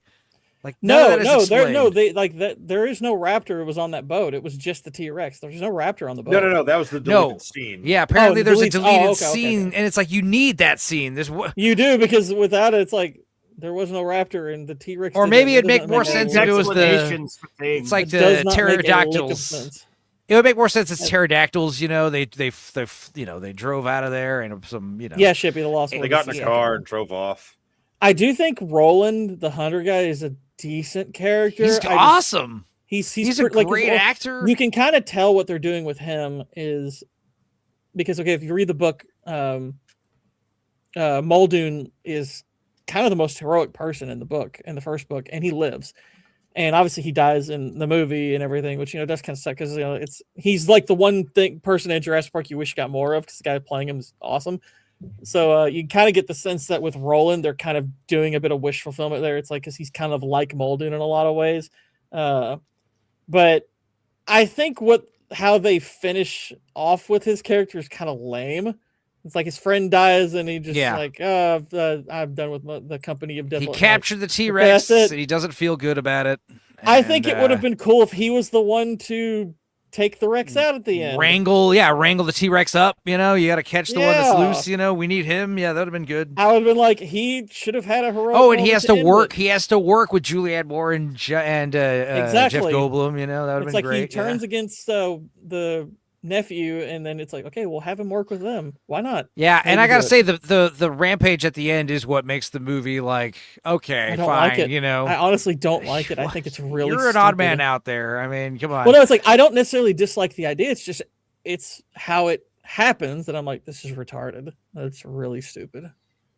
It's like I would like it if how they it happens earned is it. retarded. I just don't think, like, how would you? I don't think they earn it. I don't think they earn it. But you're telling me you don't like seeing you don't like seeing. No, I love a the dinosaur idea. running around the city. That's like the whole. I think you could do that, and it'd be really, really cool. But if you screw up how it makes it happen, it kind of undermines it a lot. I will. And plus, there is a good amount of silliness to it. But it's a novel idea. I don't dislike it. Oh, he eats that poor little dog. That's a Yeah, shitty part of I the hate second that part. movie. Is he eats the dog. I don't care about the dog. But How yeah, dare there's like just seeing a T-Rex in the jungle next to trees and shit is cool. But seeing it next to a fucking traffic light, seeing it next to a bus, that's kind of. It's like, that's the stuff we want. We want to see dinosaurs interacting with us. I want to see dinosaurs get killed. Why are we not allowed to kill a dinosaur in Jurassic Park movies? Like, shoot it. Fucking kill it, please. Like, I understand. Oh, Tony, don't kill I'm the not one just saying the T-Rex ending's because it's bad. expensive in this one movie. Tony, I'm pretty much saying the whole movie's bad other than a few isolated elements. I think The Lost World is a really bad movie. I will give it this. The edit where it goes from the little girl about to be eaten by all the saltopuses, and then it hard cuts to Jeff Goldblum yawning. That's pretty funny. That's some funny shit. So that was pretty funny. Like I said, the movie's opening is actually pretty strong. I remember seeing this in theater, and the opening was like, "Yep, okay, I'm hooked, I'm in," and it really goes down after that. Yeah, fast. It really goes down. I like the idea that we're going to focus more on the T-Rex. One of his worst movies. Well, I like the idea that we're going to focus more on the T-Rex and less on the Velociraptors, but we still have to shoehorn the Raptors into the movie. It's like, do we like? That would have been cool if there were no Raptors, but they're like obligated to be in the movie, you know. And that whole sequence is insane. Well, and the sad thing is, like, okay, so that was the problem I have. The tall grass scene is really cool. That's actually a pretty cool idea. Is like, you know, you have them kind of converging on them, and you see the line being drawn. I was like, that's pretty neat. But there's that, and there's the really painfully retarded gymnastics scene. It's like, okay, the Raptors are done. We literally just shoehorned them in there so we could have Raptors. I was like, oh, okay. Yeah. And the sad thing is, like, there's a scene and early like I said, in the movie where like, they build up to them. It's like, oh, the problem isn't this, the problem is Velociraptor. So it's like, oh, they're going to be a problem. It's like, it's one sequence, really. Yeah, and then there's the, you know, like I said, the T-Rex, that's the problem with the first movie is, like, you know, the T-Rex is the coolest dinosaur, or at least one of the most popular dinosaurs, and we have to keep making these smaller, less intimidating dinosaurs the popular ones, you know? I think Triceratops are pretty fucking rad. They are cool. I like Triceratops. Yeah. But that's the thing I think that separates Lost World from all the Jurassic Park movies is like a focus on the T-Rex. Please focus on the T-Rex for once. It's like, you know, I mean, but it's like the X-Men movies. We wanted to focus more on Wolverine because he's so cool, but then they do it. It's like, oh, this is actually bad. Every movie with the X-Men. Yeah, this is bad when they do it. It's also kind of funny that they never address the fact that the T-Rex, that there's a male and a female. They never really make mention of that. Where it's like that, there's a whole thing in Jurassic Park where they talk about all the engineered dinosaurs are female. They don't even mention that in the second one. It's like, oh yeah, there's just T-Rex parents. It's like, so yeah, they do anything. It's like, oh, they do explain a lot in the beginning. One thing they say is like, why aren't the dinosaurs dead with the lysine contingency? Well, we find out that later. Part they bring up, yeah, we find out later. Well, with the dinosaurs, the thing is, the dinosaurs were they're still carrying over the fact that they can spontaneously change sex. So at some point, you know, there's well, it's not necessarily that I'm asking for an explanation. It's just mentioning that mechanic probably would have been, because it's like, well, just the mechanic that you don't the idea that people to assume that, you know, that they've seen. You don't always want to assume that they've seen the first movie. It's like you need a little bit of expositing, and it's like I think the characters would be. It really just takes kind of an offhand mention, like Goldblum's like, it's like, well, same thing that happened there is happening here. Life is finding a way. You know, it's like, you could really just mention it offhandedly and it'd be fine. Yeah, but also the idea that you know, the dinosaurs, they're why are we breeding them on a whole nother island, and the idea of like having to transport them over, just the logic of that mechanism doesn't make any sense at all. You know, like we have another island where they raise how are we supposed to round up these wild dinosaurs after they've lived on an island to maturity? Like there's so many. The Lost World should clearly just take place on the abandoned park island. Like clearly that's like the one little thing, you know, that you're supposed to fix with one little lie. You know, you don't need to make it a second island. It just complicates things. Do you think he stars? Yeah. I do like the sequel mechanism where we're not going to take the leading character. We're going to take a supporting character of the original, like Tremors, make him the lead, but that's not done right a lot. But it's a fun attempt, you know. I do like the idea that Ian Malcolm's going to be the star of this movie, but he's not really Ian Malcolm in this one. He's like a shadow of his former self. And he's got a lot more family drama than he let on in the first movie. Yeah, he lost like 11 children. Yeah. So F tier, yeah.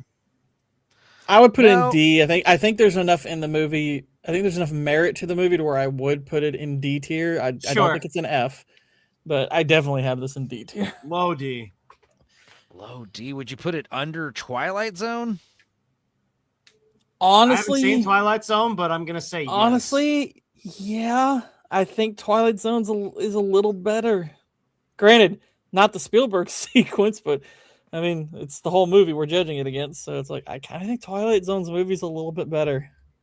I would put it. See, the thing is, I would put it over Sugarland Express. Lost my problem is I haven't seen. I can't judge against Sugarland Express because I haven't seen it. but I have seen Twilight Zone, and it's like. But see, now it's making me doubt. See, now it's making me doubt this because, like, I think, like, okay, Jurassic World I like more than Sugarland Express, but like I'm going back and forth on Twilight Zone. Well, my thing is like, okay, so I'm thinking about like some of the movies that are coming that I've seen of his that I would put in the C tier. I don't think Lost World matches with those. Twilight Zone definitely doesn't match with those. It's like you mean better? I don't worse think or we've. better? I think there's movies coming that are considerably better than both of these that would be in the C tier. So that's why it's like that's why I'm like I can in my mind it's like Lost World is distinctly D tier. I'm mostly focusing on like the order here, but like yeah, like I mean, like this is where like yeah, this is making me want to put Sugarland Express in the D tier, and Twilight Zone up in C.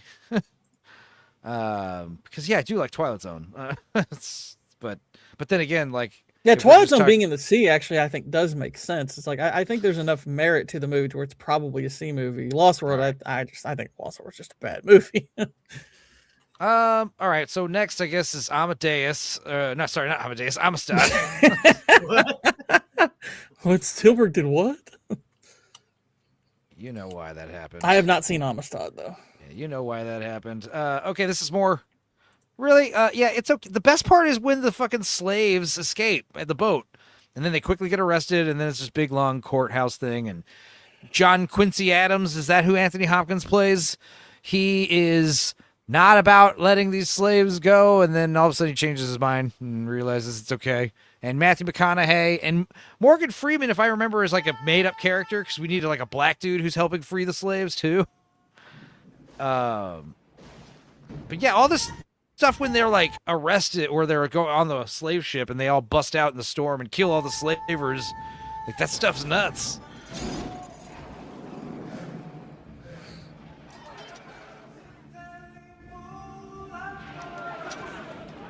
What's and again, better, we're this getting or back 12 to... Years a Slave? So I have seen that. I think 12 Years a Slave is better, honestly. Although this looks better, obviously. I mean, this is a Spielberg movie, you know. This is definitely more of a spectacle. It's a bigger, more impressive movie, but I do think 12 Years a Slave is. But then again, is that Dax? Oh shit! You heard that? Was that your ringtone, motherfucker? No, the NCAT is not my ring. Chippy made me. Don't worry, I'll send it to you later. I apologize for the audio leak. No, that's fine. It playing during Amistad is all the funnier. Okay. Oh, it's all right. It's $2 from a Sebrew birthday boy. He says Bruin. Dax. He says Dax is a short king. Enzo is gay. It must be Sunday. It is Sunday. It was. Yeah. Happy birthday.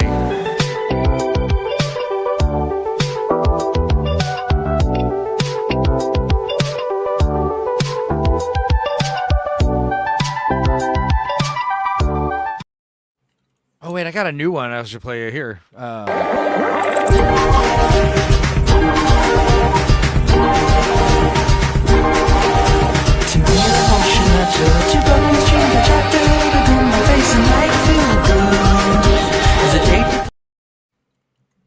Cool. Thanks, Sebrew. Free leg. All right. You still gotta go, Gordo? Yeah, it's past 3 o'clock, so that's what I was I'll realizing. jump off here. We're 10 minutes past what you said you were gonna leave. So, yeah, I was hoping maybe to get to Saving Private Ryan, but it's like, well, you said it's the best. I have it as I think that is the best one that he did. Actually, if you don't mind pulling up the tiers, I can tell you like the few ones I've seen where I would rank them. Where we got for the sake of opinion.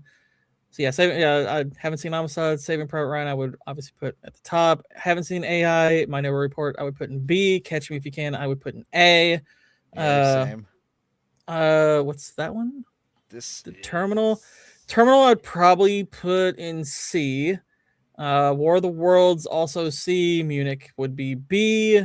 Crystal Skull would be D. F.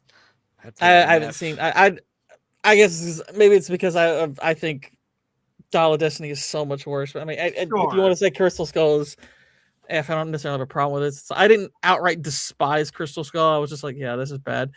Bridge of Spies is the next one I saw. I would probably put that in C. I don't think it's that good of a movie. Same. Haven't seen BFG. Didn't see The Post. Ready Player One. I would put in F. I hate Ready Player. Yeah, thank you. I hate I hated Fortnite. I really hated Ready. Yeah, what about Fortnite? Oh gosh. I hated Ready Player One so much. Yeah, I'd put that in F too. But honestly, Ready Player One's probably my least favorite Spielberg movie that I've ever watched. I really did not like it. Yeah, I hated it. You didn't think it was like so bad? It was insane and stupid? Because I actually enjoy watching it, even though I know it's bad. It's stupid. But no, there's like so much. I watched shit, it and I was just shit. like, it made me feel similar to how like watching Mario Galaxy made me feel. Which just I felt utter disdain watching it. I was like, ugh. It really is just IP slop being thrown at the screen. But what's so funny is it takes place in the future and it's only 80s, 80s nostalgia. It's so weird. Yeah. Like at least when the Matrix did like its whole, it's like, hey, we like the year is supposed to resemble 1999 because that's humanity, its apex, which they explained that and they kind of were right. Yeah, they were correct. Yeah. They actually were right. But yeah, anywho, this was a lot of fun.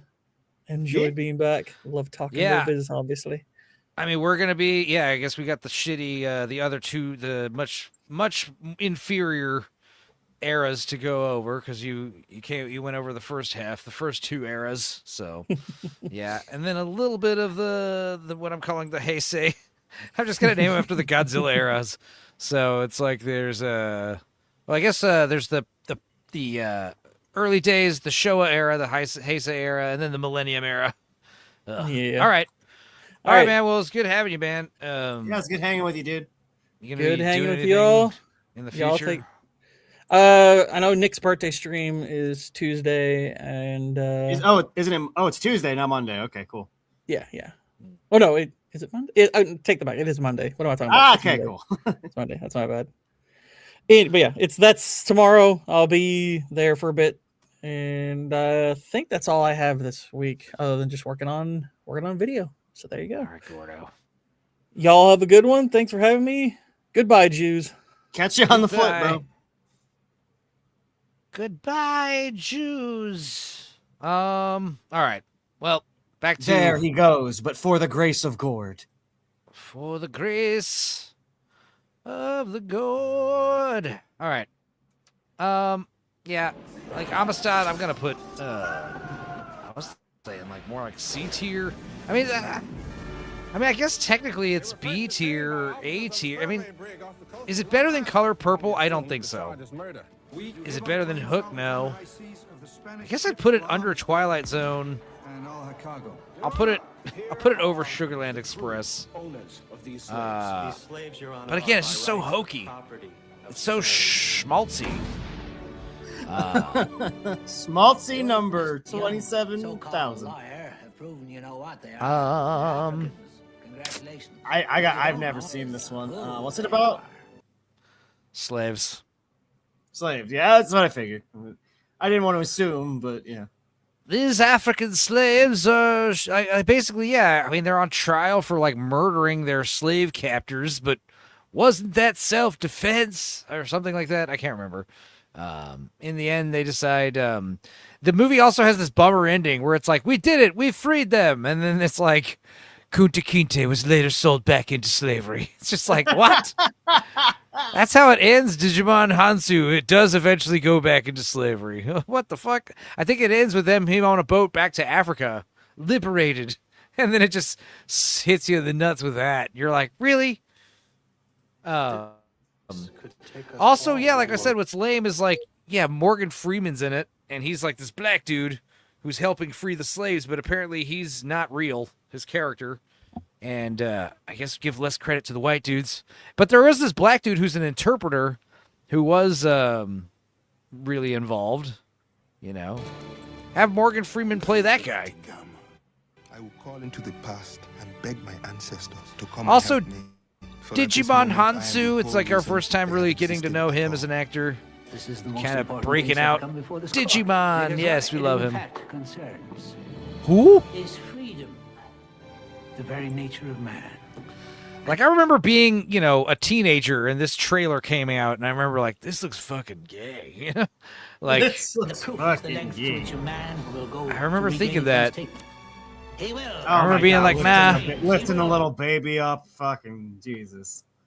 Like, I remember this being, like, one of the first times where it's like, a new Spielberg movie? Yeah, I guess I'll watch that eventually.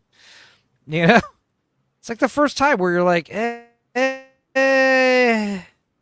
the thing is, I liked Lost World. I don't agree with Gord. It's as bad as he says it is. I think it's all right. It's definitely the second best Jurassic Park movie. I mean, could we agree on that?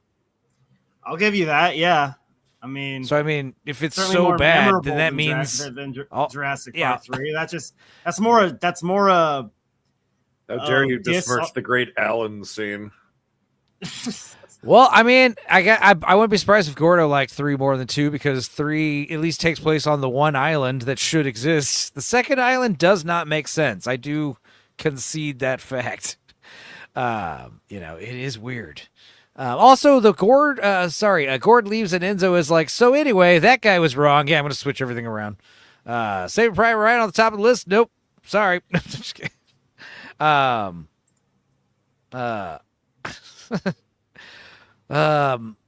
Yeah, I don't know. Like I said, Amistad was like, it's still got all these accolades and critical acclaim, but this is like the first time where we're seeing like Spielberg, you know, he's trying for that Oscar, and we're like, good for him. He's gonna get it again, probably. He didn't. When did he also? He was like, he isn't like the most nominated director of all time, is he? Maybe. How many times has he won? He won for Saving Private Ryan. He won for Schindler's List. Is that it? I feel like there should be more. Decimate his enemies. He will try and try and try against all odds, against all prejudices. I love a film where the good guys win at the end. Dude, common people, there's one where the good guys win. It was made in 1998, and Matthew Broderick saves the day. It's called Toy Story 2. To get home.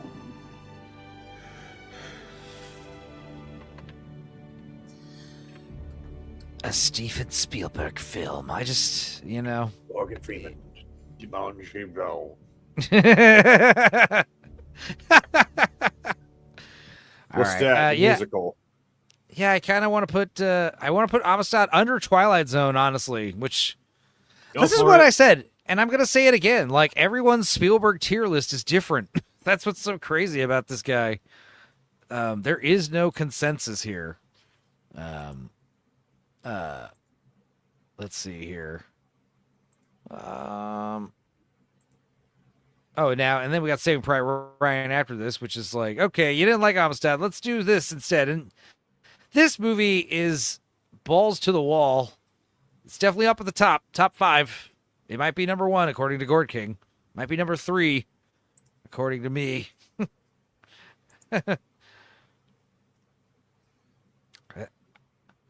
I think one of my favorite things about this movie and what makes it so good is, you know, just like Schindler's List, like, Steven Spielberg is really like going places you didn't think he would go with, like, showing this really awesome raw brutality of war.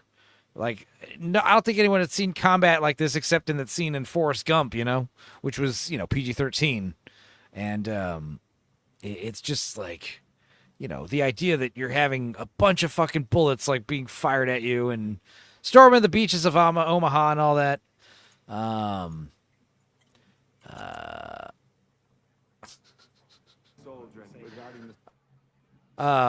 But what I love about this movie most is how it was filmed, the cinematography. Janus, like, so many movies copied the look and style of this movie. This movie, circumstances. So first of all, it's got the high sped up film look. You know, that it's got that grain to it. It's got that like kind of Shutter look to it because they're filming at a higher frame rate. And then, is this a teaser trailer? Son of a bitch. Yeah, we're not going to see any of the great footage. Yeah, I also love like desaturated colors. The colors are desaturated. The the high speed frame rate. This movie and Traffic. I keep saying like this movie and Traffic, like the entire 2000 aughts. Like so many movies copied like the look that these two movies had. That's my mission. But yeah, just like Schindler's List, like we're gonna make this a hokey, like this is gonna be a hokey schmaltzy, feel good kind of Hallmark movie. But man, it's so violent. The scene where Wade dies is like super brutal. Where he's got like all the blood like just pouring out of his abdomen. I don't even know how the fuck they did that. They like rinse it off with the canteen, and more of it is just coming out. He's talking about how he could feel his liver is destroyed inside of his body. Oh God. But yeah, the problem I have with Schindler's List is the Nazis are all faceless monsters who die quickly with like single gunshots, quietly. Whereas every American is like filmed like bleeding with their intestines out. Mama, oh! The only Nazi we get to know is the guy Steamboat Willie, and he looks like a bunch of other Nazis. Like they all kind of look interchangeable and stuff, Spielberg showing his bias as a Jewish filmmaker. He just couldn't help himself but portray the Nazis in a negative light. It's not fair. How dare he? I personally prefer equal storytelling. Enzo made Rex and I use my own Discord for weird anime boobs. Yeah, it's just one of those things where you have a Discord, Sparkles, you can watch all kinds of shit in there if you want. What up, Devastator? All right. We are entering we're well into phase 3 of this era. And I guess we might have time for a Space Cadets episode at the rate we're running. So that's good. I was like wondering. But yeah, like I said, I gotta give Saving Private Ryan a little bit of flack for at least, I don't know. Like I said, we're going to sacrifice a whole team full of dudes to save one guy. I mean, his brothers were all killed. I get it, but it's one of those things where like just the premise alone, I would be one of the guys on the team. Like, hey man, come on, this doesn't make sense. Why are we doing this? But I guess that's the whole point of the movie. What is the cost of one man? What is it, Dex? What? The cost of one man? A hill of beans? I don't know. Wow. I'm starting to feel like Enzo does treat me like he is my dad, says Miss Sparkles. What the Go to your room. Rex Victim says, I have one, and it's just filled with videos about calculus and R modules for finance. All right. I think Sebrew may have Kofi'd. He did earlier. Did he do it again? He Kofi'd for $2. Yeah, he did. Just once. We got it. He said Dax is a short king. Enzo is gay. It must be Sunday. So we're all caught up on Ko-Fi's. I have left no impression. Awesome. Yay. Damn, is he that worth saving? I like Jason Bourne and all, but damn. The mother is someone's important wife's sister. The wife complained to the husband, and now they have to save Ryan. Women ruining everything once again. But yeah, again, just like Schindler's List, it's like, dude, I didn't know Spielberg could get this hardcore with the violence and stuff. It's great. Combat scenes are awesome, but just like War of the Worlds, it's like there's these great action set pieces, and they're then a bunch of traveling scenes in between, and there's some lulls, not lulls, lulls in the story. Lulls and lulls. Saving Private Ryan won Best Picture, didn't it? or did it? No, it lost to Shakespeare in Love. Wow. Wow. Yeah, this is one of those movies where I thought it should have won for sure. What a day. What a night. I am excited for next Sunday, Father's Day. Hot One special. All right. Now, yeah, artificial cool. intelligence. This is one of those movies where some people love it, some people hate it. I'm on the team love it. I might put it over Empire of the Sun. High B tier. It's maybe interesting. low A tier. It is very interesting. I like that about it. I think I could live with B. What's the dude's name? The Gigolo guy? Jude Law? I just mean the character, but yeah, sure. Oh, Gigolo Joe. What do you know? Gigolo Joe, yeah. The thing I remember most from this movie is definitely the spinach scene, which I always thought was a little nonsensical, because it's like, dude, you know that's gonna fuck you up, right? Like you would know, you would be smart enough to, but he's so emotionally compromised, right? Or and then the effect of his like face drooping looks super weird, and I'm just, I don't know. That's where the hokiness sort of steps over the line for me. And then isn't it that scene? I remember being really. Go ahead. Go ahead. Oh, I was saying, I remember being really hyped up from this movie.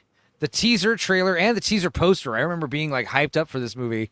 It's like late 90s, and Steven Spielberg just did Saving Private Ryan a couple years back, and now he's got this AI robot movie coming out.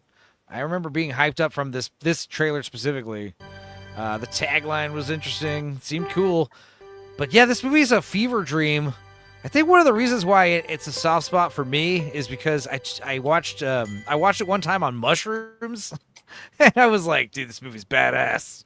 I had seen it before, but I ate some mushrooms one time, and I was in high school and just watched this movie and fucking loved it ever since. He weighs 60 pounds. Oh, you watched this on mushrooms? Dave... Yeah, that explains everything. Yeah.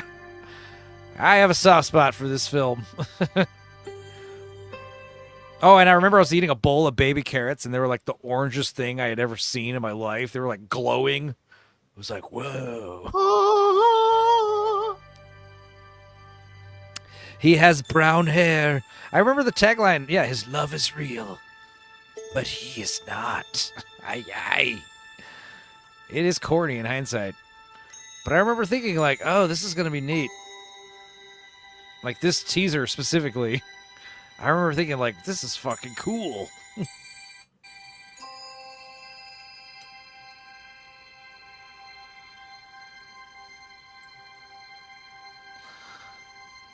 But it is,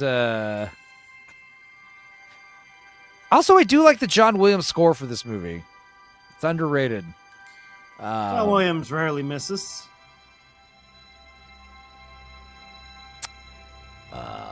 This one in Bionic Man. You mean Bicentennial Man? Bicycle Man, yeah. Man, bicycle. You mean Biclops? Bipedal Man. Biclops, the superhero from Lens Crafters. How does AI end again? I forget. I guess so we don't want to spoil kind it, of a it's bummer fine. where he No, it's fine. He's a 25-year-old movie. He crashes that weird futuristic spaceship copter thing. He crashes it into the ocean because New York, Manhattan flooded out, after the ice caps had melted, supposedly. The house flooded out? He crashes it. Yeah, he crashes it in the ocean, and then he's stuck. And he's a robot boy, and he's looking at the Blue Fairy Carnival thing, and then the ice caps, then the ice age happens, and the ocean freezes, and then he's stuck in the ice for like 2,000 years. All right. And then a bunch of fucking futuristic robots from the future. They're basically highly evolved robot people, and they're trying to find out where they came from, and they discover David in the ice and therefore confirm that humans and robots coexisted, and therefore the robots created them, or the humans created the robots, which is like mind-blowing to them. And then they grant David a wish, and they bring back his mom for a day, and then they both die, I guess. Yeah, that now I remember. Okay. And then poor Teddy is stuck there in a fucking house with 2 dead bodies, or a dead robot and a dead woman. And who knows what happened to Teddy? He comes back in Bone Totem. That's for all none of you in chat, by the way. I don't know. Yeah, I don't know.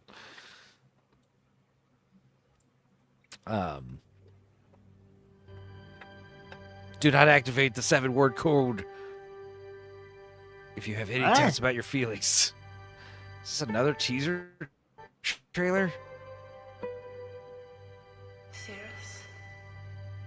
These teaser trailers, God. Citrus. I propose that we build so crates. Oh yeah, William Hurt's cool. I love the opening scene of AI where that young lady's like sitting there and he's like, William Hurt just tells her, "Open your mouth," and he like taps the roof of her mouth and her fucking face pops off, and that was like such a great seamless shot of that woman's face opening. A lot of the effects are great in this movie, you know. I also love. Like this movie and Minority Report, like all the future tech looks really awesome and slick. This movie has like a very, I don't know how to describe it. Like this movie and Minority Report have this like, I don't know, this polished metal kind of aesthetic to them. Please make me a real boy. Also, yeah, right, Minority Report. Yeah. Jack Angel did the voice of Teddy, right?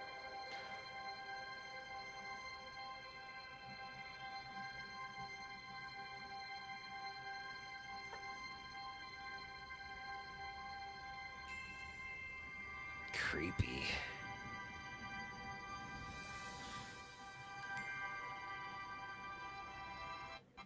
Interesting logo, gotta say.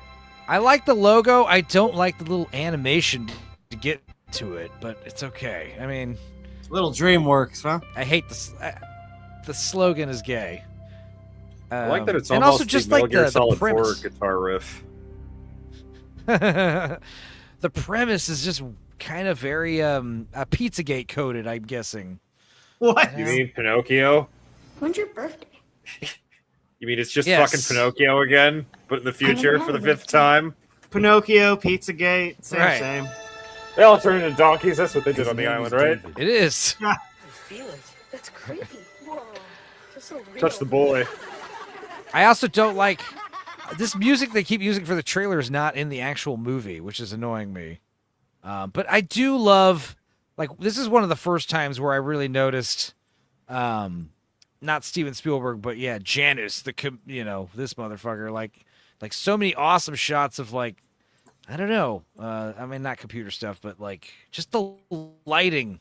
This is one of the first times where I would notice, like, this room is filled with smoke for some reason, just so this light looks awesome. You know, it just blares in on big, like, rays.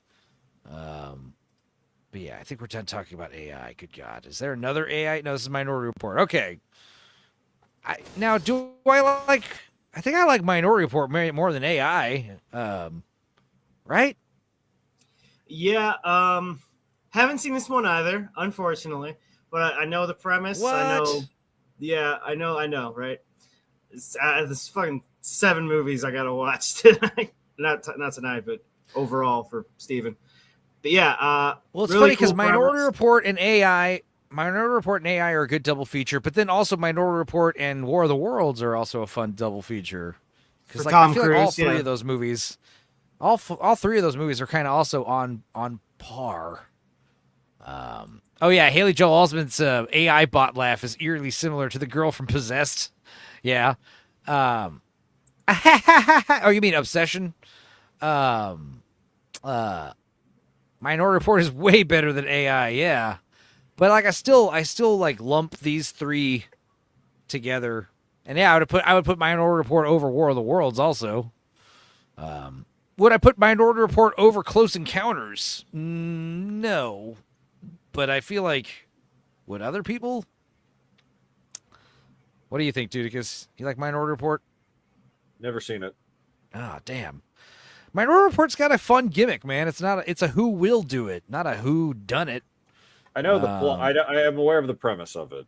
Yeah, it's dope, and I love Minority Report and AI. Minority Report more so. The production design is awesome because it's future tech, but it's also believable. Like, we live in a world where there's no murders, so all the weapons are non-lethals, you know.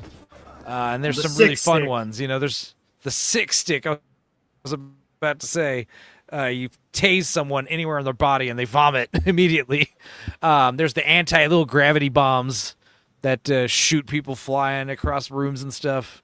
And yeah, then there's real guns, you know. There's a couple murders, but it's like, yeah, the red balls, the brown balls, right? The red ball is where non-premeditated murder shows up, you know? Most of them are red balls. A brown ball is a premeditated murder, and that's a great point where they get a brown ball, and it's John Anderton, and he's going to do it. He's going to murder someone allegedly in 2 days. Yeah, precogs. Isn't this Philip K. Dick, too? Like, what it's based off of, or no? Is it? I don't know. Nobody knows? All right. Everybody runs, though, man. The Magnatrans, the eyes, the eye surgery stuff, man. It's just so wild, dude. And yeah, this is like a fucking great action flick. And it's one of those cool movies where you think it's over and surprise, there's like a whole nother 20, 30 minutes, like Aliens, like Lost World. Like, you think the movie's wrapping up, and then it's like, oh, no, wait, no, some crazy shit's about to go down. And yeah, I love the finger computer hacking with the, you know, using the computer operating system with the little finger gloves. But yeah, this is the Janus stuff I'm talking about.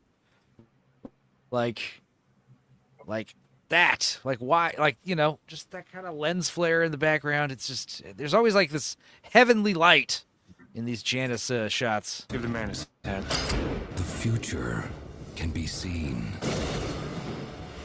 This trailer's cheesy as fuck, though, with these sound effects and shit. To run on are the images that they produce. We see what they see. There hasn't been a murder in 6 years. There's nothing wrong with the system. It is perfect. I agree. Murder can be stopped. Like, I'm getting Gattaca vibes right now, you know, from this trailer. Tell me exactly what it is you're looking for. Flaws. Ever get any false positives? We are arresting individuals who have broken no law. But they will. The fact that you prevented it from happening doesn't change the fact that it was going to happen. The system can't be wrong. You say something, Chief? What was the anime version of this? You're in a lot of trouble. The fuck was that show called? I'm sure there's a lot of similar animes, actually. It was, what the fuck was it called? I watched it, and then the twist of what's actually happening is kind of dumb. What the fuck was that called? Boku no Pico. Yeah, I mean, you're going to be. Shut up.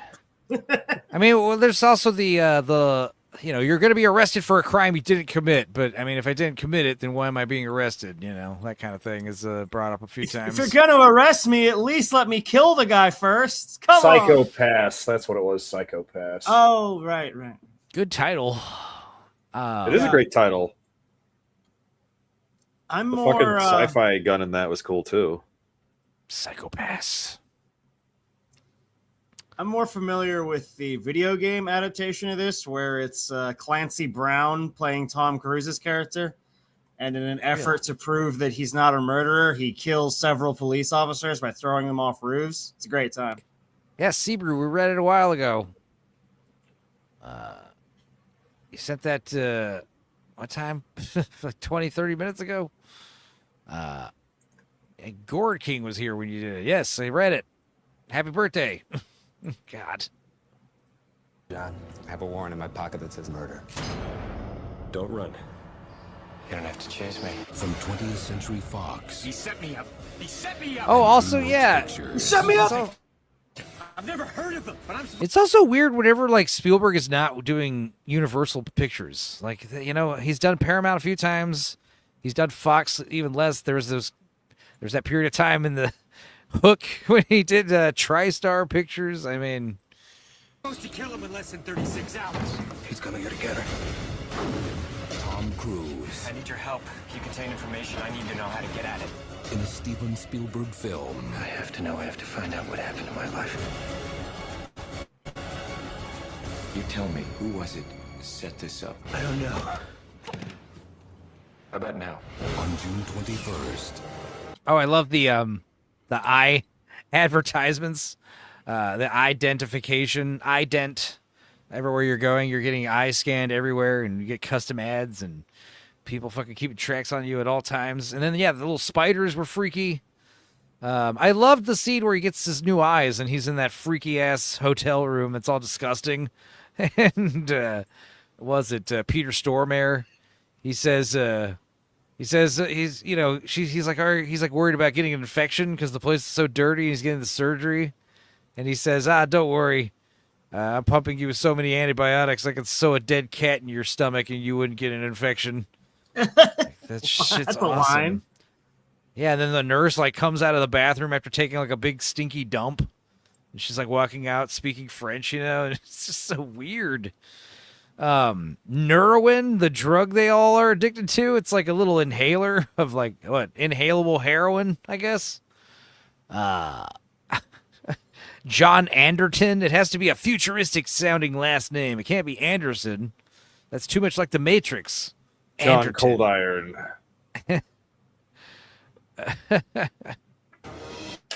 Another joke for nobody. Yep. Another scene that's weird. It's like, the scene where the spiders, they go look at his little eyes. You would assume you're told, hey, you can't take the bandages off or you'll go blind. I thought he was going to be like half blind the rest of the movie because of that. It's fine. Shakes it off. It's no big deal. Yeah, doctors are fucking dumb sometimes. It's fine. Yeah. Everybody runs. Everyone's got the runs. You got the Aliens soundtrack, James Horner. The jetpacks are fun. The big flying police copter thing looking spacecraft is cool. The Magnetrans is probably the coolest part of the movie. The fucking magnetic highway with like magnetic cars on it going up and down buildings and shit. Designed by DeHeerd Shot. Yeah.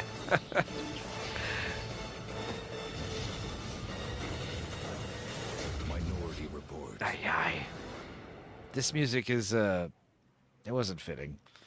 Are we still doing Minority Report? Where are we putting Minority Report? I got it at top of the B section right now, over AI, but that seems behind fair. Close Encounters.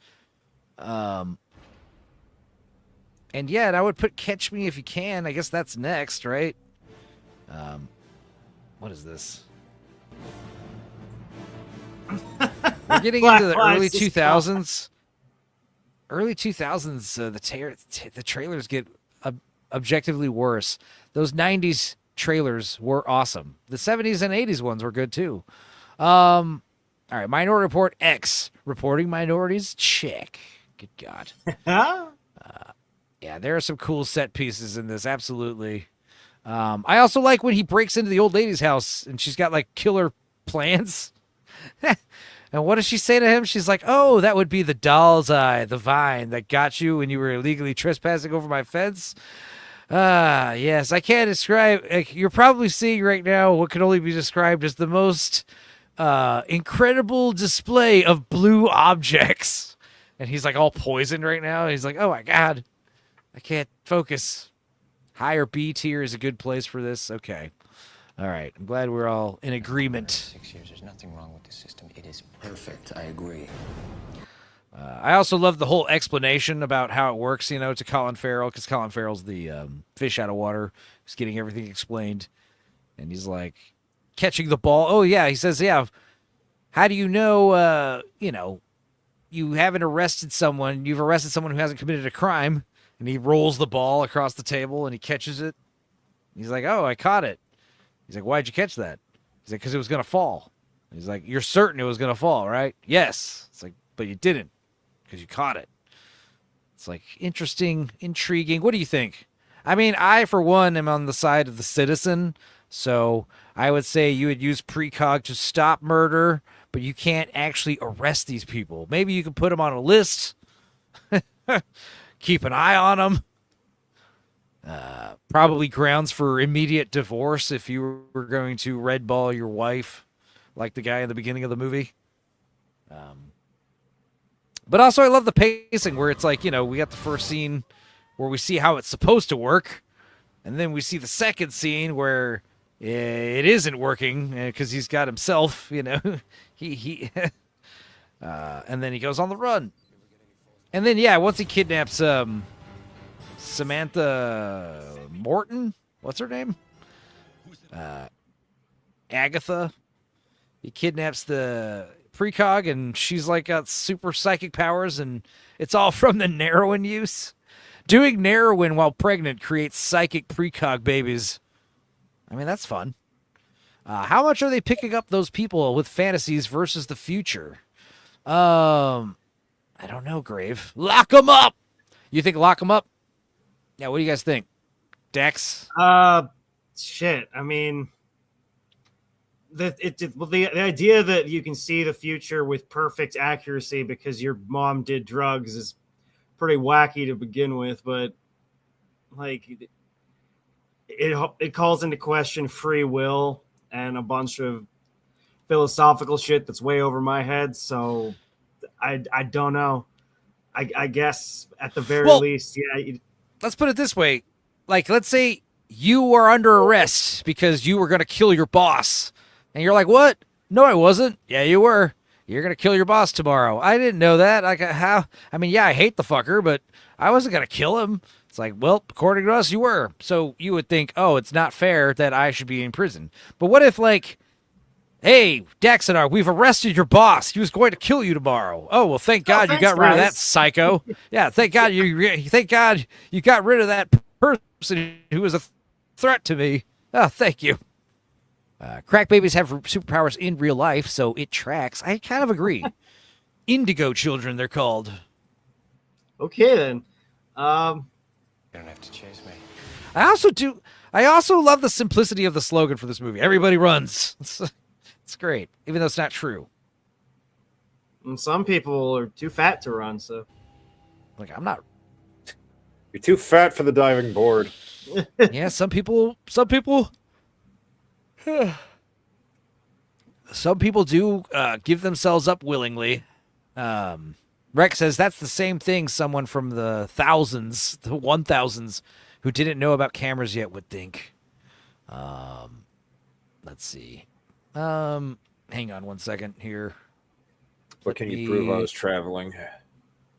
Well, since Tom Cruise wasn't going to murder the dude, that proves that the system's fallible already, which is going to overturn, like, a bunch of fucking shit in the end, right? Like, yeah, you haven't seen it, but yes, that is something where it's like, if we can prove that one of these was wrong, it throws the whole system out of whack.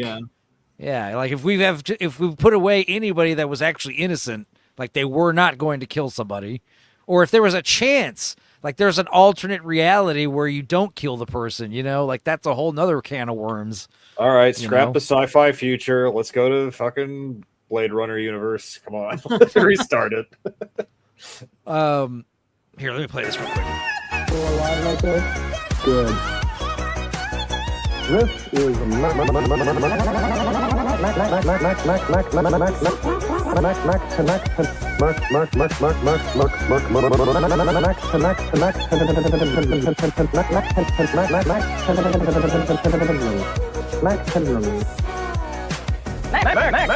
What I want to know is, why are the only funny lines on this show the ones behind me?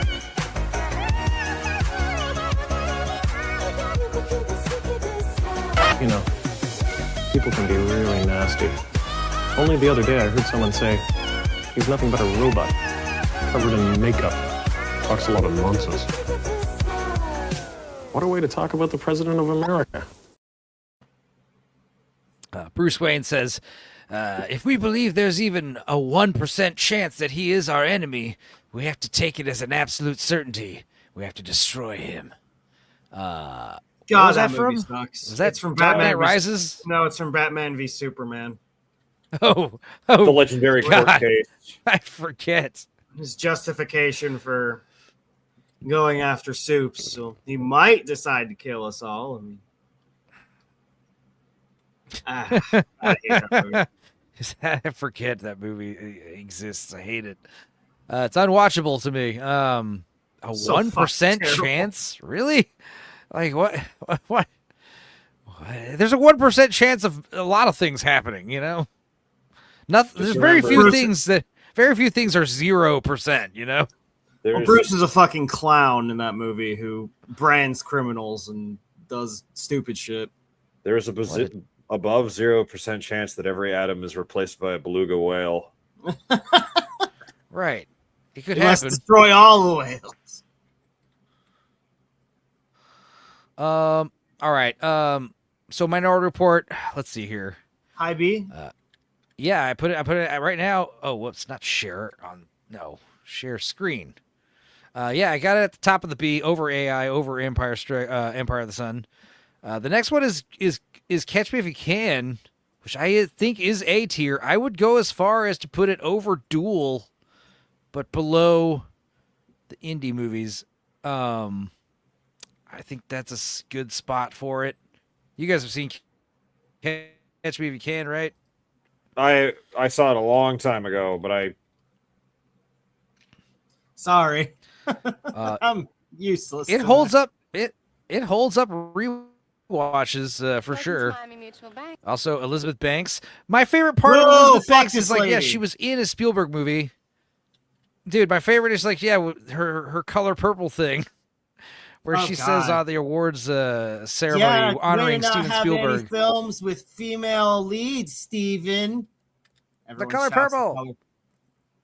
Oh, Also, yeah, the big, I also, guess. also the big friendly giant, which also had come out by the time this happened. And also, I forget that she was in a fucking Steven Spielberg movie. That dumb woman. Such a cunt. God. I like her, but that was definitely not cool. You stupid woman. Such a fucking raging feminist. I love her. I love her in Wet Hot American Summer, and what else is she in? I don't even see the appeal of her as an actress, really. She's the fucking same in everything. She's funny. I'd like to take you out for a She's a steak funny dinner. chick. She was funny in 40-Year-Old Version, right? Well, was that her? That she was the drunk chick, or Yeah. No, that was. Since I've done this, which one's the jump? Oh no, she was the She's horny in chick. Knocked Up. She's in Knocked Up. Or no, 40-Year-Old Version. She's the one that works at the bookstore. Yeah. That Seth Rogen gets Masturbates with the shower head. Yeah. Yeah. Oh, there's a little young Amy Adams. Frank never went to law school. Never went to medical school. That the defendant is lying.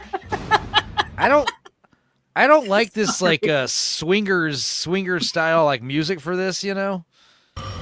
Oh, all right, it stops. All right, but this kind of like It's been a while since I've done this. you Which know, one's the jump seat again? very early 2000s. This is irrefutable evidence that the defendant is lying. I love this movie though. Special Agent, hand ready, FBI. Hello, Carl. I think like Gord King said, like this is his last like best movie, last great movie, you You're know. gonna get caught. It's like Vegas. The house always wins. Some nuts flying around the country posing as a pilot, calling the James Bond of the sky. Hello, Pusher. This is by far the best date I have ever been. So it's funny because yeah, he tricks this prostitute played by Jennifer Garner into not only sleeping with him but also giving him money. Long story, but what's even funnier is he's like 7. He's like, it's even funnier because he's 17 or some bullshit or 16 That's like too. the So he's also a ultimate minor. reverse card. You get a prostitute to pay you for sleeping with. Yeah, the way he does it, if you wait, you have seen it, right? No. Oh, yeah, the way he does do it is he has fake checks, and therefore he's pretending to be a pilot. He's getting fake checks that he's making and cashing them at airports and various other hotels and stuff. And she's like, "Well, I'll just give you the check for this much, and I'll pay you the difference." It's like, "Oh, I only have this check for $500. No, I'll take that. Yeah, it's funny. I mean, the thing about fraud in the 70s, 60s, basically before the internet, murdering someone, pretending to be someone else, going on the lam, like these things were actually pretty easy. Like there's a like, yeah, you could have like a John Anderton came on the scene. Yeah, I mean, just before the internet, I mean, there was that joke where it's like you could have a second family, second wife with kids, a second relationship, secret family in the same town you live in. Like, that's insane. Most people do that nowadays. It's like I travel and I live on the opposite side of the country, and that's where my other family is when I go to work, in the other state. That's why he doesn't have a record. 30 milligrams of codeine every 4 hours. Do you concur? I concur. Dr. Harris. Yes? Do you concur? Concur with what, sir? Ma'am, I'm sorry to have to tell you your son is forging checks. I have a payroll check here I'd like to cash. I'm working part-time at the church now. Just tell me how much yours and I'll pay you back. $1.3 million. But what about second family? Pippin took. True story. This happened. Yeah. This guy, he eventually started working for the FBI to help stop forgers. The Mel Gibson movie Payback, he cons himself a bunch of money with just a forged driver's license. I remember Payback. I need to rewatch that one. It's been a while. I think it was Pete Holmes, says Big Ship, who made a joke about this movie. All you need is $5 and a printer to imitate the president. Good God. Pete Holmes is a funny guy. Choosing 8 young ladies to be a part of Pan Am's future stewardess program. South America, Australia, Singapore. These are so perfect, the bank doesn't even know the difference. I also What do you want? To apologize. I also like this 60s vibe the movie has. I'm looking for your son. Gives it this distinctiveness about the other Spielberg movies. Walking. I don't like these early 2000s trailers though. Like, it's my job. This is where the trailer houses are making movie trailers and not the filmmakers and production companies themselves. And this is where we start getting such formulaic movie trailers. This is better. You see these people staring at you? They keep peeking over their shoulders, wondering where you're going tonight. Where you going, Frank? Don't tell me not to fly, I've simply got to. If someone takes a spill, it's me and not you. Don't bring around a cloud. Tom Hanks is an asshole. Sir, we're gonna let him get away. No, Carl, you let him get away. Dude, he is funny in this movie. Tom Hanks.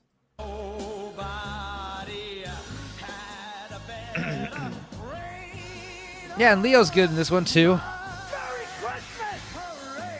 Bunch of hot babes. Merry Christmas, you filthy animal.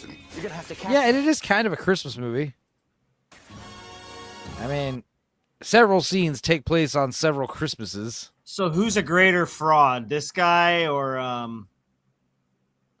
what was Jim Carrey's character in Philip Morris? Oh, Philip Morris. This guy's better because he did not get sentenced to life in prison. And also his fraud is way more ambitious. What made the guy from Philip Morris so cool is all of his prison escapes.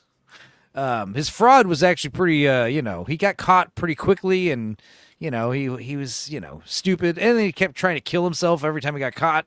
He was kind of a pussy and he was gay.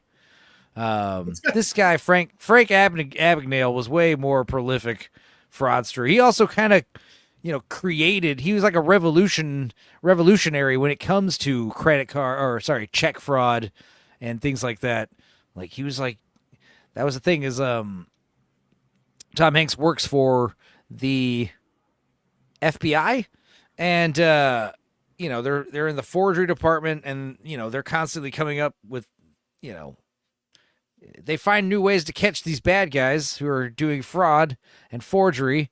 And then the forgers get better at forging and you got to find figure out ways that these guys are doing this stuff. And, it's like, how does he do it in the beginning? He buys a bunch of little, airplane toys for American Airlines and he puts them in the bathtub and he takes the little stickers off and he puts them on his little fake letters. Getting his fake checks and stuff. Yeah. Maybe I do hate Molly after all, says Black Lives. Why? What is happening? What is she Don't doing? say that. Don't think Creamage has seen all the actors of all time. Checkmate. Damn. Creamage. What? Everyone's what is Creamy's Might got a not hot agree take? with what you say, but I'll defend to the death. You're right. Leo is in my top 3 actors of all time. I do agree with Mike Sikoska that Leonardo DiCaprio excels when he's screaming or acting like a Mike retard. a fat hack fraud fuck. but I do agree with his statement about Leo's good when he's screaming or acting like a retard. Because Leo does do. I don't get the hate for Leo. Honestly, I think he's a fine actor. Yeah, I love what stick up his ass about it for some reason. I would think. It's this Gen X. It's this Gen X like cynicism. The cynical reviewer. It's not just like the movie's bad. It's the movie's bad. I think the movie's bad. Therefore, I'm smart. And if you like the movie, you're stupid. Like that is starting to get really sick of Red Letter Media's like. I think their movie takes are pretty hot garbage nowadays, and Jay is just the most annoying, snarky little fucking dwarf bastard. Jesus. Like I'm kind of done with half in the bag. Best of the Worst is still pretty god tier, but like you sound like Blue Collar when you bring up Asmongold. Oh, I don't know. It was in a murderous rage. I didn't know Blue had a hate boner for Asmongold, but I kind of get it. Leo's good. Top 3. Man, that's a bit. That's high. I've never thought about my top 3 actors or my top whatever actors, but Christopher Walken would definitely be up there. I mean, the question is, are we going for best actors or favorite guys that we just? For me, it'd be favorite. There's some crossover. If they're on the list, I think they're a worthy actor for sure. Robin Williams, Jim Carrey. I like Keanu Reeves. I do. I mean, Daniel Day-Lewis is probably like one of the greatest actors of all time. I do like Philip Seymour Hoffman is a great one. But like, who are my favorites? I like John C. Reilly a lot, especially. His early stuff. Yeah. See, Riley's up there for sure. He's got a good amount of range. He's underrated. You know, like who else do I like a lot? I like. Do I like Kevin Bacon? I kind of like Kevin Bacon. Kevin Bacon. Probably not Gary Oldman. Gary Oldman's great. Yeah, Gary Oldman, Daniel Day-Lewis. Yeah, those are locked in. Oh, fucking Mia Khalifa. Okay, all right. I gotta look up his name. I can't. What movie's he in? Let's describe Green him. Goblin Man. Willem Dafoe. I fucking knew that. Dudicus, favorite actors. Actor you want to kiss. Actor you want to kiss most. Go. Kiss. No, I'm just kidding. Your favorite actors. Who comes to mind right away? I used to like Robert De Niro more than Al Pacino. Now I like Al Pacino more than De Niro. De Niro is one of the most passionless husks of a human being I've ever seen. Good actor, but as a person, like, wow, what a milquetoast motherfucker. Al Pacino Robert De Niro excels with acting with his eyes. You know, he's really good at that. Anyway. There's this speaking of that, there's a sketch about like the making of Heat on YouTube where they're talking about how, you know, Robert, he really does like to do a lot of facial acting to the point where he will refuse to say lines and just act out the scene as though he is saying them with his face. Favorite actor would be Tony Hawk in the movie Gleaming the Cube. What? I'm kidding. Yeah. Who else is good? If we're talking female actors, I like Jane Lynch a lot. She's, you know, the movie Role Models. She's like the head of the, Yeah, she's funny. Best of Show, all that good stuff. Yeah, female actors. No. Neil Breen. No, we're getting into the real S tier, Sparkles. Kirk Lazarus. There you go. Kirk Lazarus. Yeah. Oh, I mean, obviously Robert Downey Jr. is fucking pretty great. Yeah.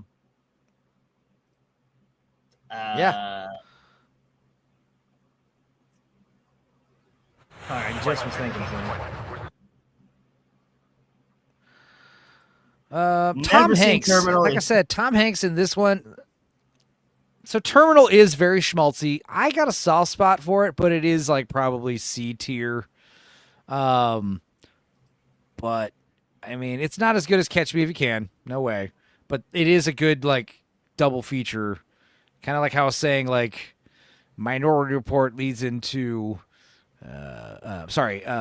AI leads into Minority Report. Minority Report leads into War of the Worlds a few years later. Well, Catch Me If You Can and Terminal back to back, like that itself is like another double feature. But Terminal, I mean, it is cool, the idea of like what it would be like to live in an airport, especially modern day airport. And when I say modern, yeah, 2000 aughts. But yeah, there's some hokey weird shit in this movie, and also this like pro-immigration, anti-immigration services, customs, you know, that kind of vibes in the movie. It's very weird. There's a scene where like, and then everybody clapped. There's one of those scenes in the movie. Mr. Navarsky, please follow me. While you were in the air, there was a military coup in your country. The Republic of Krakosia is under new leadership. Krakosia. I don't think he gets it. You are not to leave this building. America is closed. This is like a Christmas movie that doesn't necessarily take place. Yeah, this is like a Christmas movie that doesn't really take place on Christmas. I think part of it does, but like it has like the morals and the lessons of Christmas, you know? It's one of those movies. Right. Yes, get 66. Yeah, I mean it's one of those obvious like jumping off points, like, oh, your plane has been, you know, delayed and you're stuck in an airport. It sucks. Well, what if that just happened forever, you know? Like, what if you couldn't leave the airport? And the reason why he can't leave is because, like they said, he lives in a fictional country called Crocasia, and he's here in America for some reason, and he doesn't speak English, and his country has had a rebellion, and the country's been dissolved, and it doesn't exist anymore. So he is like a citizen of no country. So he can't go back to Crocasia, and also he cannot go into American soil because he'll be a illegal alien. And, of course, we know in reality they don't give a fuck if you're an illegal alien coming into the country anymore. No, we encourage it now. But yeah, according to this movie, if he steps foot out of the airport, he's no longer TSA's problem. He will be arrested by, police, and then they can deport him and stuff. But, of course, he doesn't leave the airport. It's like a loophole where, like, the airport is like this, middle ground, and he just stays there. I think the movie takes place over the course of several months. I don't think it's like a full year or anything ridiculous, but so he has to sleep in the fucking chairs, and goddamn. So a point. When they start off the movie, it's it's New York, I think, is where they're at, and it's a brand new airport. They've remodeled the airport. So he goes to the old area of the old airport, and he starts like sleeping there, and then he starts like doing repairs and stuff. And because he's an actual mason or whatever, the people that are doing the remodeling of the airport hire him. So he starts doing like work, and he's getting money so he can afford like his Burger King and shit. This sounds interesting, but yeah, it is fun. It's a charming little fun movie, but God, it's schmaltzy. It's high schmaltz level on this one. Enzo can't pronounce Crocasia. Crocasia. Typical American. I'm sorry. Krakatoa. Pretty sure the real story, the delicious true story, the dude was there for years. Maybe like a decade or something. What? Shut up. Enzo has a cute way of saying things. I'm drunk. I'm slurring. What do you want from me? I just tell you what for. No, I am delayed long time.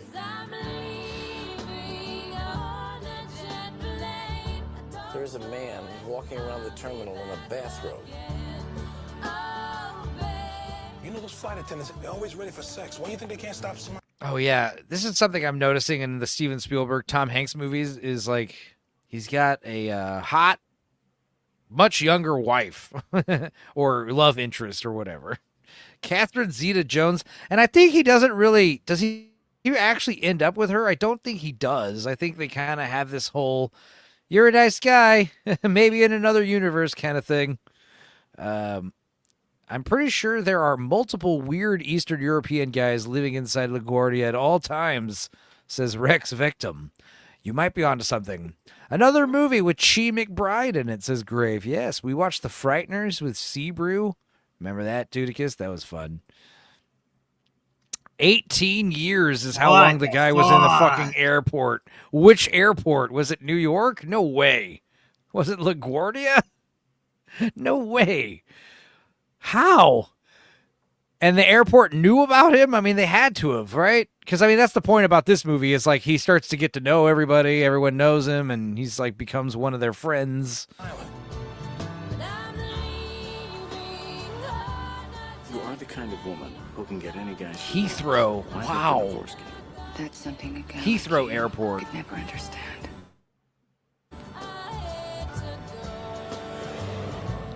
Yeah, this looks worth watching. You ever feel like you're just living in an airport? Boo. I mean, it's a cute movie, but A tier, no. B tier, toss it and see. Where did I put it? Is it already on here? Where? Oh, here it is. The Terminal. I guess I'd put it at the top of C tier. Do I like it more than Hook? No, I don't think so. Is it better than The Lost World? Probably. Most things are. Heathrow Airport is huge. I can see how it could be done. Yeah, no, a lot of airports are massive. What the hell is this chat, man? I don't know. You guys are on one. He was an Iranian refugee. He lived there from 1988 to 2006 until he died. No, I'm just kidding. Yeah, The Frighteners was a good one, wasn't it? Wow. What about Heathrow Airport? Says Seabrew. She throw it back. Okay. Wow. This has been a journey. This has been quite a journey. No. More terminal bullshit.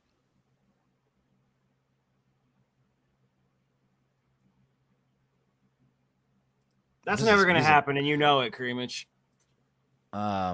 Listen to this music here. What is this?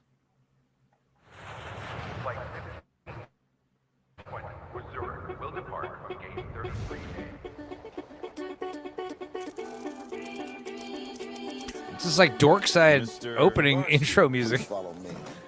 While you were in the air, there was a military coup in your country. Yeah, you should look this up. Make an edit for it. It's like the same commercial again. All right, we get it. We get it. Let's see. What else is next? War of the Worlds. Now, War of the Worlds, awesome. I would also put it. maybe B tier. I have seen this one. Yay! War of the Worlds.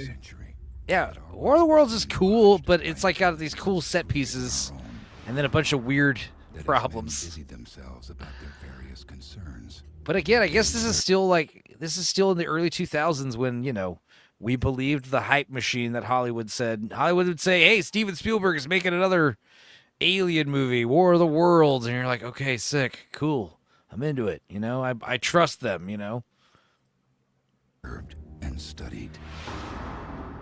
With infinite complacency, men went to and fro about the globe, confident of their empire's over this world. Yeah, I didn't hate it either. Across the gulf of space. It's funny because I was actually rewatching the opening scene, you know, and they fucking blow up that bridge and the big tripod comes out of the ground and starts vaporizing people. That stuff's so fun. Yeah, I was like, okay, but I'm not gonna watch the whole movie. I just watched some of these cool action scenes, and then I realized like later that day I watched it was the 21st anniversary of the movie. It's like, wow. Oh, What are nice. the odds? Yeah. Yeah, I saw this in the theater, I think with my dad or somebody. And I remember really enjoying it. Definitely, I mean, yeah, everyone knows the ending is a fucking cop-out, but I really like the journey there, you know. Now, like the Enzo was ending's saying, cool. that scene of Tom running through the street what? while people are just getting fucking... Am I on a delay? I don't think I am. No, but... maybe me. Okay, Who cares? Just keep going. Okay, yeah. People are getting just fucking annihilated next to him, and do their clothes stay there? It just destroys their bodies, right? Or Yeah, am I the clothes remembering just that wrong? fly off, and they get turn into dust. And honestly, I think the scenes in the basement of them, like, you know, surviving with that fucking weirdo is Tim Robbins. Tim Robbins is some of the best tension in the movie. Like I was pretty gripster and all that, and he's all paranoid and shit. I love this. They're already here stuff. Like, you know, the aliens are already here. They're buried under the earth, but it also is like a metaphor for post 9/11. The terrorists, they're already here, living amongst us. The enemy, you know. Sure, I never read it as that, but I guess, yeah. I know. Wait, are the Little aliens Dakota Tom Fanning, like, Cruise's repressed overacting, you gayness know, she's again? the little girl from I Am Sam. Everything is Tom Cruise's repressed great gayness. Half a career coming in. I can't. You know what your problem is? I can think of a couple women be happy to tell you. Oh, hey, wait, this music. Hang on, wait. I need you back. Hey, this music's from Solaris. Dude, I guess. 4 instead of 12. I got half a career coming in. I can't. You know what your problem is? I can think of a couple women be happy to tell you. 8:30? We said 8 o'clock. Hello, Dad. Hello, Rachel. We'll be back by 9:30 on Sunday. Mom says you got a report due on Monday. What do you know, right? Again, I hate trailers from like 9/11 onwards. Like, it's just like the trailers just suck all of a sudden. Like, the trailer house companies. They were not good. They were not good at making trailers. Everything's formulaic. Rachel, want to see something cool? I don't know. Right behind our house. Lightning doesn't Trailer's strike pretty twice. C tier, yeah. The movie's fine. For me, I'm having a problem with the trailer. You know, like all these stock sound effects and just the way it's all edited. Oh yeah, that scene where he's scrambling through the house, grabbing supplies and stuff. Every Like, single car. Oh, I've never seen that many strikes of lightning in I don't one know. This is a spot. pretty. I like when he goes to the effective, bathroom and he sees all the. Go ahead. He goes to the bathroom. He sees all the dust all over himself, and he fucking freaks out. Ah! Yeah, he starts because it's Like, all clean. dead people, and he's like, "Oh fuck, get it off." You got Kratos. Yeah, it's more grounded feel. In Scary Movie 3, when he goes off to work and plays the little game where he's just doing what his job is, yeah. Actually, that's Scary Movie 4, my man. Yeah, sorry. Oh yeah. The worst thing about 9/11 was the movie trailers got worse. Yeah, That's it's a very Enzo quote. What did I say about? Yeah, I was joking about. I don't remember when I said this, but I was like talking about how, like, dude, the fucking worst thing about 9/11 was it made those cool trench coats go out of fashion. Or no, the worst thing about Columbine. The worst thing about Columbine is it made trench coats go out of fashion. Oh wait, second worst thing. Sorry. Right. Down there, and it's moving. Yeah, this whole scene, from like this moment till, you know, the bridge blows up, shit's fucking cool. And I think a big part of it is the sound design. The fucking sound effects are awesome. Very good audio in this film. Leaving this house in 60 seconds. Suitcase. Dad, it's really scary. Bring it to me, okay? Why? Just do it. I hate this trailer edited, though. I hate whoever edited this trailer sucks. Tell me what you saw. I'd say it could stand to be less is more for sure. We're kind of getting the whole first act here, so.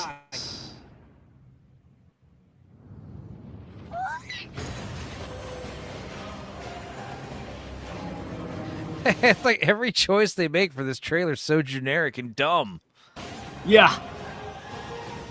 They could have just ended. They could have just ended it with like the tripod creeping out of the ground and just had that be the whole reveal. And you have the pretentious opera music. You've got the title card zooming out. You've got the flashing scenes exploding.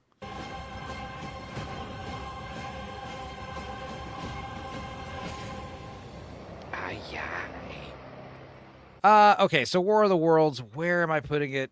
Sharing this tab. I'd say it's a solid B for me, but I understand throwing it in C for sure. I mean, it's not like the most groundbreaking shit ever. I just think it's an effectively told little family drama with some nice little intense alien invasion scenes. We will be gone in 60 seconds. I do not approve of it being under Lost World, but it's your tier list, man.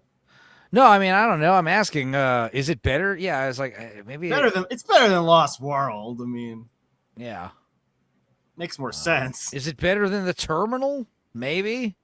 Is it better than Hook? I don't think it's better than Hook. Like, I think Hook gatekeeping it out of B tier is fine. Yeah. Okay. All right. Oh my god, that is the kid from Dragon Ball Evolution, Molly. I fucking was trying to place his face, and that's that same kid. Oh my god. Is that my favorite stupid part? Yeah, my favorite stupid Geeko. part of the movie. Yeah, there he is. It's Goku. Gunku. Is that his name? Oh my god, it is. He's gonna go have sex with Chi-Chi Robinson. My favorite part is when he's like, "Fuck you, Dad. I'm going to go run off and join the military." And then he goes over the hill and it blows up. He's like, "No." And then the movie goes on and we're running around and then we make it to the house in Boston or wherever. And this stupid kid has made it there too by himself somehow. How? Yeah, they kind of cheat with that for sure. Like he just shows up at the end. You're like, oh, okay, that's where he was. What comedy movie does a guy get struck by lightning a lot? It's not a comedy, but are you thinking of Benjamin Button? You know, I was struck by lightning 7 times. 13 times or whatever it was. You might be thinking of the back of his house in War of the Worlds. He gets struck by lightning a few times. I don't know. Who's been struck by lightning? Like, when you say a lot, you mean like in rapid succession or like over the course of a lifetime? Like, you're thinking of Powder? Highlander? Yeah. Highlander's my favorite comedy. God damn it. Yeah, and definitely, like, not only, you know, dude, again, a huge dip in quality in movie trailers themselves. God. All right, what else? Munich. All right, the movies not as good as Catch Me If You Can.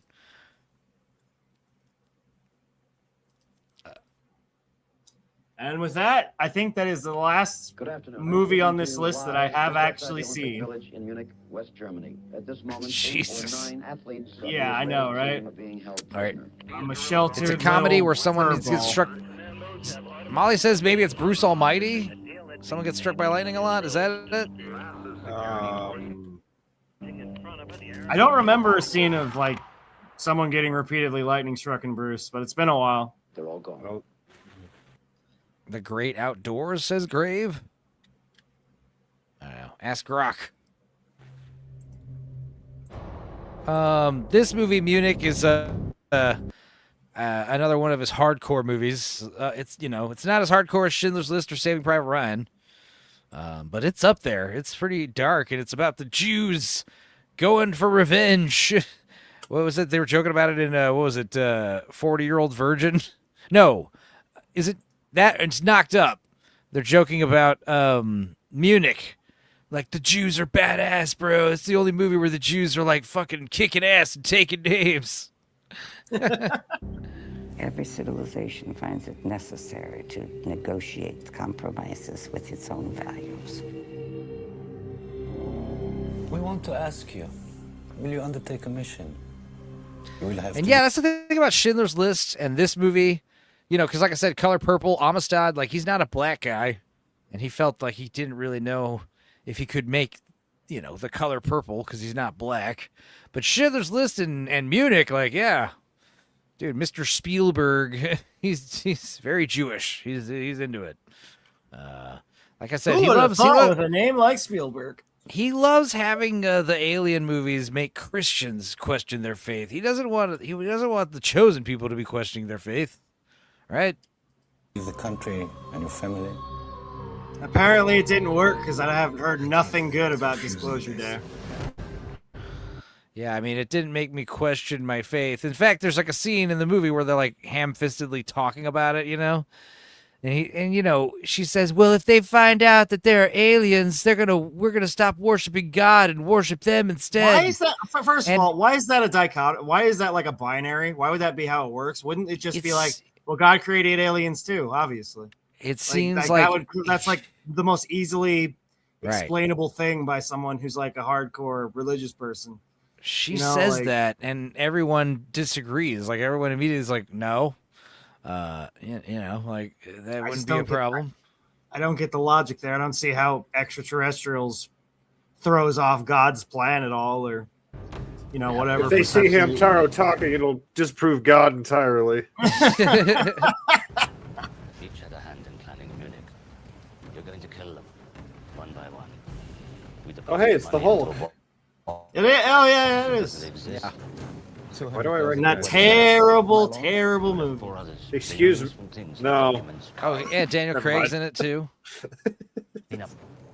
He's Australian playing an Israeli. I give a signal by switching off the light. I'm not Spanish. I'm Egyptian. And I'd like to get into the titty bar and not pay.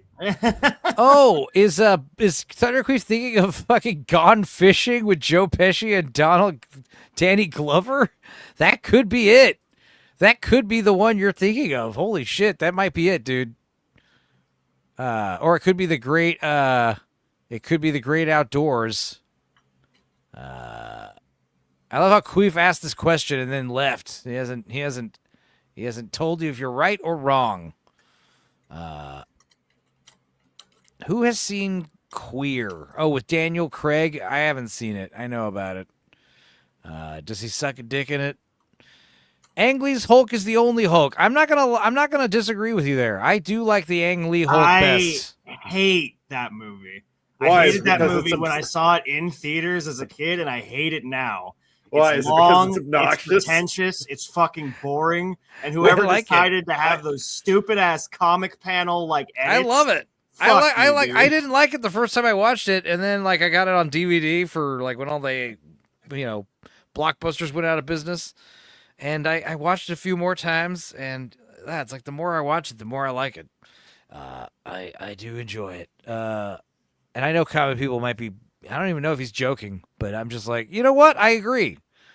I don't know about the only Hulk movie, but it's my favorite. It doesn't have a lot of great competition. Like the Edward Norton Hulk isn't that great, but I'll take it over Ang Lee because it's more coherent. It's just like Godzilla. I prefer Godzilla versus the military. I want the Hulk on the run, fighting the military. I like that. It's strange. They beat him with fucking foam in that movie. So what's fun about Munich is like the whole movie's basically a bunch of assassination missions. We gotta go kill the guys who staged the Munich terrorism attack. We found 3 more names. And God, there's some fun stuff. Like there's a scene where like this one woman, she's gonna be murdered, and she takes her robe off and shows her big titties, and she's like, saying, oh yeah, maybe you guys can sleep with me instead of kill me. and their guns are like these little like tubes that they just put a single bullet in, and they screw it tight, and then they tap it like that, and it fires a bullet like right into her titty. She starts like coughing up blood and shit. Bullet to the boob? Yeah, that's pretty fun. It's pretty pretty fun. ruthless. There's another guy, he gets shot with the groceries. That's a great scene. There's a guy gets shot in this like apartment building lobby. He's carrying the groceries, and like all the fucking the milk and the blood is all mixing up and stuff. It's great. You know how many laws we've broken? The movie does drag a bit. It's pretty long. But there's some great, there's like a Scarface style scene where it's like, we're going to blow up this room, but like, is there like a little girl in there or not? You know, we don't know. Are they going to blow up the room? Don't do it. We're supposed to be righteous. I lose that. That's my soul. Again. Papa, don't forget my voice. You think you can outrun your fears, your doubts?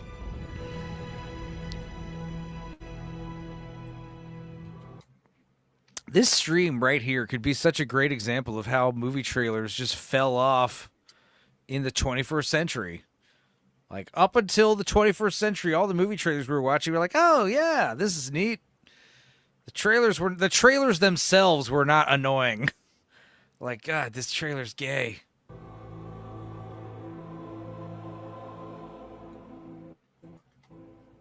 Gay. Why'd you do that in the style of? All right, now this is the end of the third. I don't know. Munich, man, I'm gonna put. It is a better movie of like the 2000s. You know, I would put it.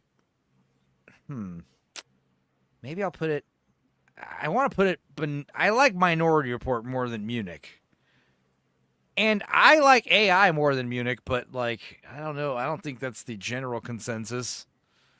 I don't know. I couldn't tell you.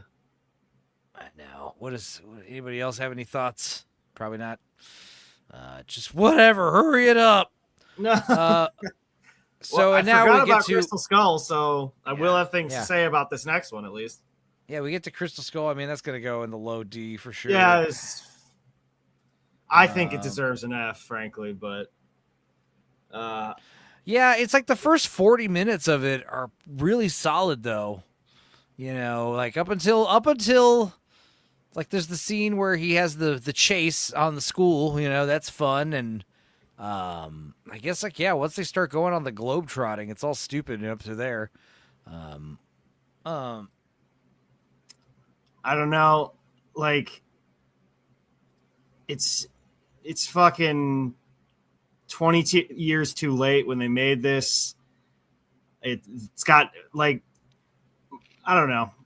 Mike Stacklasa did his like Plinkett review of this movie, and I agree with about half of that where he says like this, it's got no fucking teeth. Basically, first three movies were brutal as fuck in terms of like the grittiness and the deaths, and Crystal Skull basically has none of that. He only murders one person in this movie, and it's the dark guy. Everybody else dies on their own through their own stupidity. He only kills Ernie Reyes Jr. Shia LaBeouf. I don't know. See, I don't mind his character. Mutt, yeah, he's cool, but the monkey vine thing is pretty retarded. The fridge scene is pretty retarded. The killer ants that eat the big guy, like that's also retarded, but I like that. That was a fun scene. That's something. I like when Indiana Jones is leaving on that weird rocket tunnel escape railroad thing, and it lights those two Nazis or those two Russians on fire. I mean, I do Kate agree Blanchett's with really hot in Mr. this. I suppose that can put it into D tier. She's a stupid villain, though. She's really dumb. The whole alien angle, you can tell, is Lucas just putting his sweaty balls all over this movie. Like, there's so many That'd be bad sweaty. Lucasisms in this. Like, Yeah, you could tell he's kind of holding the reins on this one. And I guess he also had the reins more on Temple too, which is, you know, what are you gonna do? yeah, I just don't like how George Lucas kept saying like, "Oh, this movie takes place in the 50s, so it's going to be like a 50s B movie." But like it's Mr. completely Plinkett said, wrong because it's modern. It was modern slop when it came out. Like, it doesn't have Yeah, the but vibe of a 50s movie at all. yeah, but like Mr. Plinkett said, it still had this vibe of the old adventure serials, except, you know, there's aliens. And if it was a B movie, the whole movie would take place in a laboratory, and then a monster would show up at the end. That's how B movies are. George Lucas likes to say a lot of things. Very rarely are they accurate to the world that we all live in. I'm It's pretty like sure he's an poetry. alien, but part-time. Who's more likely an alien? I would say George Lucas is more likely an alien than Steven Spielberg.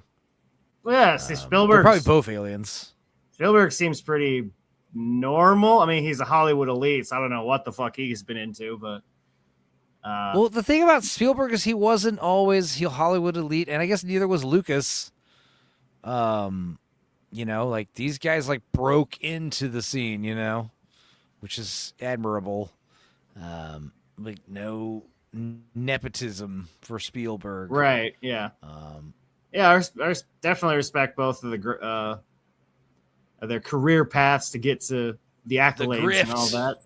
I respect a grift. But this movie is doo-doo. It's very bad. My uncle, who was a cop, burned a DVD for us and gave it to us, and we weren't sure what to make of that. How nice of him. I'm not sure. You can't make of. You didn't know what to make of the crime or the movie. The crime. The movie also didn't know what to make of it. We had seen the movie, and we were like, "Yeah, that sure is a movie." I had a similar, like you got the free. That was similar when my mom like got us. She came home from work one day and she's like, "Look what I got you from the store today. It's a VHS copy of this movie, Batman Forever." And yeah, we'd seen it, and we were like, "Thanks." We were like, "Oh, I compared it to a kiss from a rose on the grave." That's how we knew Batman Forever wasn't good, when Mom surprised us with it, and we were all like, "Oh, well, hey, thanks." I mean, if that were the '89 version, you'd have been like, "Fuck yeah!" But yeah, like I remember, like when she brought home, what was it? I think it was like Starship Troopers or something. Fuck yeah, let's party. You know, getting a copy of I remember another good one was one time she surprised us with this copy of this movie we'd never heard of. It's called The Guyver, and we were like, "This looks dumb." And the cover says, "Move over, Batman. Move over, Superman. There's a new hero in town." Right. And then we watched The Guyver, and it's like one of the most fucking badass movies we'd ever seen. We were like, this movie fucking rocks. That's the one with Mark Hamill in it, right? Yeah. Yeah, he turns into a slug man. He turns into like a cockroach man, yeah. Yeah. It's like an adaptation of some kind of manga, but I'm surprised something like that got any traction back in the day, but it In looks the sequel, cool. the main character is played by David Hayter from Metal Gear Solid. Yeah, the sequel's fun. Metal Gear. The sequel's super gory, too. It's awesome. Metal Gear. Sorry. No, that's cool. Yeah, last thing on Crystal Skull. Mac is a terrible, terrible fucking character. What a waste of fucking space. Legend says. Oh, I betrayed you. Wait, no, I'm not. Wait, yes, I am. Wait, no, I'm not. Because I love Ray Winston. Yeah, actor's fine. Yeah, So character's the back fucking and terrible. the yo-yo is really bad. But also, I think it's one of those things where they like Ray Winston and they wanted him to have like a bigger part. Because I love Temple of Doom, where that one dude, the waiter, gets killed at the beginning, and he's like Indy's friend, you know. And what does he say? He's like, "I usually follow you, but not this time, Indy. I go first into the great adventure." And he dies, you know. That should have been Ray Winston's character, You know, he should have died in that opening scene with all He the should have died Russians. in the first scene, yeah. Make it, yeah. make Then the villains more effective. And then we find out, oh, he was a traitor, like after he died, and that's why the Russians are onto us. Oh, Yeah, that'd okay, have been something. But yeah, him being there and I'm CIA, you dumb fuck. I'm a double agent. I'm actually a triple agent. Fucking who and cares? the dude behind the scenes describing like, oh, he doesn't know what side he's on anymore. When he's with the Americans, he thinks he's with the Russians. He don't know any. What kind of dumbass reasoning is that? Like, I have no loyalties. I just do whatever. Fuck it. Like, that's not a Other dumb character, parts that's a plot. are, yeah, like you said, all the native people living in these walls for an indeterminate amount of time, waiting for someone to come in here. Yeah. That was stupid. Marion's what back else? and she's anemic and does nothing, and I don't enjoy that at all. Yeah, imagine if instead it was Elsa. Elsa's alive and she's hot as ever, and Mutt is that bitch is rotting in the center of the earth as she deserves. all right. Well, then, yeah, we bring back, like I said earlier, we bring back Willie. Willie Scott. Willie's yeah. back. Yeah, she would have been Just- fine. Honestly, like, in spite of the weird Crystal Skull shit and the aliens and everything, the movie's pretty fucking formulaic. I think they should have just gone full weirdo mode with it, and I don't know. Yeah, the aliens Maybe are they actually can one add of my not even a big criticism of me for the movie. You know, the problem is It's mostly it's just that more- they show up at the end and there's very little like John Hurt is in this movie. like integration of them into the plot. It's just Yeah. oh well, we got them in there and we're done. We're out. Bye. And John happy ending Hurt's John Hurt's doing confused, psychopathic man, not psychopathic, just like weird, insane old guy. And yeah, the alien thing is okay. The problem is it's like it's this trend with Spielberg where undermining faith, religion for aliens. It's like the two things are not mutually inexclusive. which he Aliens didn't are do real. in the first in the trilogy at all. Every indie film was like, yeah, respect the mysticism, respect the respect the deity and whatnot. There's You a- betrayed Shiva, but Crystal Skull fucking throws all that out. So it's just missing the heart and soul of the whole franchise. Harrison's clearly just going through the fucking motions with this. Like, he had stopped giving a fuck like years before this. This was a paycheck to him, just like the fifth one. But obviously, the fifth one is far, far worse in every regard. But don't look back on this with like nostalgia glasses. This movie fucking sucks. Are you trying to say Judicus? If you watch like the interviews with Steven Spielberg for this and The Lost World, you'll notice how he just kind of doesn't really want to be there. Like, there's this sort of thing, like it feels like, yeah, I'm contractually obligated to make this film, and you just kind of feel it. Yeah. Well, he talks about how he was done. He's talking about how he walked away. He thought, hey, we gave it a great ending. They rode off into the sunset, and that was it. Why am I back here? And then George fucking, I don't know, hassled him for however many years, and he fucking caved for whatever. Please, reason. my Skywalker Ranch cost millions of dollars. I still haven't recuperated from the Howard the Duck loss. Okay, fine, you fat fuck. We'll throw some bullshit together. Yeah. Very based Howard the Duck reference. That Star Wars didn't even cover the losses. The prequels. The Howard the prequels. Duck. I wonder where that would land on my Lucas tier list. I think the We Watch for Howard the Duck is coming out in a week or two. I don't know, soon. R.I.P. kick-ass. my car, says Big Ship. You had a good run. R.I.P. your car. Oh man, Everyone's car's breaking down. Yeah. Yeah. Didn't South Park do a bit on the making of the movie? Well, the whole thing was they were going to rape Indiana Jones, right? Like, yeah. that was the... Yeah. They're raping him. Why? Yeah. They keep reenacting famous rape scenes from movies, but it's Steven Spielberg and George Lucas raping Harrison Ford dressed as Indiana Jones. I They mean, do at that the point, you might pinball as well just scene. remake the original trilogy. Yeah, they do remake the pin- original trilogy, of course. It's They genius. do the Oh, they no! do the they do the pinball scene from I think it's Witness. They do the Deliverance scene. They do. There's another one. Oh, it's awful. Yeah, it's so good. Bam, ba-dam, bam, bam, ba-dam. You're embarrassing us.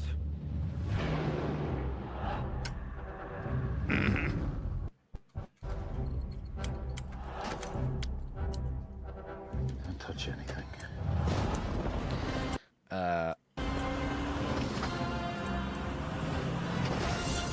Yeah, I think my favorite scene in the movie is when they're in the classic 50s diner and there's all the greasers there. Like that's fun. That's a pretty decent scene. Classic Spielberg. The car chase is also great. The motorcycle chase on the school is awesome. That should have been the climax of the movie. Then it just gets so ridiculous. And like I said, a big problem with the movie is no indirect murder. Also, like, if Indiana Jones is all old, like, why does he have to? Like, is the hat that important? Like, if he doesn't have the hat, he's not Indiana Jones. That's why I like go ahead. Well, that's why I like Temple. Like, he's in the fucking tuxedo at the beginning. It's a cool, like, he's not married to the fucking outfit,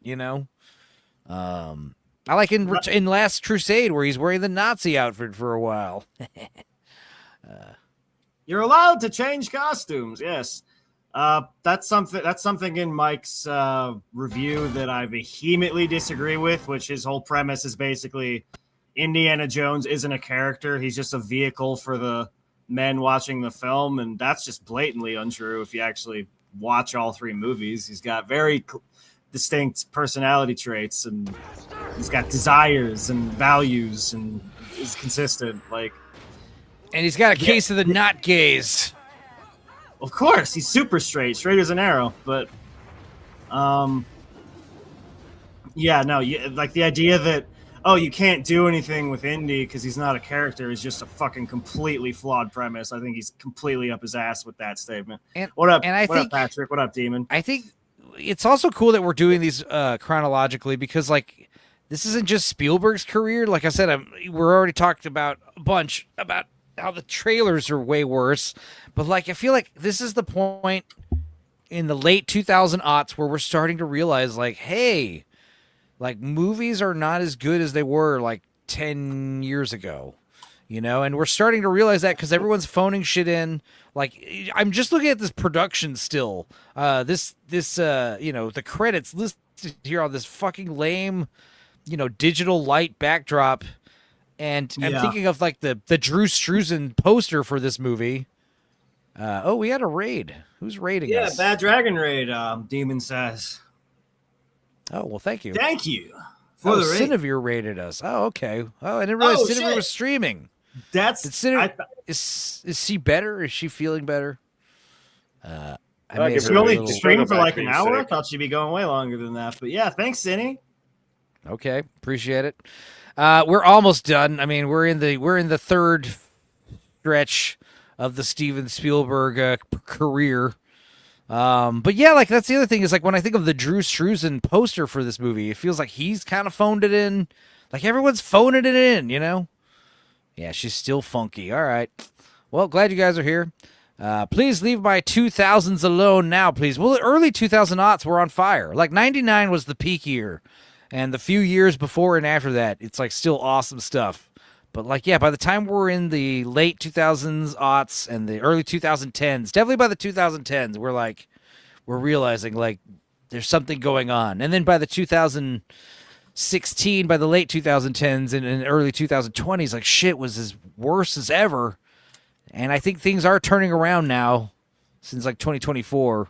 Things are getting slightly better. But, dude, the last 2 decades have been rough for movies. You're telling me.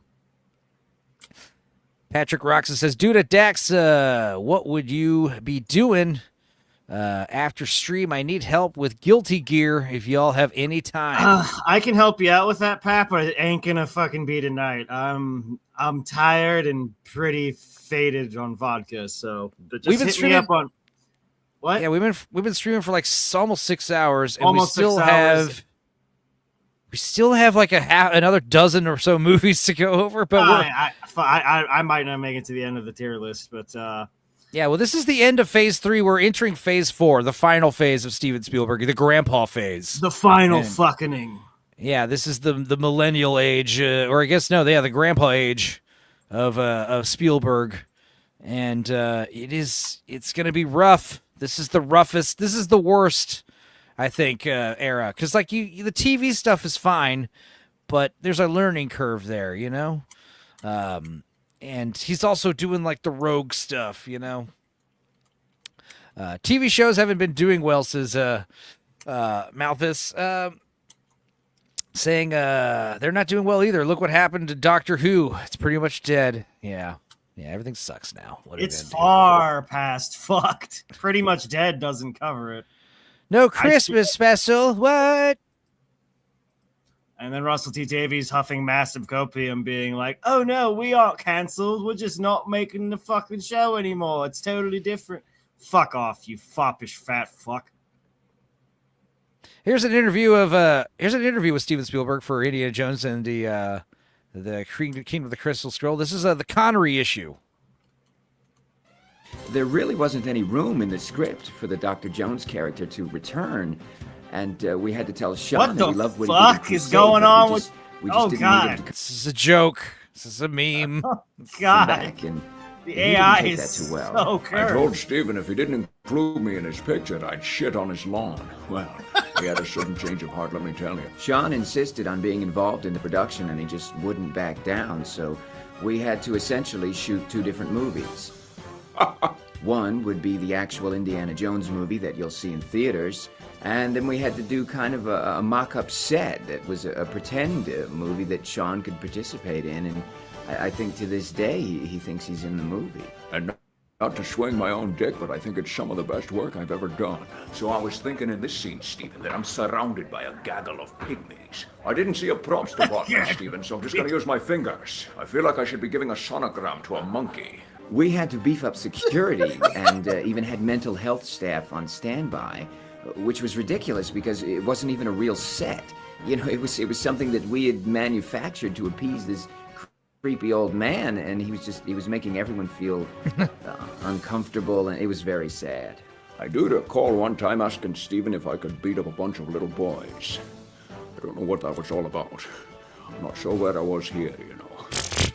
He was making ridiculous suggestions. I kept thinking he was going to tell me that it was a joke, but he just stood there and with a very serious look on his face. So he wanted me to include this in my picture. I should be doing some kind of mysterious kung fu art. I'm thinking of walking like this, Steven.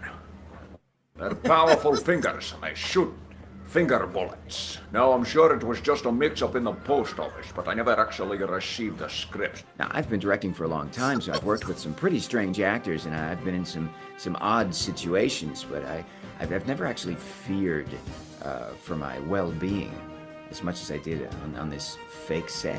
One of the better ideas I had for a scene was for me to stand out there in a kilt, and one by one these young ladies would come out from under it, each a little bit younger than the last, so that by the end it looks like I gave birth to a newborn child. Oh. Jesus. To this day, I don't think he realizes that he's not actually in the movie, and I'm concerned about bringing my family to the premiere. I don't know what I'm high. 2008. I mean, YouTube was coming up around this time with the weirdness, so that was cool. Jesus. All right. I guess that wasn't, that was just weird. Like I just pasted little stills on the top of his actual body. I guess that wasn't AI. Okay. Oh my God. Look how few movies we have left on this tier list, and this one doesn't belong here at the end. But yeah, it's just we're at the home stretch. Home stretch. Home stretch, but I'm starting to fade fast, so I'm gonna have to tap out, unfortunately. All right, fine. We'll wrap this up quickly. Tintin. You've seen that one, right? Tintin? No, I don't think I've seen any of the rest of these, but I know about Ready Player One, and yeah, it's F tier. That's an easy. Just throw it in there. Who saw Tintin besides me? Just me. I liked Tintin. It feels more like it feels more like an Indiana Jones movie than Kingdom of the Crystal Skull and the other one. Is it better than War of the Worlds? I would say so. I would say it's better than Hook, honestly. Is it better than The Color Purple? I don't think so. So I'm gonna put it there, honestly, in the B tier. Jeez, it's higher than I thought it would get, but yes, it's true. Let's see here. Let's play this trailer while it happens. Also, it is weird seeing a Steven Spielberg movie with the fucking Nickelodeon logo before it. That's weird. Yeah. And BFG was Disney, right? I guess was BFG his only Disney movie? Huh. I think so. Yeah, Ready Player One, the prototype Fortnite. Essentially. Exactly. Let's see. It's better than the book. Dude, I would say the same, but I'm having a time schedule. I don't have enough time to do all the blazing past weeklies. Skill issue. Also, you bought the battle pass. That was your first mistake. That was his steak.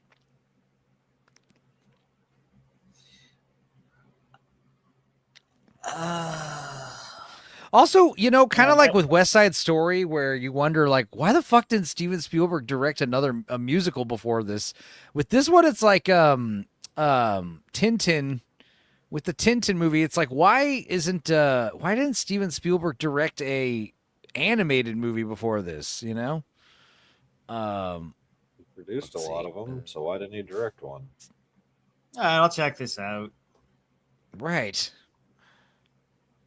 This trailer's neat. The movie, and now I gotta say the mocap's a little weird. It is this Robert Zemeckis shit, you know. This Robert Zemeckis obsession with mocap is weird. Which is weird because he nailed it the first time with Monster House. Polar Express. No, I'm just kidding.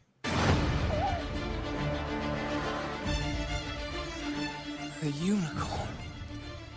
What secrets do you hold? It's a fun little globe-trotting adventure. How could you let them escape? But also the fact that, you know, when you're animated, you know, computer animated, you don't need to, you're not constrained by the physical presence of a camera, you know?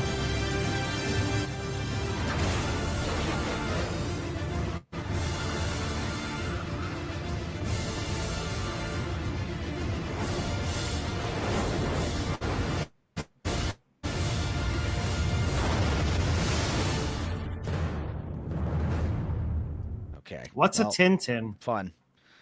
It's a little bit weaker than an iron. Ah.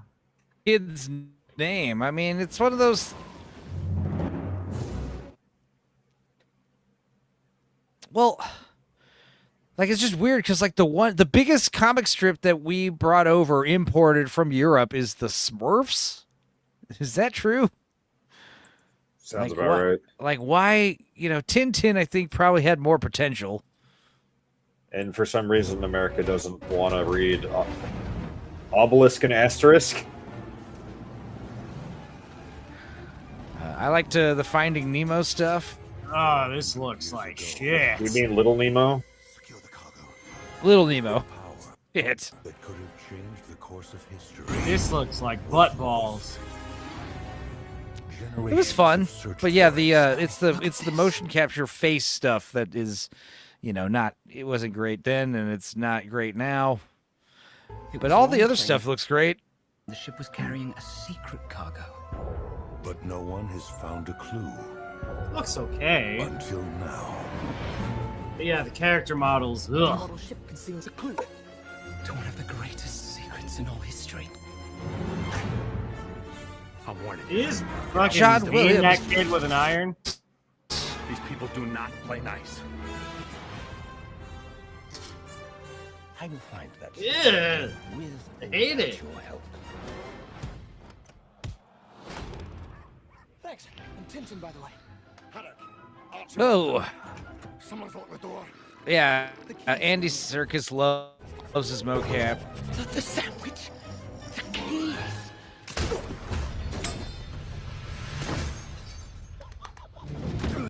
Now this movie does have like a lot of unbelievable like Peter Jackson style like set pieces where it's like, how the fuck are they dead like 5 times over? Like the laws of physics just work in our favor. How could you let them escape?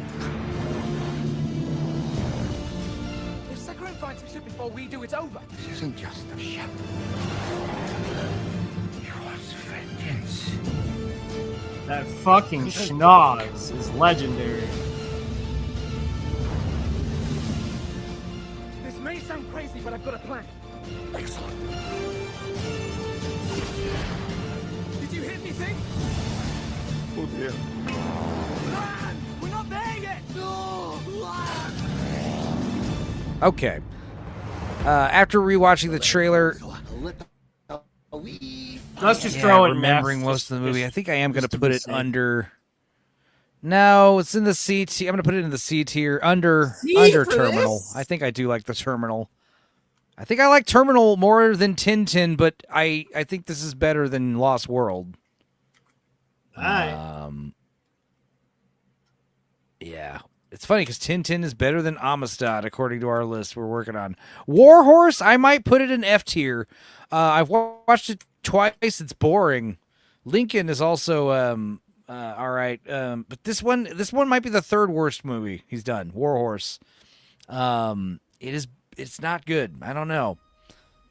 It's hokey as hell. I mean, they're all schmaltzy. There it is. You said it, boys. Take a shot. I'm gonna skip the teaser trailer. Oh,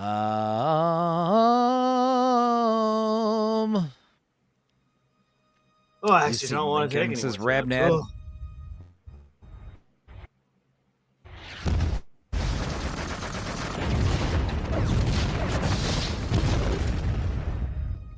Oh, that's the other thing. Is badly computer animated horse. That's not cool either.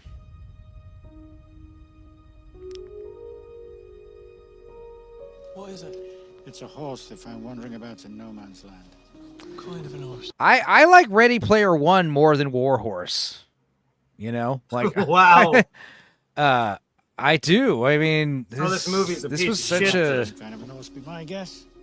It's not like it just does not deliver. It's just not. At least Ready Player One has like memorable moments, and it's batshit insane. Memorably bad. This is just generic. This is slop. It's just generic Oscar bait crap. And the thing is, it didn't even get the Oscar noms it was going after, It got some technical award nominations, but it did not. This is the first time I'm ever hearing about this movie existing. War Horse, as opposed to Peace Horse. I'm much opposed to High Horse. War Goat. The weird thing is wasn't War Horse popular because it was a stage play with like a very impressive puppet? If I can, I'll return him to you. Yeah. He's my horse, sir. Hey, it's Yeah. Loki's. And I think Daniel Radcliffe got naked with it. Oh, wait, no, that was a different play.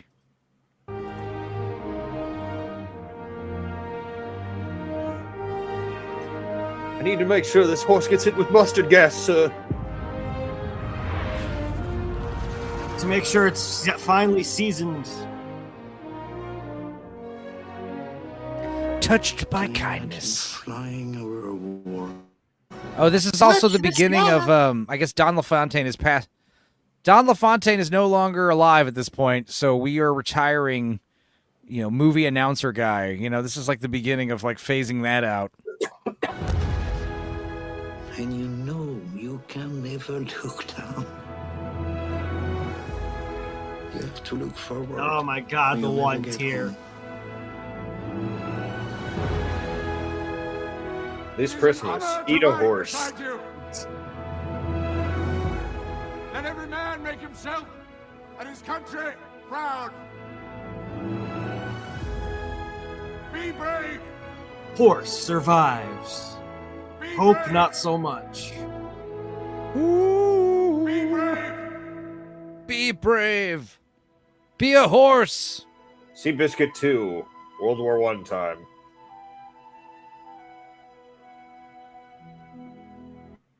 just what a stupid concept for a movie. Like, how do you get past phase 1 of writing this and not stop and be like, huh, maybe a horse isn't a good POV character?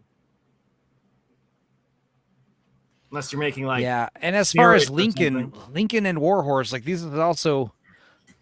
Well, Lincoln and Warhorse is another like you can do these two together, like group them together as a double feature.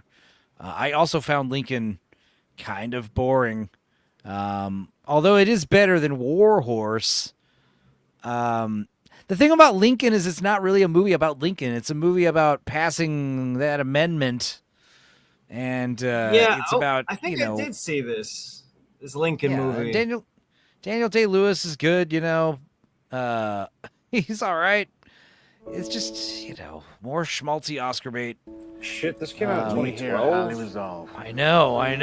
That these dead shall not have died in Yeah, I vain. remember the first scene with them fighting in the mud and stabbing And each this other with nation, bayonets. under God, Thought that was a good shall have a opener. new birth of Lincoln wasn't about Lincoln. No, yeah, Lincoln kind of feels like a one of the characters, in this He's movie. not in it that much. It is just It's covering all a about lot. it's all about going around and collecting signatures, and stuff. It's one of those movies. Very dry. When are we gonna get a Cassius Clay movie? freedom. That That guy was government of sick. the people, by the people, for the people, shall not perish. Will Smith should play him.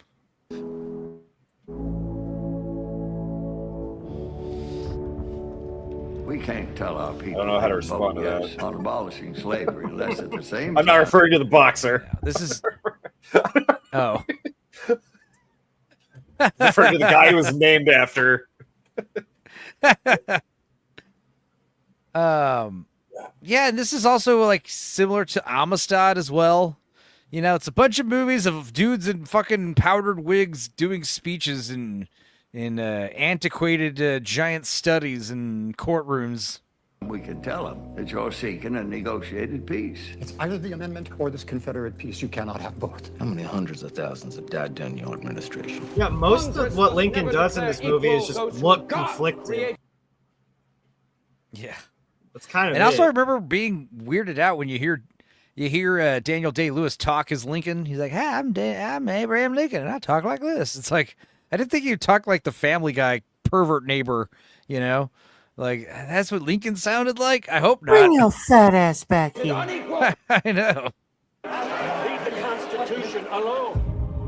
We're stepped out upon the world Leave it stage alone. now, with the fate of human dignity in our hands. Blood's been spilled to afford us this Well, you moment. lost that Now, battle. I'm sorry to say. Now. I don't We think get to see Lincoln was Lincoln that wrestle? passionate about the slavery situation. I don't think he gave that much of a fuck. Oh, what'd you say, Judicus? I don't fucking remember. I'm sorry. to work with him to accomplish the death of slavery. No one's ever been loved so much by the people. Don't waste that power. This fight is for the United States of America.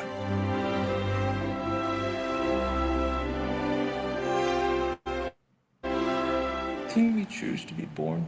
Or are we fitted? God wants you to wear a hat. Well, I don't know about myself. You may be. This is so fucking cheesy. This just makes me want to watch the Civil War on drugs again. Tommy Lee This Jones. settles the fate for all coming time. Not only of the millions now in bondage, but of unborn millions to come. Shall we stop No one talks this about this bleeding? movie anymore. Holy fuck. Ugh. Pretty forgettable. Yeah. No. I'd say this I mean, is bottom steer. I would put it high over D. Warhorse. Over Warhorse for sure. That I shit put it was over strong. Warhorse. Like, is it better than Amistad? It's like, is it? I'm gonna say no. Nice. I'm gonna. It's well made. I'll put it. It's I would. got some good I would put it. performances. Okay. All right. I'm gonna put it under Sugarland Express and over Crystal Skull. Lincoln. Sure. Perfect. Jesus. Flawless. Wow. All right. Like I said, this stream started out really fun, with all the fun 70s and 80s Spielberg movies. Those are good. Now we're getting into the dregs. We're in grandpa phase now, where he's making grandpa movies. I want to say West Side Story is the best, if not one of the best of this era, which is to kind of gauge your expectations a little. Because West Side Story, man, it's got energy, dude. They brought the heat. Here's another scene from Lincoln, a special clip.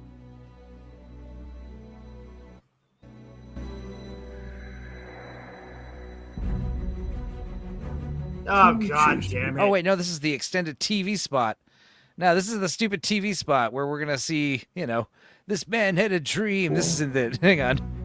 Are we fitted to the times we're born into? All right, we don't need to watch this. Let's watch this clip instead here. Yes, please.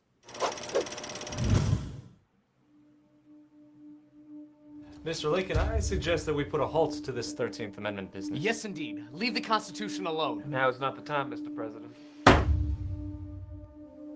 We've stepped out upon the world stage now, with the fate of human dignity in our hands. Blood's been spilt to afford us this opportunity. Now! Not later, but now! Breakfast will be served in half an hour, Mr. President. No! The time to eat breakfast is now! Now's the time! I'll be out in a minute. No! I gotta go now! Now! Not tonight, Abe. I've got a headache. No! Love making must commence now! Now! Now!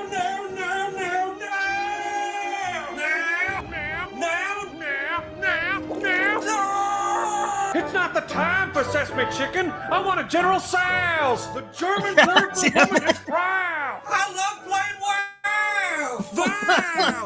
wow. Again, it's like such a time capsule. Like now we're getting into this phase of YouTube as well, where this kind of shit was hilarious and fucking good God. Tommy was sound. Put down. Fucking cats. So retarded. I apologize for that. I thought that would have been less stupid. I started to get tired of the bit, and then they brought it back at the end for me. Okay, Bridge of Spies. Now, this was one of two Spielberg movies that I'd never seen. This one and The Post. I was like, I've never seen those two, and I watched them. And Bridge of Spies, this is definitely like Grandpa Spielberg, but I wasn't like offended by this movie. It was interesting. It was fun. It wasn't fun, actually. It was interesting, and it was well made, but yeah, not eventful, really. I would put this, like, is it better than Lincoln? Maybe. I think it's better than Lincoln. You've been selected for a mission which you are not to discuss with anyone outside of this room. What's that, Duda? We are engaged in a war with the Soviet Union. I don't think he said anything. This war does not. Oh, it was the trailer. Okay. It involves information. Fuck, I am. Did you say L'chaim? No, I said fuck. I am tired. I know. Yeah, Bridge of Spies was C tier. I do have it in. Oh, I have it in D tier actually over Lincoln. I don't think it's better than Amistad. I don't think it's better than Sugarland Express. But I think it is better than Lincoln. I could maybe swap Lincoln and Bridge of Spies, but that's about it. Like, you know, right here. Like, I could swap these two around maybe in the D tier. But no, I'm comfortable with this. Anyway. Some spies. Russian spy gets arrested, and he's, found guilty. And Tom Hanks is his lawyer, his defender. And he decides, they say, we're not going to execute him in case we have to do a hostage swap. You got a Soviet spy. But there's a wrinkle. They got our spy pilot. That scene, this scene right here was so like over the top CGI and it's like the only scene in the movie that's like that. So it really feels out of place. I really feel like this scene could have been deleted. With a head full of classified information. The Russians want their man back before he cracks. We want you to negotiate the swap. I don't think it's also... Not sure It's not just that movies are getting worse and trailers are getting worse. It's just like what is going on here in this time, 2015, you know? Like there's something going on. We're noticing a dip in quality here. That up. There's Across the something board. happening here. This will be I know. You should be careful. These movies are becoming queer. You're asking me to violate the Constitution. Do you know how people will look at us? The family of a man trying to free a traitor? Everyone deserves a defense. Every person matters. No. Oh yeah, who's the little daughter? Oh, the chick from Alien movie, Disclosure Day. That's who it is. Who's Bono's daughter, I found out. That tracks. Nepotism everywhere. Bono is such a fucking asshole. Just tell me that you're not going to be in any danger. I don't care for him. Give me something. I like the Edge though. I like the Edge's guitar playing, but Hold on to it.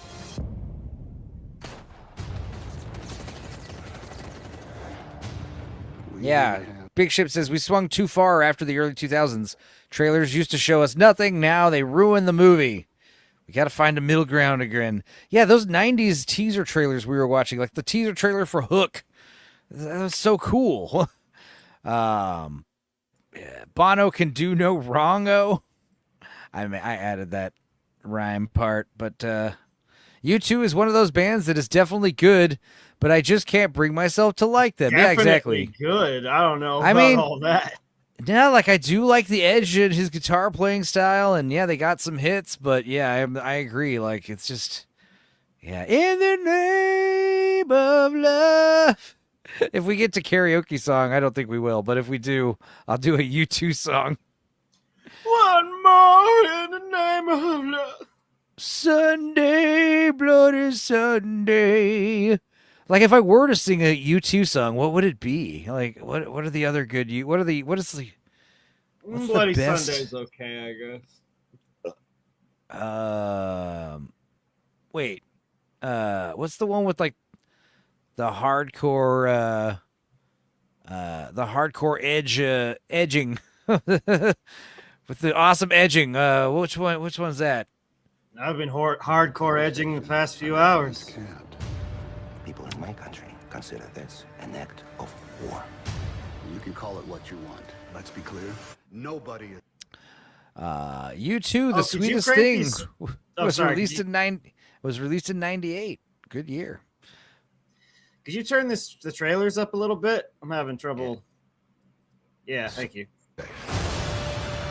We're in a battle for civilization. The Constitution is what makes us Americans. Shouldn't we show our enemies who we are? Things have started to fall apart. Is this your position or your government's? Is there any outcome here where I'm not either detained or shot? Do we need to worry about you? What's the move when you don't know what the game is? The next mistake our countries make could be the last one.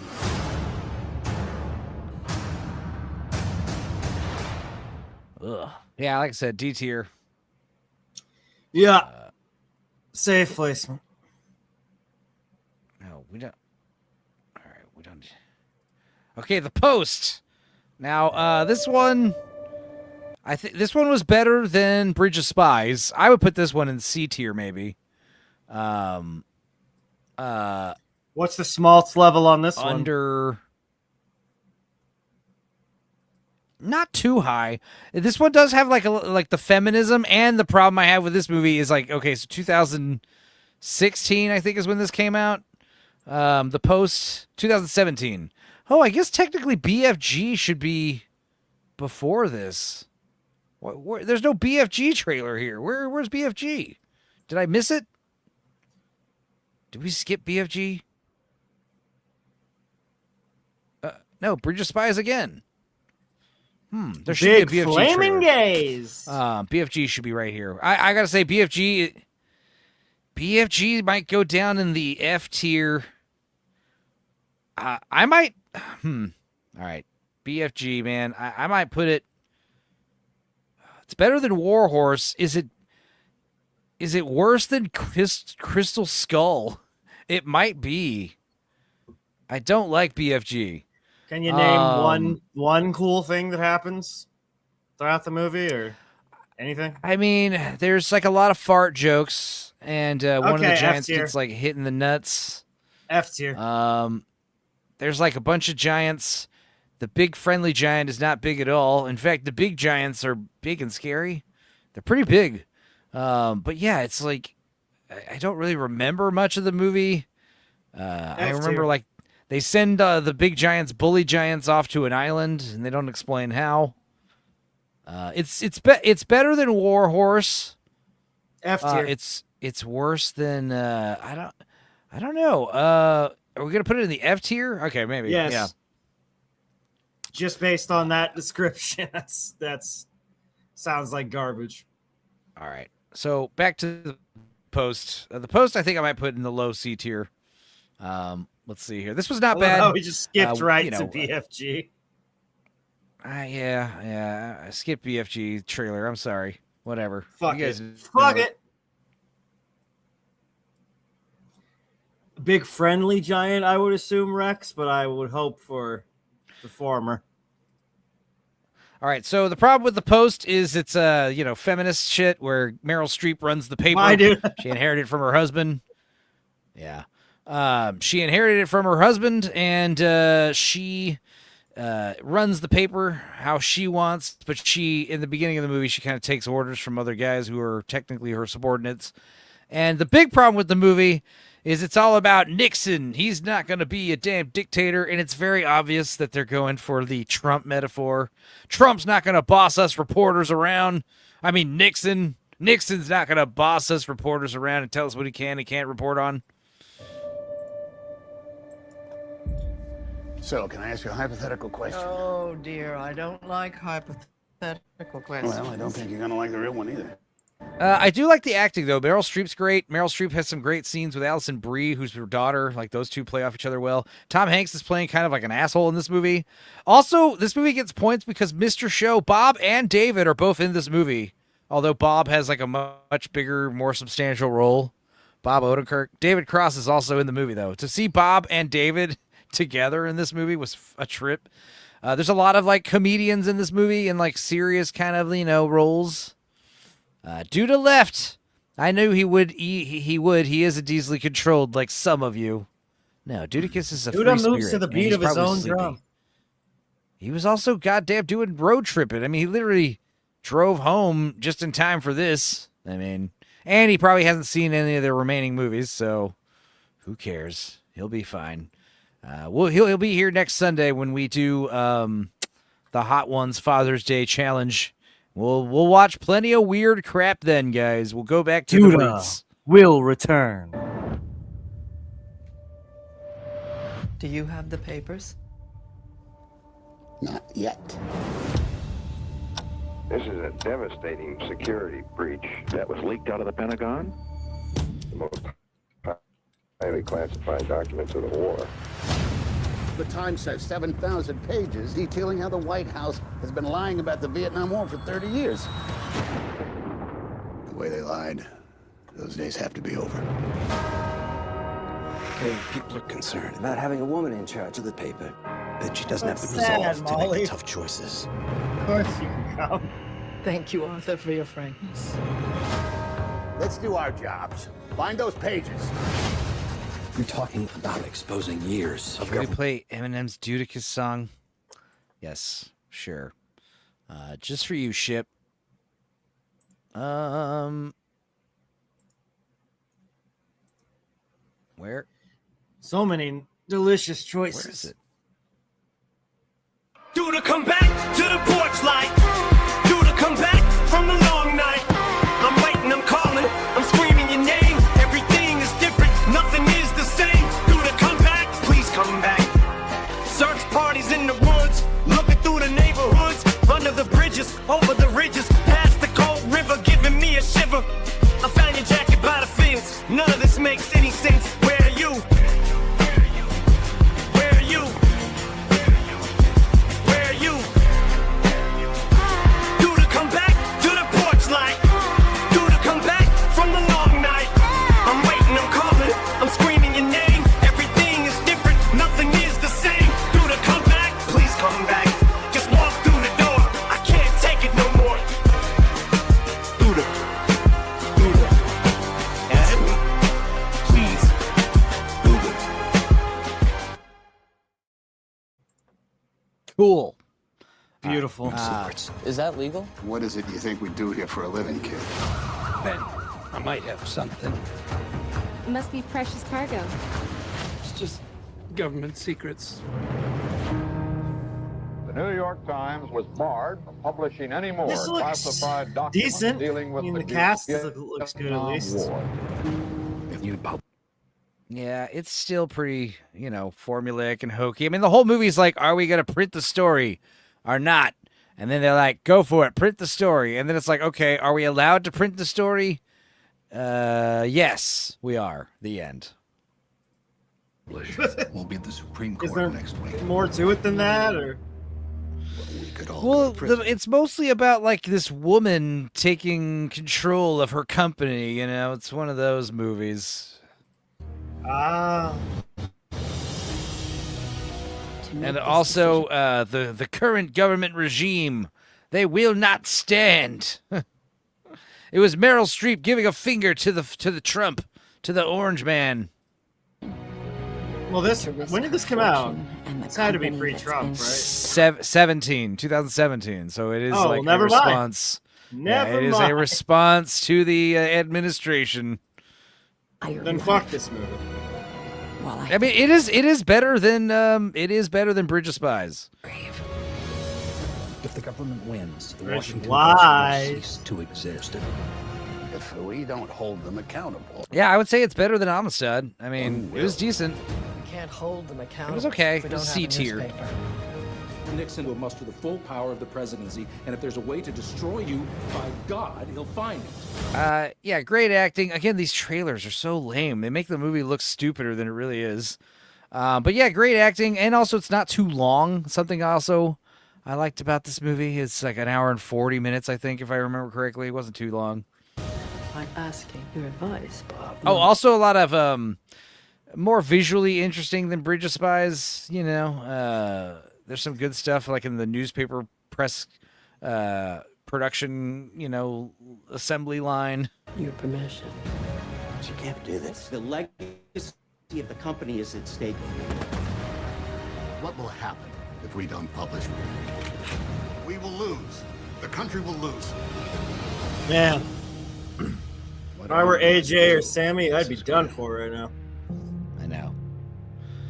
Yeah, I don't think we're going to be watching any Space Cadets today. We'll just call it after we finish this fucking tier list.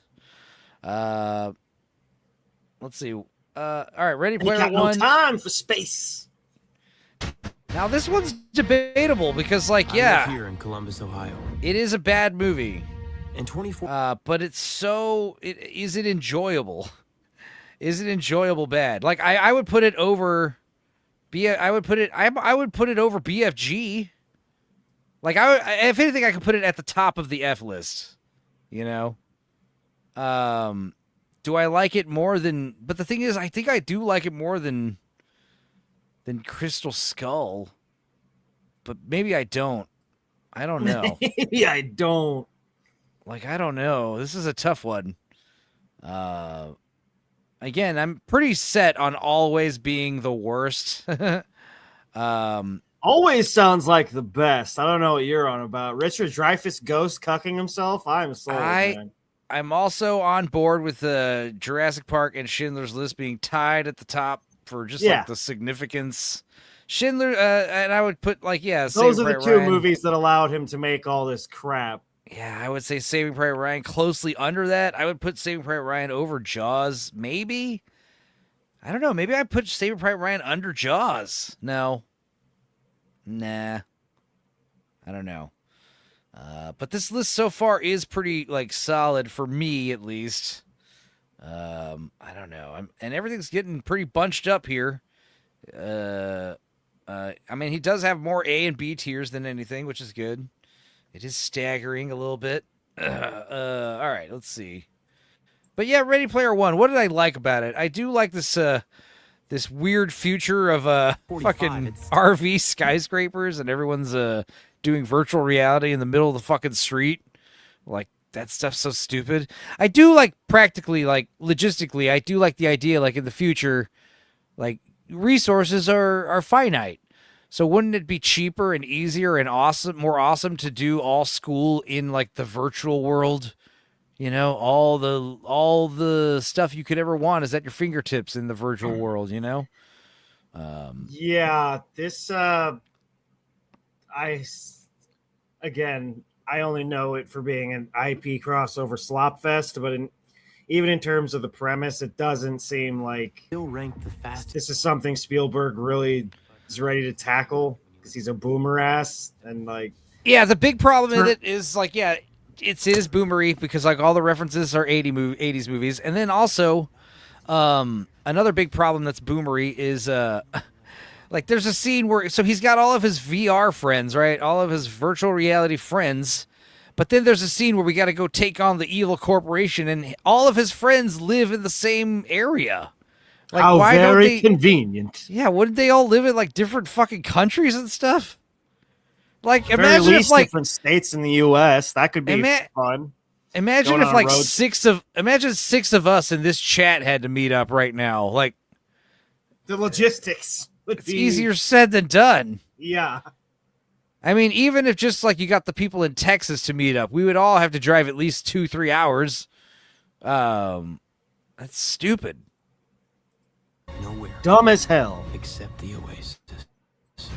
But this movie is so dumb, it is enjoyable. Like, you see a xenomorph pop out of Goro's chest for some reason. You see them bastardize The Shining, or remake it.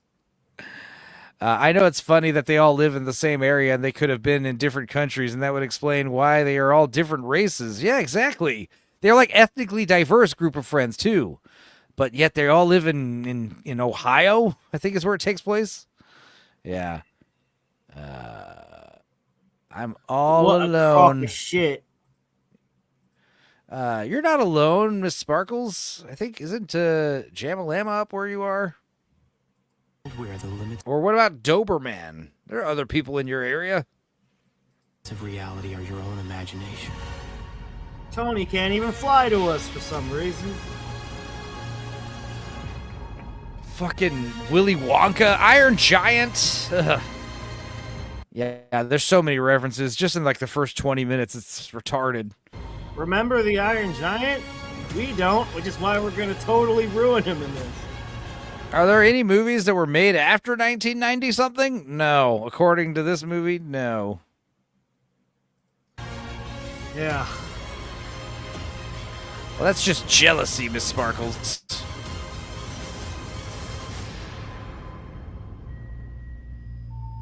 Are you ready? Are you ready? Are you ready? Oh, yep, Rush. These fucking kids would all be Today's bumping Tom into Sawyer each gets other high on you. constantly. He plays video games and jerks off all night. Yeah, there's a lot of logistic stuff in this movie that just, I don't know. Also, I love the fact that one of the other things that I hate about this movie is the main girl. I'm so hideous. She's like a totally normal looking chick with like a birthmark on her face, you know? It's so stupid. Hollywood ugly. Also TJ Miller's in this.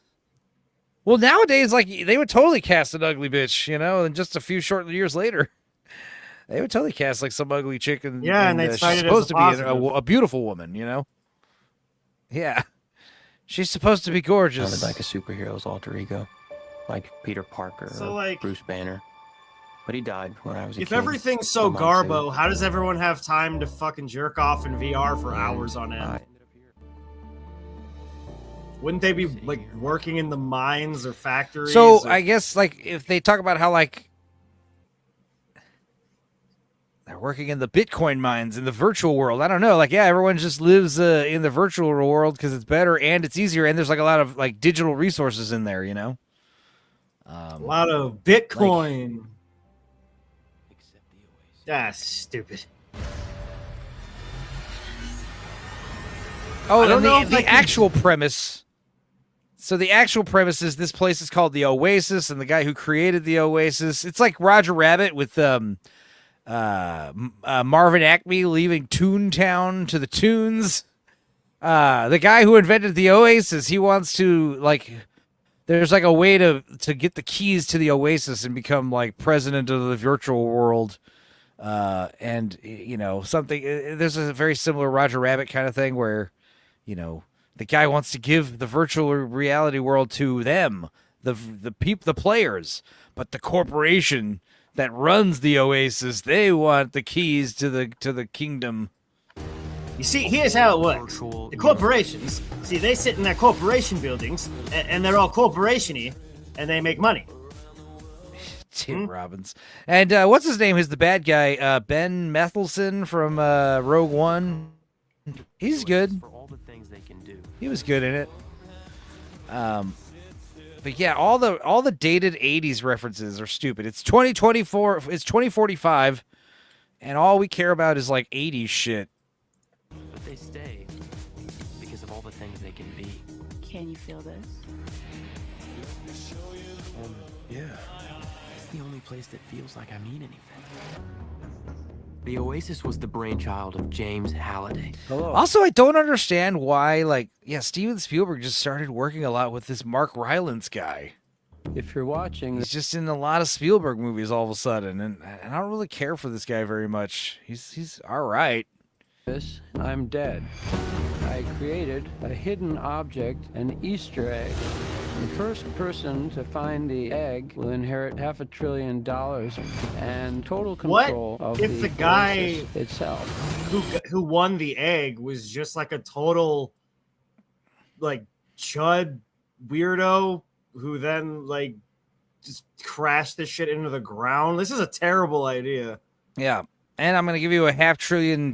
It's like, okay, so everyone is going to be doing nothing but looking for this fucking key. Come on. People are going to kill each other for this stuff, like in the real world, you know? Oh, God, yeah. Like, you know, like you would create chaos if you were to say, hey, somewhere under a big W in the real world, there's $500 billion for anybody who finds it. Like, it would descend the world into chaos.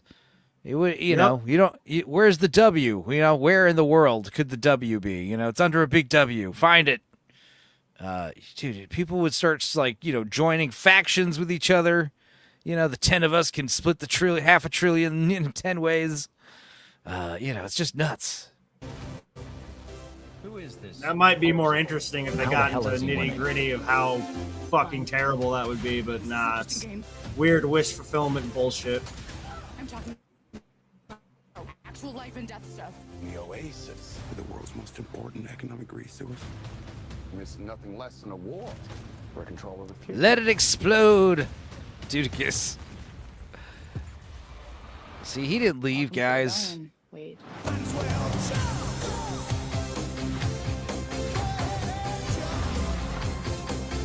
Yeah, it's like Willy Wonka, right? You're right. Like many of you, I only came here to escape. Yeah, and everyone says the book is better. But I found something much bigger than just myself. I mean, maybe marginally. I heard the book is still kind of shit, but help us save the Oasis. I think I heard that the book does not have, like, you know, too many references by name. yeah, I doubt it's the weird shit they do in the movie, but apparently one of we're done the way with they Ready Player One. We don't need to see all fucking 8 trailers. Thank you. Apparently one of the ways they beat one of the puzzles is it's like a racetrack, and the secret to finding the hidden key or whatever is to just go backwards. and protagonist man is the only one who's ever thought of that, as though people wouldn't like. Boomers would think that, you know. Yeah, that's again, it's the same. Like this is a movie written about video games with people who know nothing about video games. Like it's just very fucking clear. Like this is a boomers amalgamation of what they think games are, and it's crap. Yeah, like honestly, if you were saying, "Hey, this race is the answer to finding the next step to the $1 trillion," you would have 100 people entering the race like every fucking hour, every minute. Of those 100 every race, at least a handful of them, one of them at least every race would think of like going the opposite direction, turning if only around, by mistake. Yeah, if only by accident, exactly. Anyway. All right, so now we're at West Side Story, which I hate to say it. Yeah, I think it is the best movie of the grandpa era. And that is counting Disclosure Day. That is counting Disclosure Day, which is crazy. And the thing is, I didn't hate this movie. I really liked, people say, oh, Steven Spielberg's too old to direct. And that might be true, but him and Janice, they brought the heat. They brought the energy with this movie. And the, Rachel Zegler, we all hate her, but, she's fine in this. But the chick that plays her sister, she's fucking badass. What happened to her? She won an Oscar for this and just disappeared. Anyway. Go on, take the money and run. And yeah, I think the thing is, if you have a problem with West Side Story, it's not like Steven Spielberg does a great job with the source material, but I think it's just West Side Story itself is just, it's a gay remake of Romeo and Juliet, and it doesn't make any sense really. It's a little hokey. It's all hokey and schmaltzy. Those are the common denominators of all the Spielberg stuff. Hoke and schmaltz and hoke. And is this before La La Land or after? This is after La La Land. So yeah, this seems kind of derivative of that, the success of La La Land.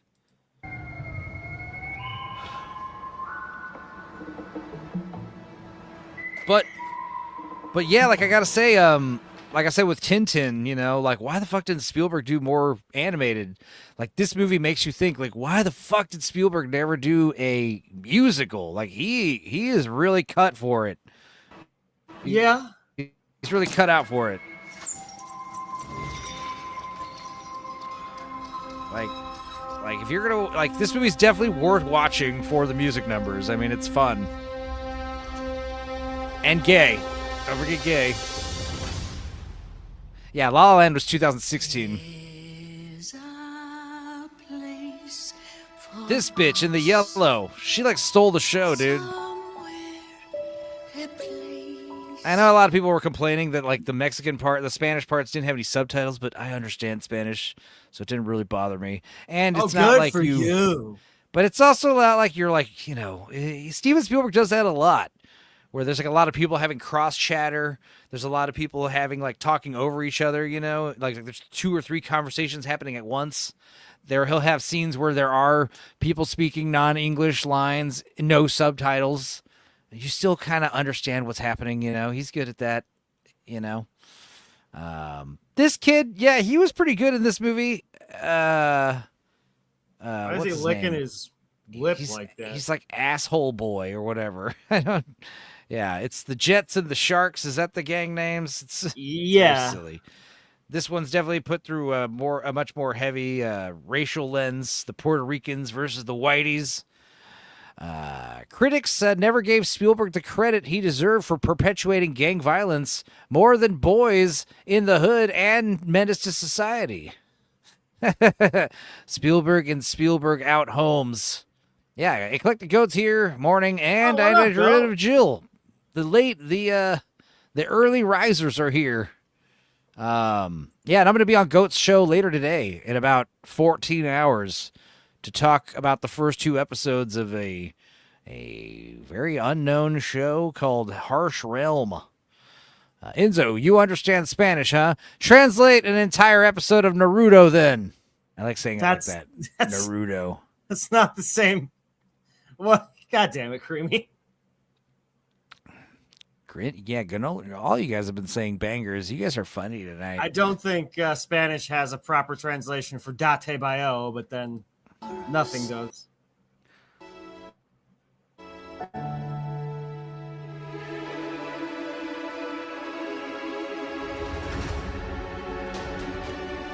This trailer, again, like, these trailers suck, man.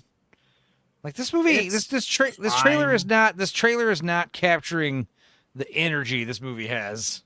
And this is like the beginning of the Kodo drum phase that we're in right now, where every fucking movie trailer has Kodo drums playing out nonstop. That does have a lot, doesn't it?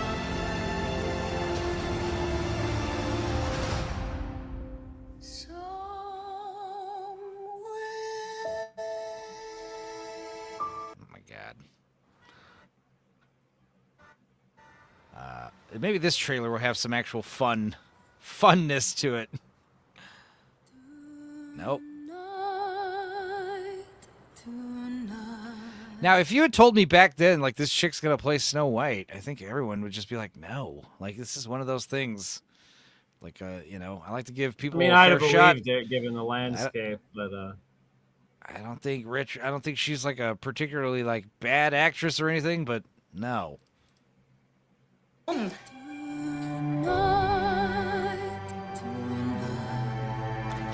Are you ready? Tonight is about family. Familia. Gringo boy who smiles at you. Gringo boy. I'm not Puerto Rican. Is that okay? Do you want to start World War III? The World War III, there's not a suspicious amount of women. It's like the standard amount. A good 5%, 2%, something like that. It's much more than most other streams. I give you that. Yeah. Girls. We also have a fair amount of black people in our chat. I'm proud. I'm proud of you guys for being so diverse. You know, I wake up to everything I know either getting sold or wrecked or being taken over by people that I don't like.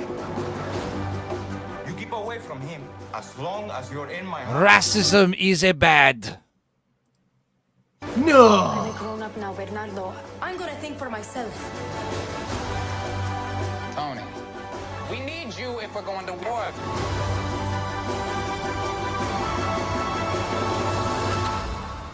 Who are you? Friend or foe? It's Baby Driver. Now, this chick was great. Whatever happened to her? Why is she not in a bunch of movies anymore? Didn't she win Best Supporting Actress for this movie? She deserved it if she did. I remember she fucking rocked. This chick was like, I was like watching this movie like, who is this lady? Hopefully Why is she so got awesome? her paycheck and moved the fuck out of Hollywood. Maybe. One and done. If you go with him, no one will ever forgive you.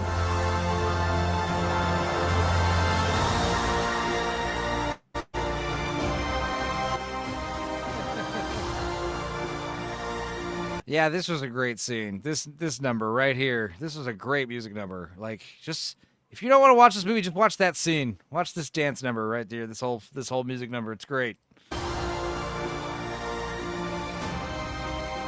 But again, it's like, I don't think the sky is computer animated, but why? Like, this is something where the movie does look like a lot of computer animation is used, a lot of CG. Really? I don't get that at all. Life matters. Why would you use CG for some of fucking these West outdoor Side scenes? Story? Yeah, like The least appropriate. I mean, I get it for like the cityscape. Yeah, you want like the old timey New York skyline. You know, that makes sense, but still, I feel like a lot of movies nowadays. Maybe, but yeah, I feel like a lot of movies like they always have like computer animated sky. Enzo, in the name of Pride Month, ban all the women. No, remember we watched Love Lies Bleeding? Big ship. That was a fun one. Yeah, that was a wild movie last night.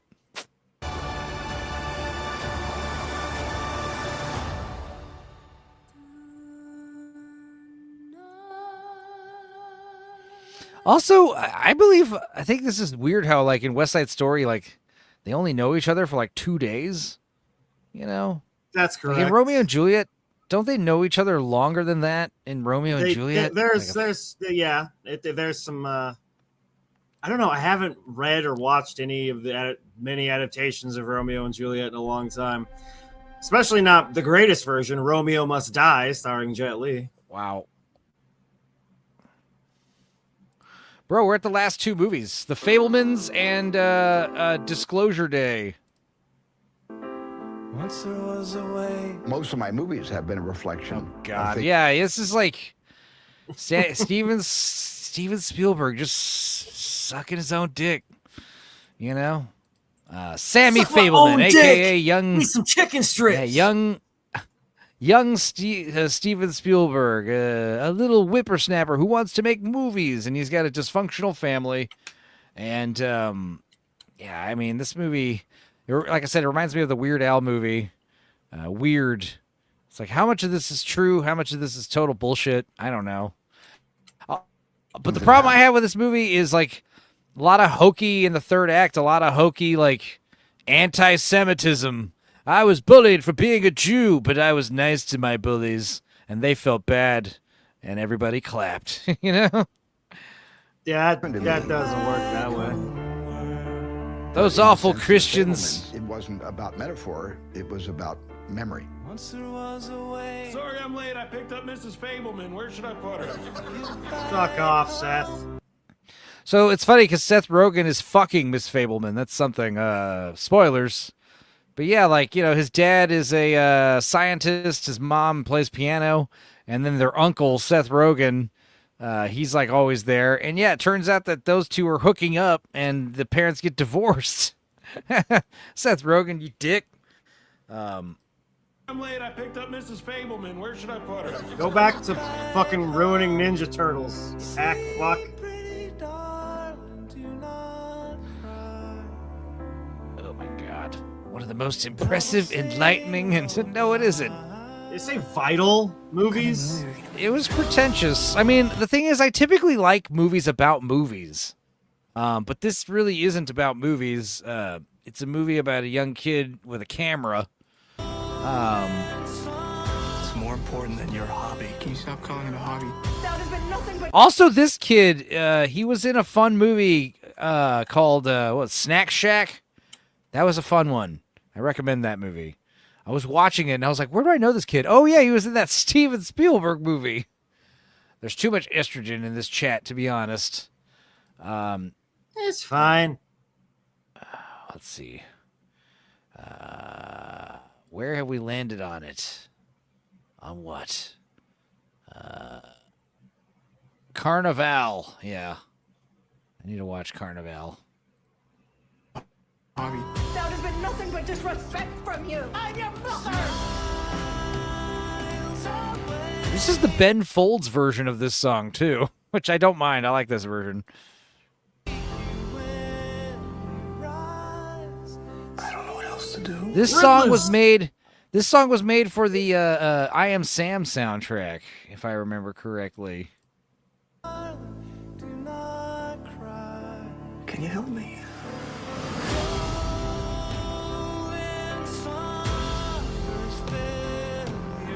Oh, one thing I did like about this movie is this girl, his girlfriend, she's Christian, right? And he is Jewish, but she like loves Jesus. And she loves Jesus, and he was Jewish, so he's her little Jewish boy, just like Jesus. So like What? her hooking up with him is basically like she has a thing, she wants to fuck Jesus, basically. That's pretty weird. This movie is okay, though. One of the things about this movie that I love is there's a great cameo of David Lynch at the end playing John Ford. And, like, the final scene is, like, pretty good, where the kid goes, he's on the lot, the Hollywood, studio, and some guy's like, oh, you want a chance young kid, you want a chance to meet one of the greatest directors of all time? He's like, yeah. He's like, all right. He's right down the hall. And he's like, gets in the office, and the secretary's like, he might be a while. Might be a few hours. I was like, okay. And he starts looking around, and he realizes, like, they're all John Ford posters. And he realizes, like, oh, shit, am I in John Ford's office? And before you can even collect his thoughts, fucking David Lynch coming in as John Ford goes inside to the office. He lights a cigar, and then he gives him some advice. What does he say? He's like, look at that painting over there. What do you know art? Do you understand art? And he says, yes. And he's like, well, look at that painting over there, please. He's like, okay. He's like, what do you see? He's like, I see some cowboys. No. Where's the horizon line? At the bottom of the screen? Okay. Go over there to that other painting. What do you see? I see some horses and a what? No. Where's the horizon line? What the fuck? It's at the top for every piece of art. It's at the top of the painting. He's like, right. So if the horizon line is at the top, it looks interesting. If it's at the bottom, it looks interesting. If it's in the middle, it's fucking boring. Now get out. And that's the end of the movie. What? Yeah, That's how this movie ends? Yeah. What a crock of shit. It wasn't bad, actually. I like the end. It's like the best part of the movie, honestly, the ending.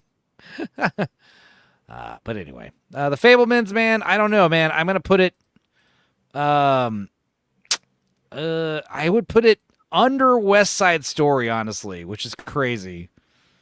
Over The Post... probably right here. That's kind of where I'm feeling like it belongs. I feel like Amistad is too low, but no, everything looks fine. Everything's checking out. It is solid. All right, last movie, Disclosure Day. I'm going to go ahead and put it at the either highest F tier or lowest D tier. What would you say makes it worthy of D tier? Again, Janice and Steven, unlike The Post and Bridge of Spies, and even the Fablemans, like West Side Story and Disclosure Day are like the best filmed of the grandpa era. Disclosure Day has a bunch of problems though because everyone's stupid, and so maybe the top of the F tier.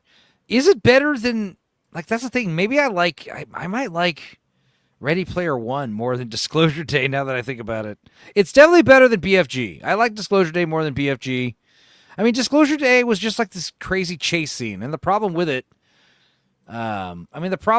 is, yes, and you call it Disclosure Day despite the fact you disclose absolutely nothing. Excuse me for 1 second. Yeah, exactly. I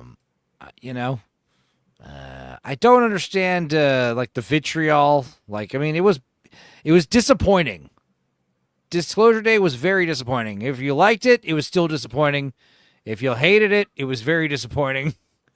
Steven Spielberg, I thought he was literally going to disclose the existence of aliens, the way he was hyping it up. But you realize, like, no, he's just kind of sucking himself off some more. I do like the movie. It's kind of like Signs, where Signs is a lot better retroactively if you retcon it that they're demons from hell and not actual aliens. Disclosure Day is better if you retcon the fact that it's actually about disclosing the elite pedophile rings that run the world and not actually aliens. In fact... Yeah, that sounds like some headcanon meta bullshit to me. Well, like, everyone hates the last line of the movie. I joked about it on Thursday where, they literally, here, aliens are real. We're disclosing aliens are real. The aliens, what's this? The aliens are telling me something? Okay, listen. And then it just ends. I'm going to tell you what the aliens just said. Hang on. Oh, fuck that. I know, it's awful. And I was saying this movie could have done the Soylent Green thing, where instead of, just end after Soylent Green is people, the alien says something, all the world leaders are pedophiles. Cut to credits.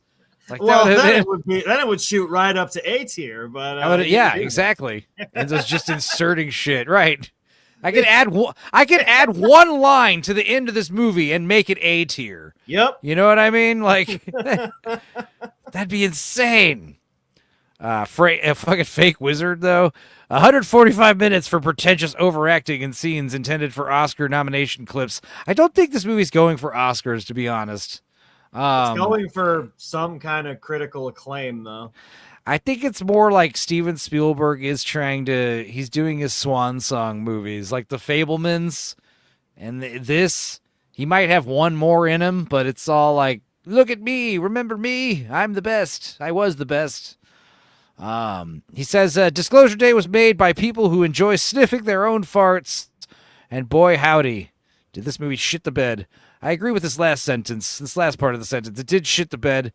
I don't think they enjoy smelling their own farts. I think they enjoy smelling Steven Spielberg's farts. You know, everybody's smelling Steven Spielberg's farts on this one. Packing up Grandpa, Spielberg is done.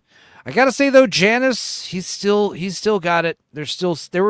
This movie did have a few scenes where I was like, fuck, this is filmed really well.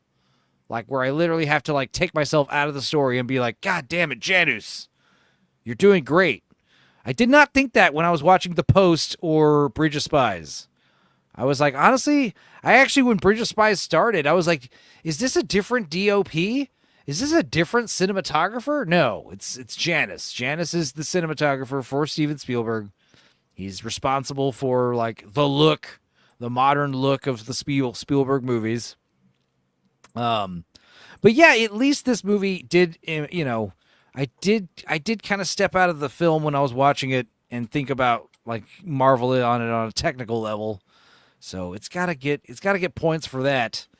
But I still would put it below Bridge of Spies and The Post. I would put it below Ready Player One, honestly, because of how disappointing it is, you know. But I do think it's better than BFG. BFG is stupid and gay. It's definitely better than War Horse. Yeah. Do we like Enzo, chat? I don't think so. To be fair to Spielberg, his farts are full of Mediterranean aromatics mixed with matzo broth. It's quite calming. 80% critic score on Rotten Tomatoes should demonstrate why you shouldn't take critic score seriously. Well, see, it's different for older movies, you know, because like, yeah, the critic score actually did mean something, you know, did it early 2000s and before. Fucking, God damn it, I can't. My brain is dead. Famous movie critic guys, Roger Siskel and Ebert. Yeah, Ebert. Like Siskel and Ebert were prolific for many, many years. People took their word as gospel, and they were fucking hacks. They were terrible at their fucking job. Their like analysis of film. I think Leonard Maltin was worse than Siskel and Ebert. Leonard Maltin had he was insane. Like, cause you know, the thing is you rate these movies on star levels, right? I like how I'm doing the same thing with my Twitter post movie reviews with just like thumbs up, thumbs down, maybe an okay symbol.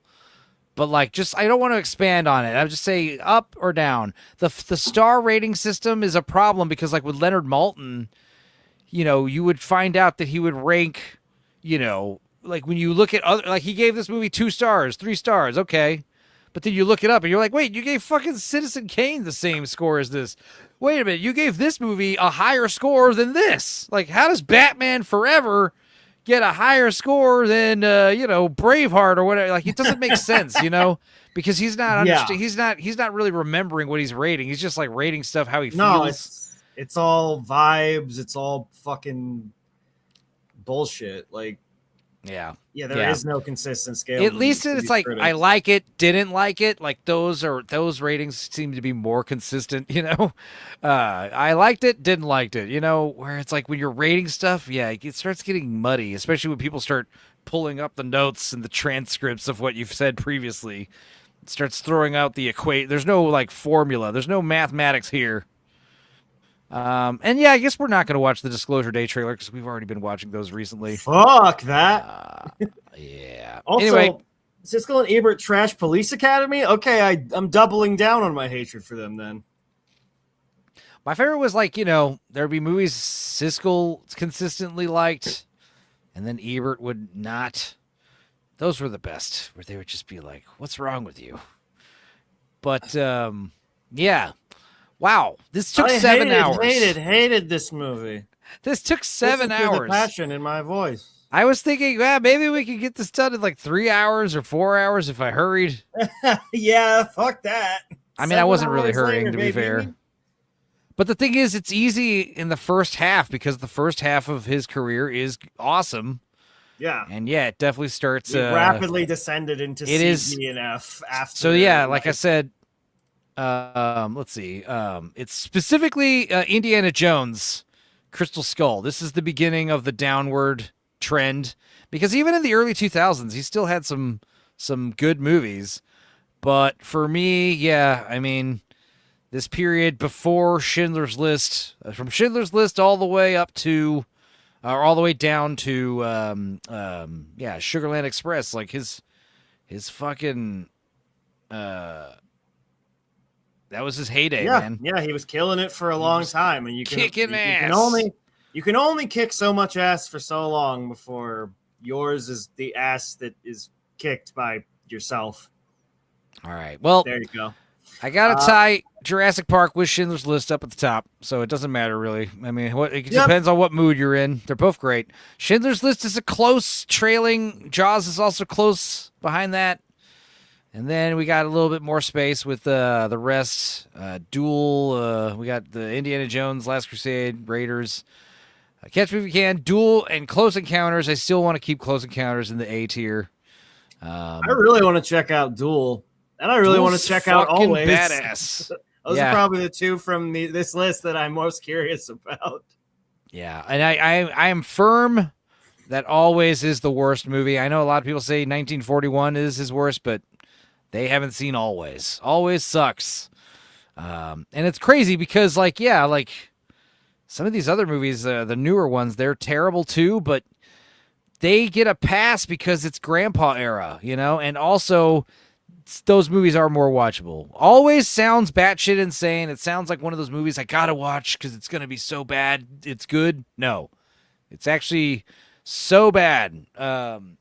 It's like Heart Beeps. Imagine if Steven Spielberg made something similar to Heart Beeps.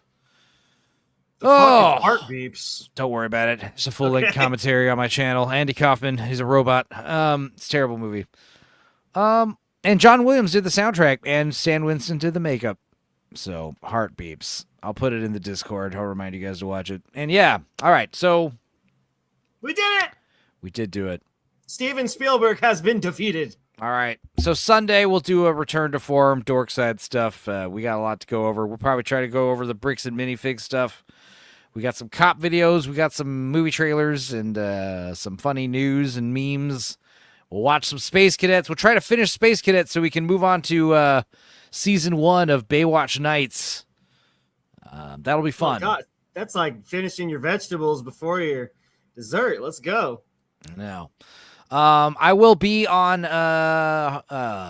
Collected Coats show tomorrow. Today, even. Yeah, today. In about 13 hours. Talk about Harsh Realm. And then Tuesday will be Tighten Up Tuesday. Yep. And the Nielsen ratings.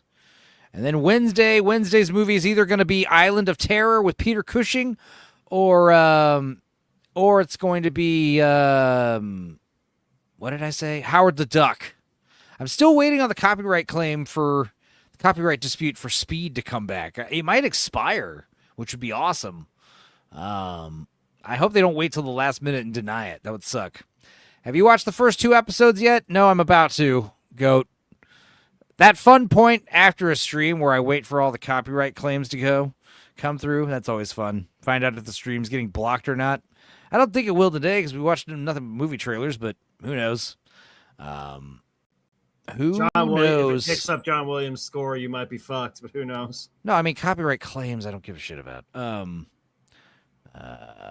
Okay.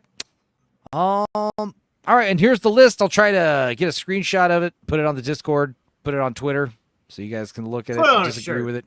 But that is the one thing I did notice. Like I said, I looked up like 15 different Spielberg filmography lists, and no 2 were the same. There's a lot of, like I said, there's like 4 main groups of like, people generally consider that these are the good ones, these are the middle ones, and these are the bad ones, but it is pretty all over the place. So, yeah. Howard the Duck is not the first Marvel movie. It was the second Marvel movie after Red Sonja. I'm sorry, Jill. Got to hand in your nerd card. No, I'm just kidding. I do love Howard the Duck, though. It's a great movie. Great soundtrack. Who doesn't love duck titties? All right. And I guess we're going to end the stream kind of early. 7 hours. We're not going to go 10 hours tonight. Kind of early. Talking about Spielberg for fucking 7 hours is a little exhausting, it turns out. Cool. Anything else you want to say, Dex? Join us for Tighten Up Tuesday, where we'll be doing a tier list of a different sort. One of the furry variety. I forgot about that. I'm sure. And yes, there are duck titties in Howard the Duck. And Howard the Duck, I think, has sex with Leah Thompson in the movie, too. Off camera. It's implied that they might have boned. So, yeah, Tighten Up Tuesday, and I guess we'll watch a movie in AJ's Discord afterwards. Big Ship is saying he wants to watch good movies, not, fun good movies. He wants to watch the good ones. So I'm like, okay, well, we need to watch Paris, Texas immediately. And we can all cry like bitches with Harry Dean Stanton. That could be fun. Maybe we'll do that Tuesday. Maybe I'll hijack AJ's movie night and put on Paris, Texas. No, or just wait till Saturday. Yeah, I mean, some surprising things on this list. I am surprised. I'm surprised. Well, most of all, disappointed. Disclosure Day so low. It was a bad movie. He's got quite a good list of A's and B's. He's got a good chunk of stuff that's very. I mean, I think I said all of his movies are watchable. Like all of his movies are like you could watch them. You got to watch all of his movies at least once. And yeah, we haven't done a. I don't know, man. BFG sounds bad enough. I might have to tap out if I even try, but maybe. Yeah. I'm gonna check out Always first because that shit just sounds so terrible. Hot Rod is hilarious. Yes. Yeah, it's a good one. Let's see. Yeah, and as far as like the last time we did one of these, like we did all of William Friedkin's movies, we did Tom Cruise. I did talk about one of these Decembers. We didn't get around to it, but doing Morgan Freeman, doing all of his movies. Oh, that'd be good. He's got more movies than Spielberg for sure. Like when you get into the actors stuff, man, like Cruise was a lot. That was a big one, but we were getting real quick about it. Yeah, surprised you're making it to the end of a Enzo stream. Me too. I'm also surprised I am. Me too. I thought I was gonna tap out like 3 hours ago. Enzo hypnotized me. I don't know. Yeah, F tier is bad, is what we're saying. I would say it's probably worth a watch just to like learn what not to do. Like it's like you can learn something. Always learn from a bad example. That's what my mom always said about me. Imagine finishing early and not doing Quiplash. Yeah, I know. It's happening, though. I'm sorry. Quiplash these nuts, Cremo. Right. We'll get... No, if you want to see me play Quiplash, come check out Neon Leon this week. Plug. Neon Leon does Quiplash in the last, 30 minutes or so. And I haven't won once. It's been great.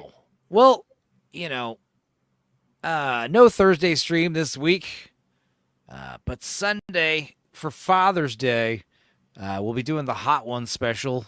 I imagine we'll probably get some good donos for that stream because I'll probably make some spicy incentives. And yeah, I think I'm going to try to do chicken wings instead of chicken nuggets. I mean, chicken nuggets seems easier. You just take a little hot sauce, dab it on the nugget, eat it. Wings, they have bones. I'm trying to sauce it up. You got to eat around them. I don't know. But I do have the option to do both. So we'll see. All right. And anything else? Ready Player One sucks. Good night, everybody. All right, good night. Close us out with the Spielberg intro video. I mean, this is fun. It was good hanging out. Bye. I didn't mean to kick Dex out, but it happened. See y'all later.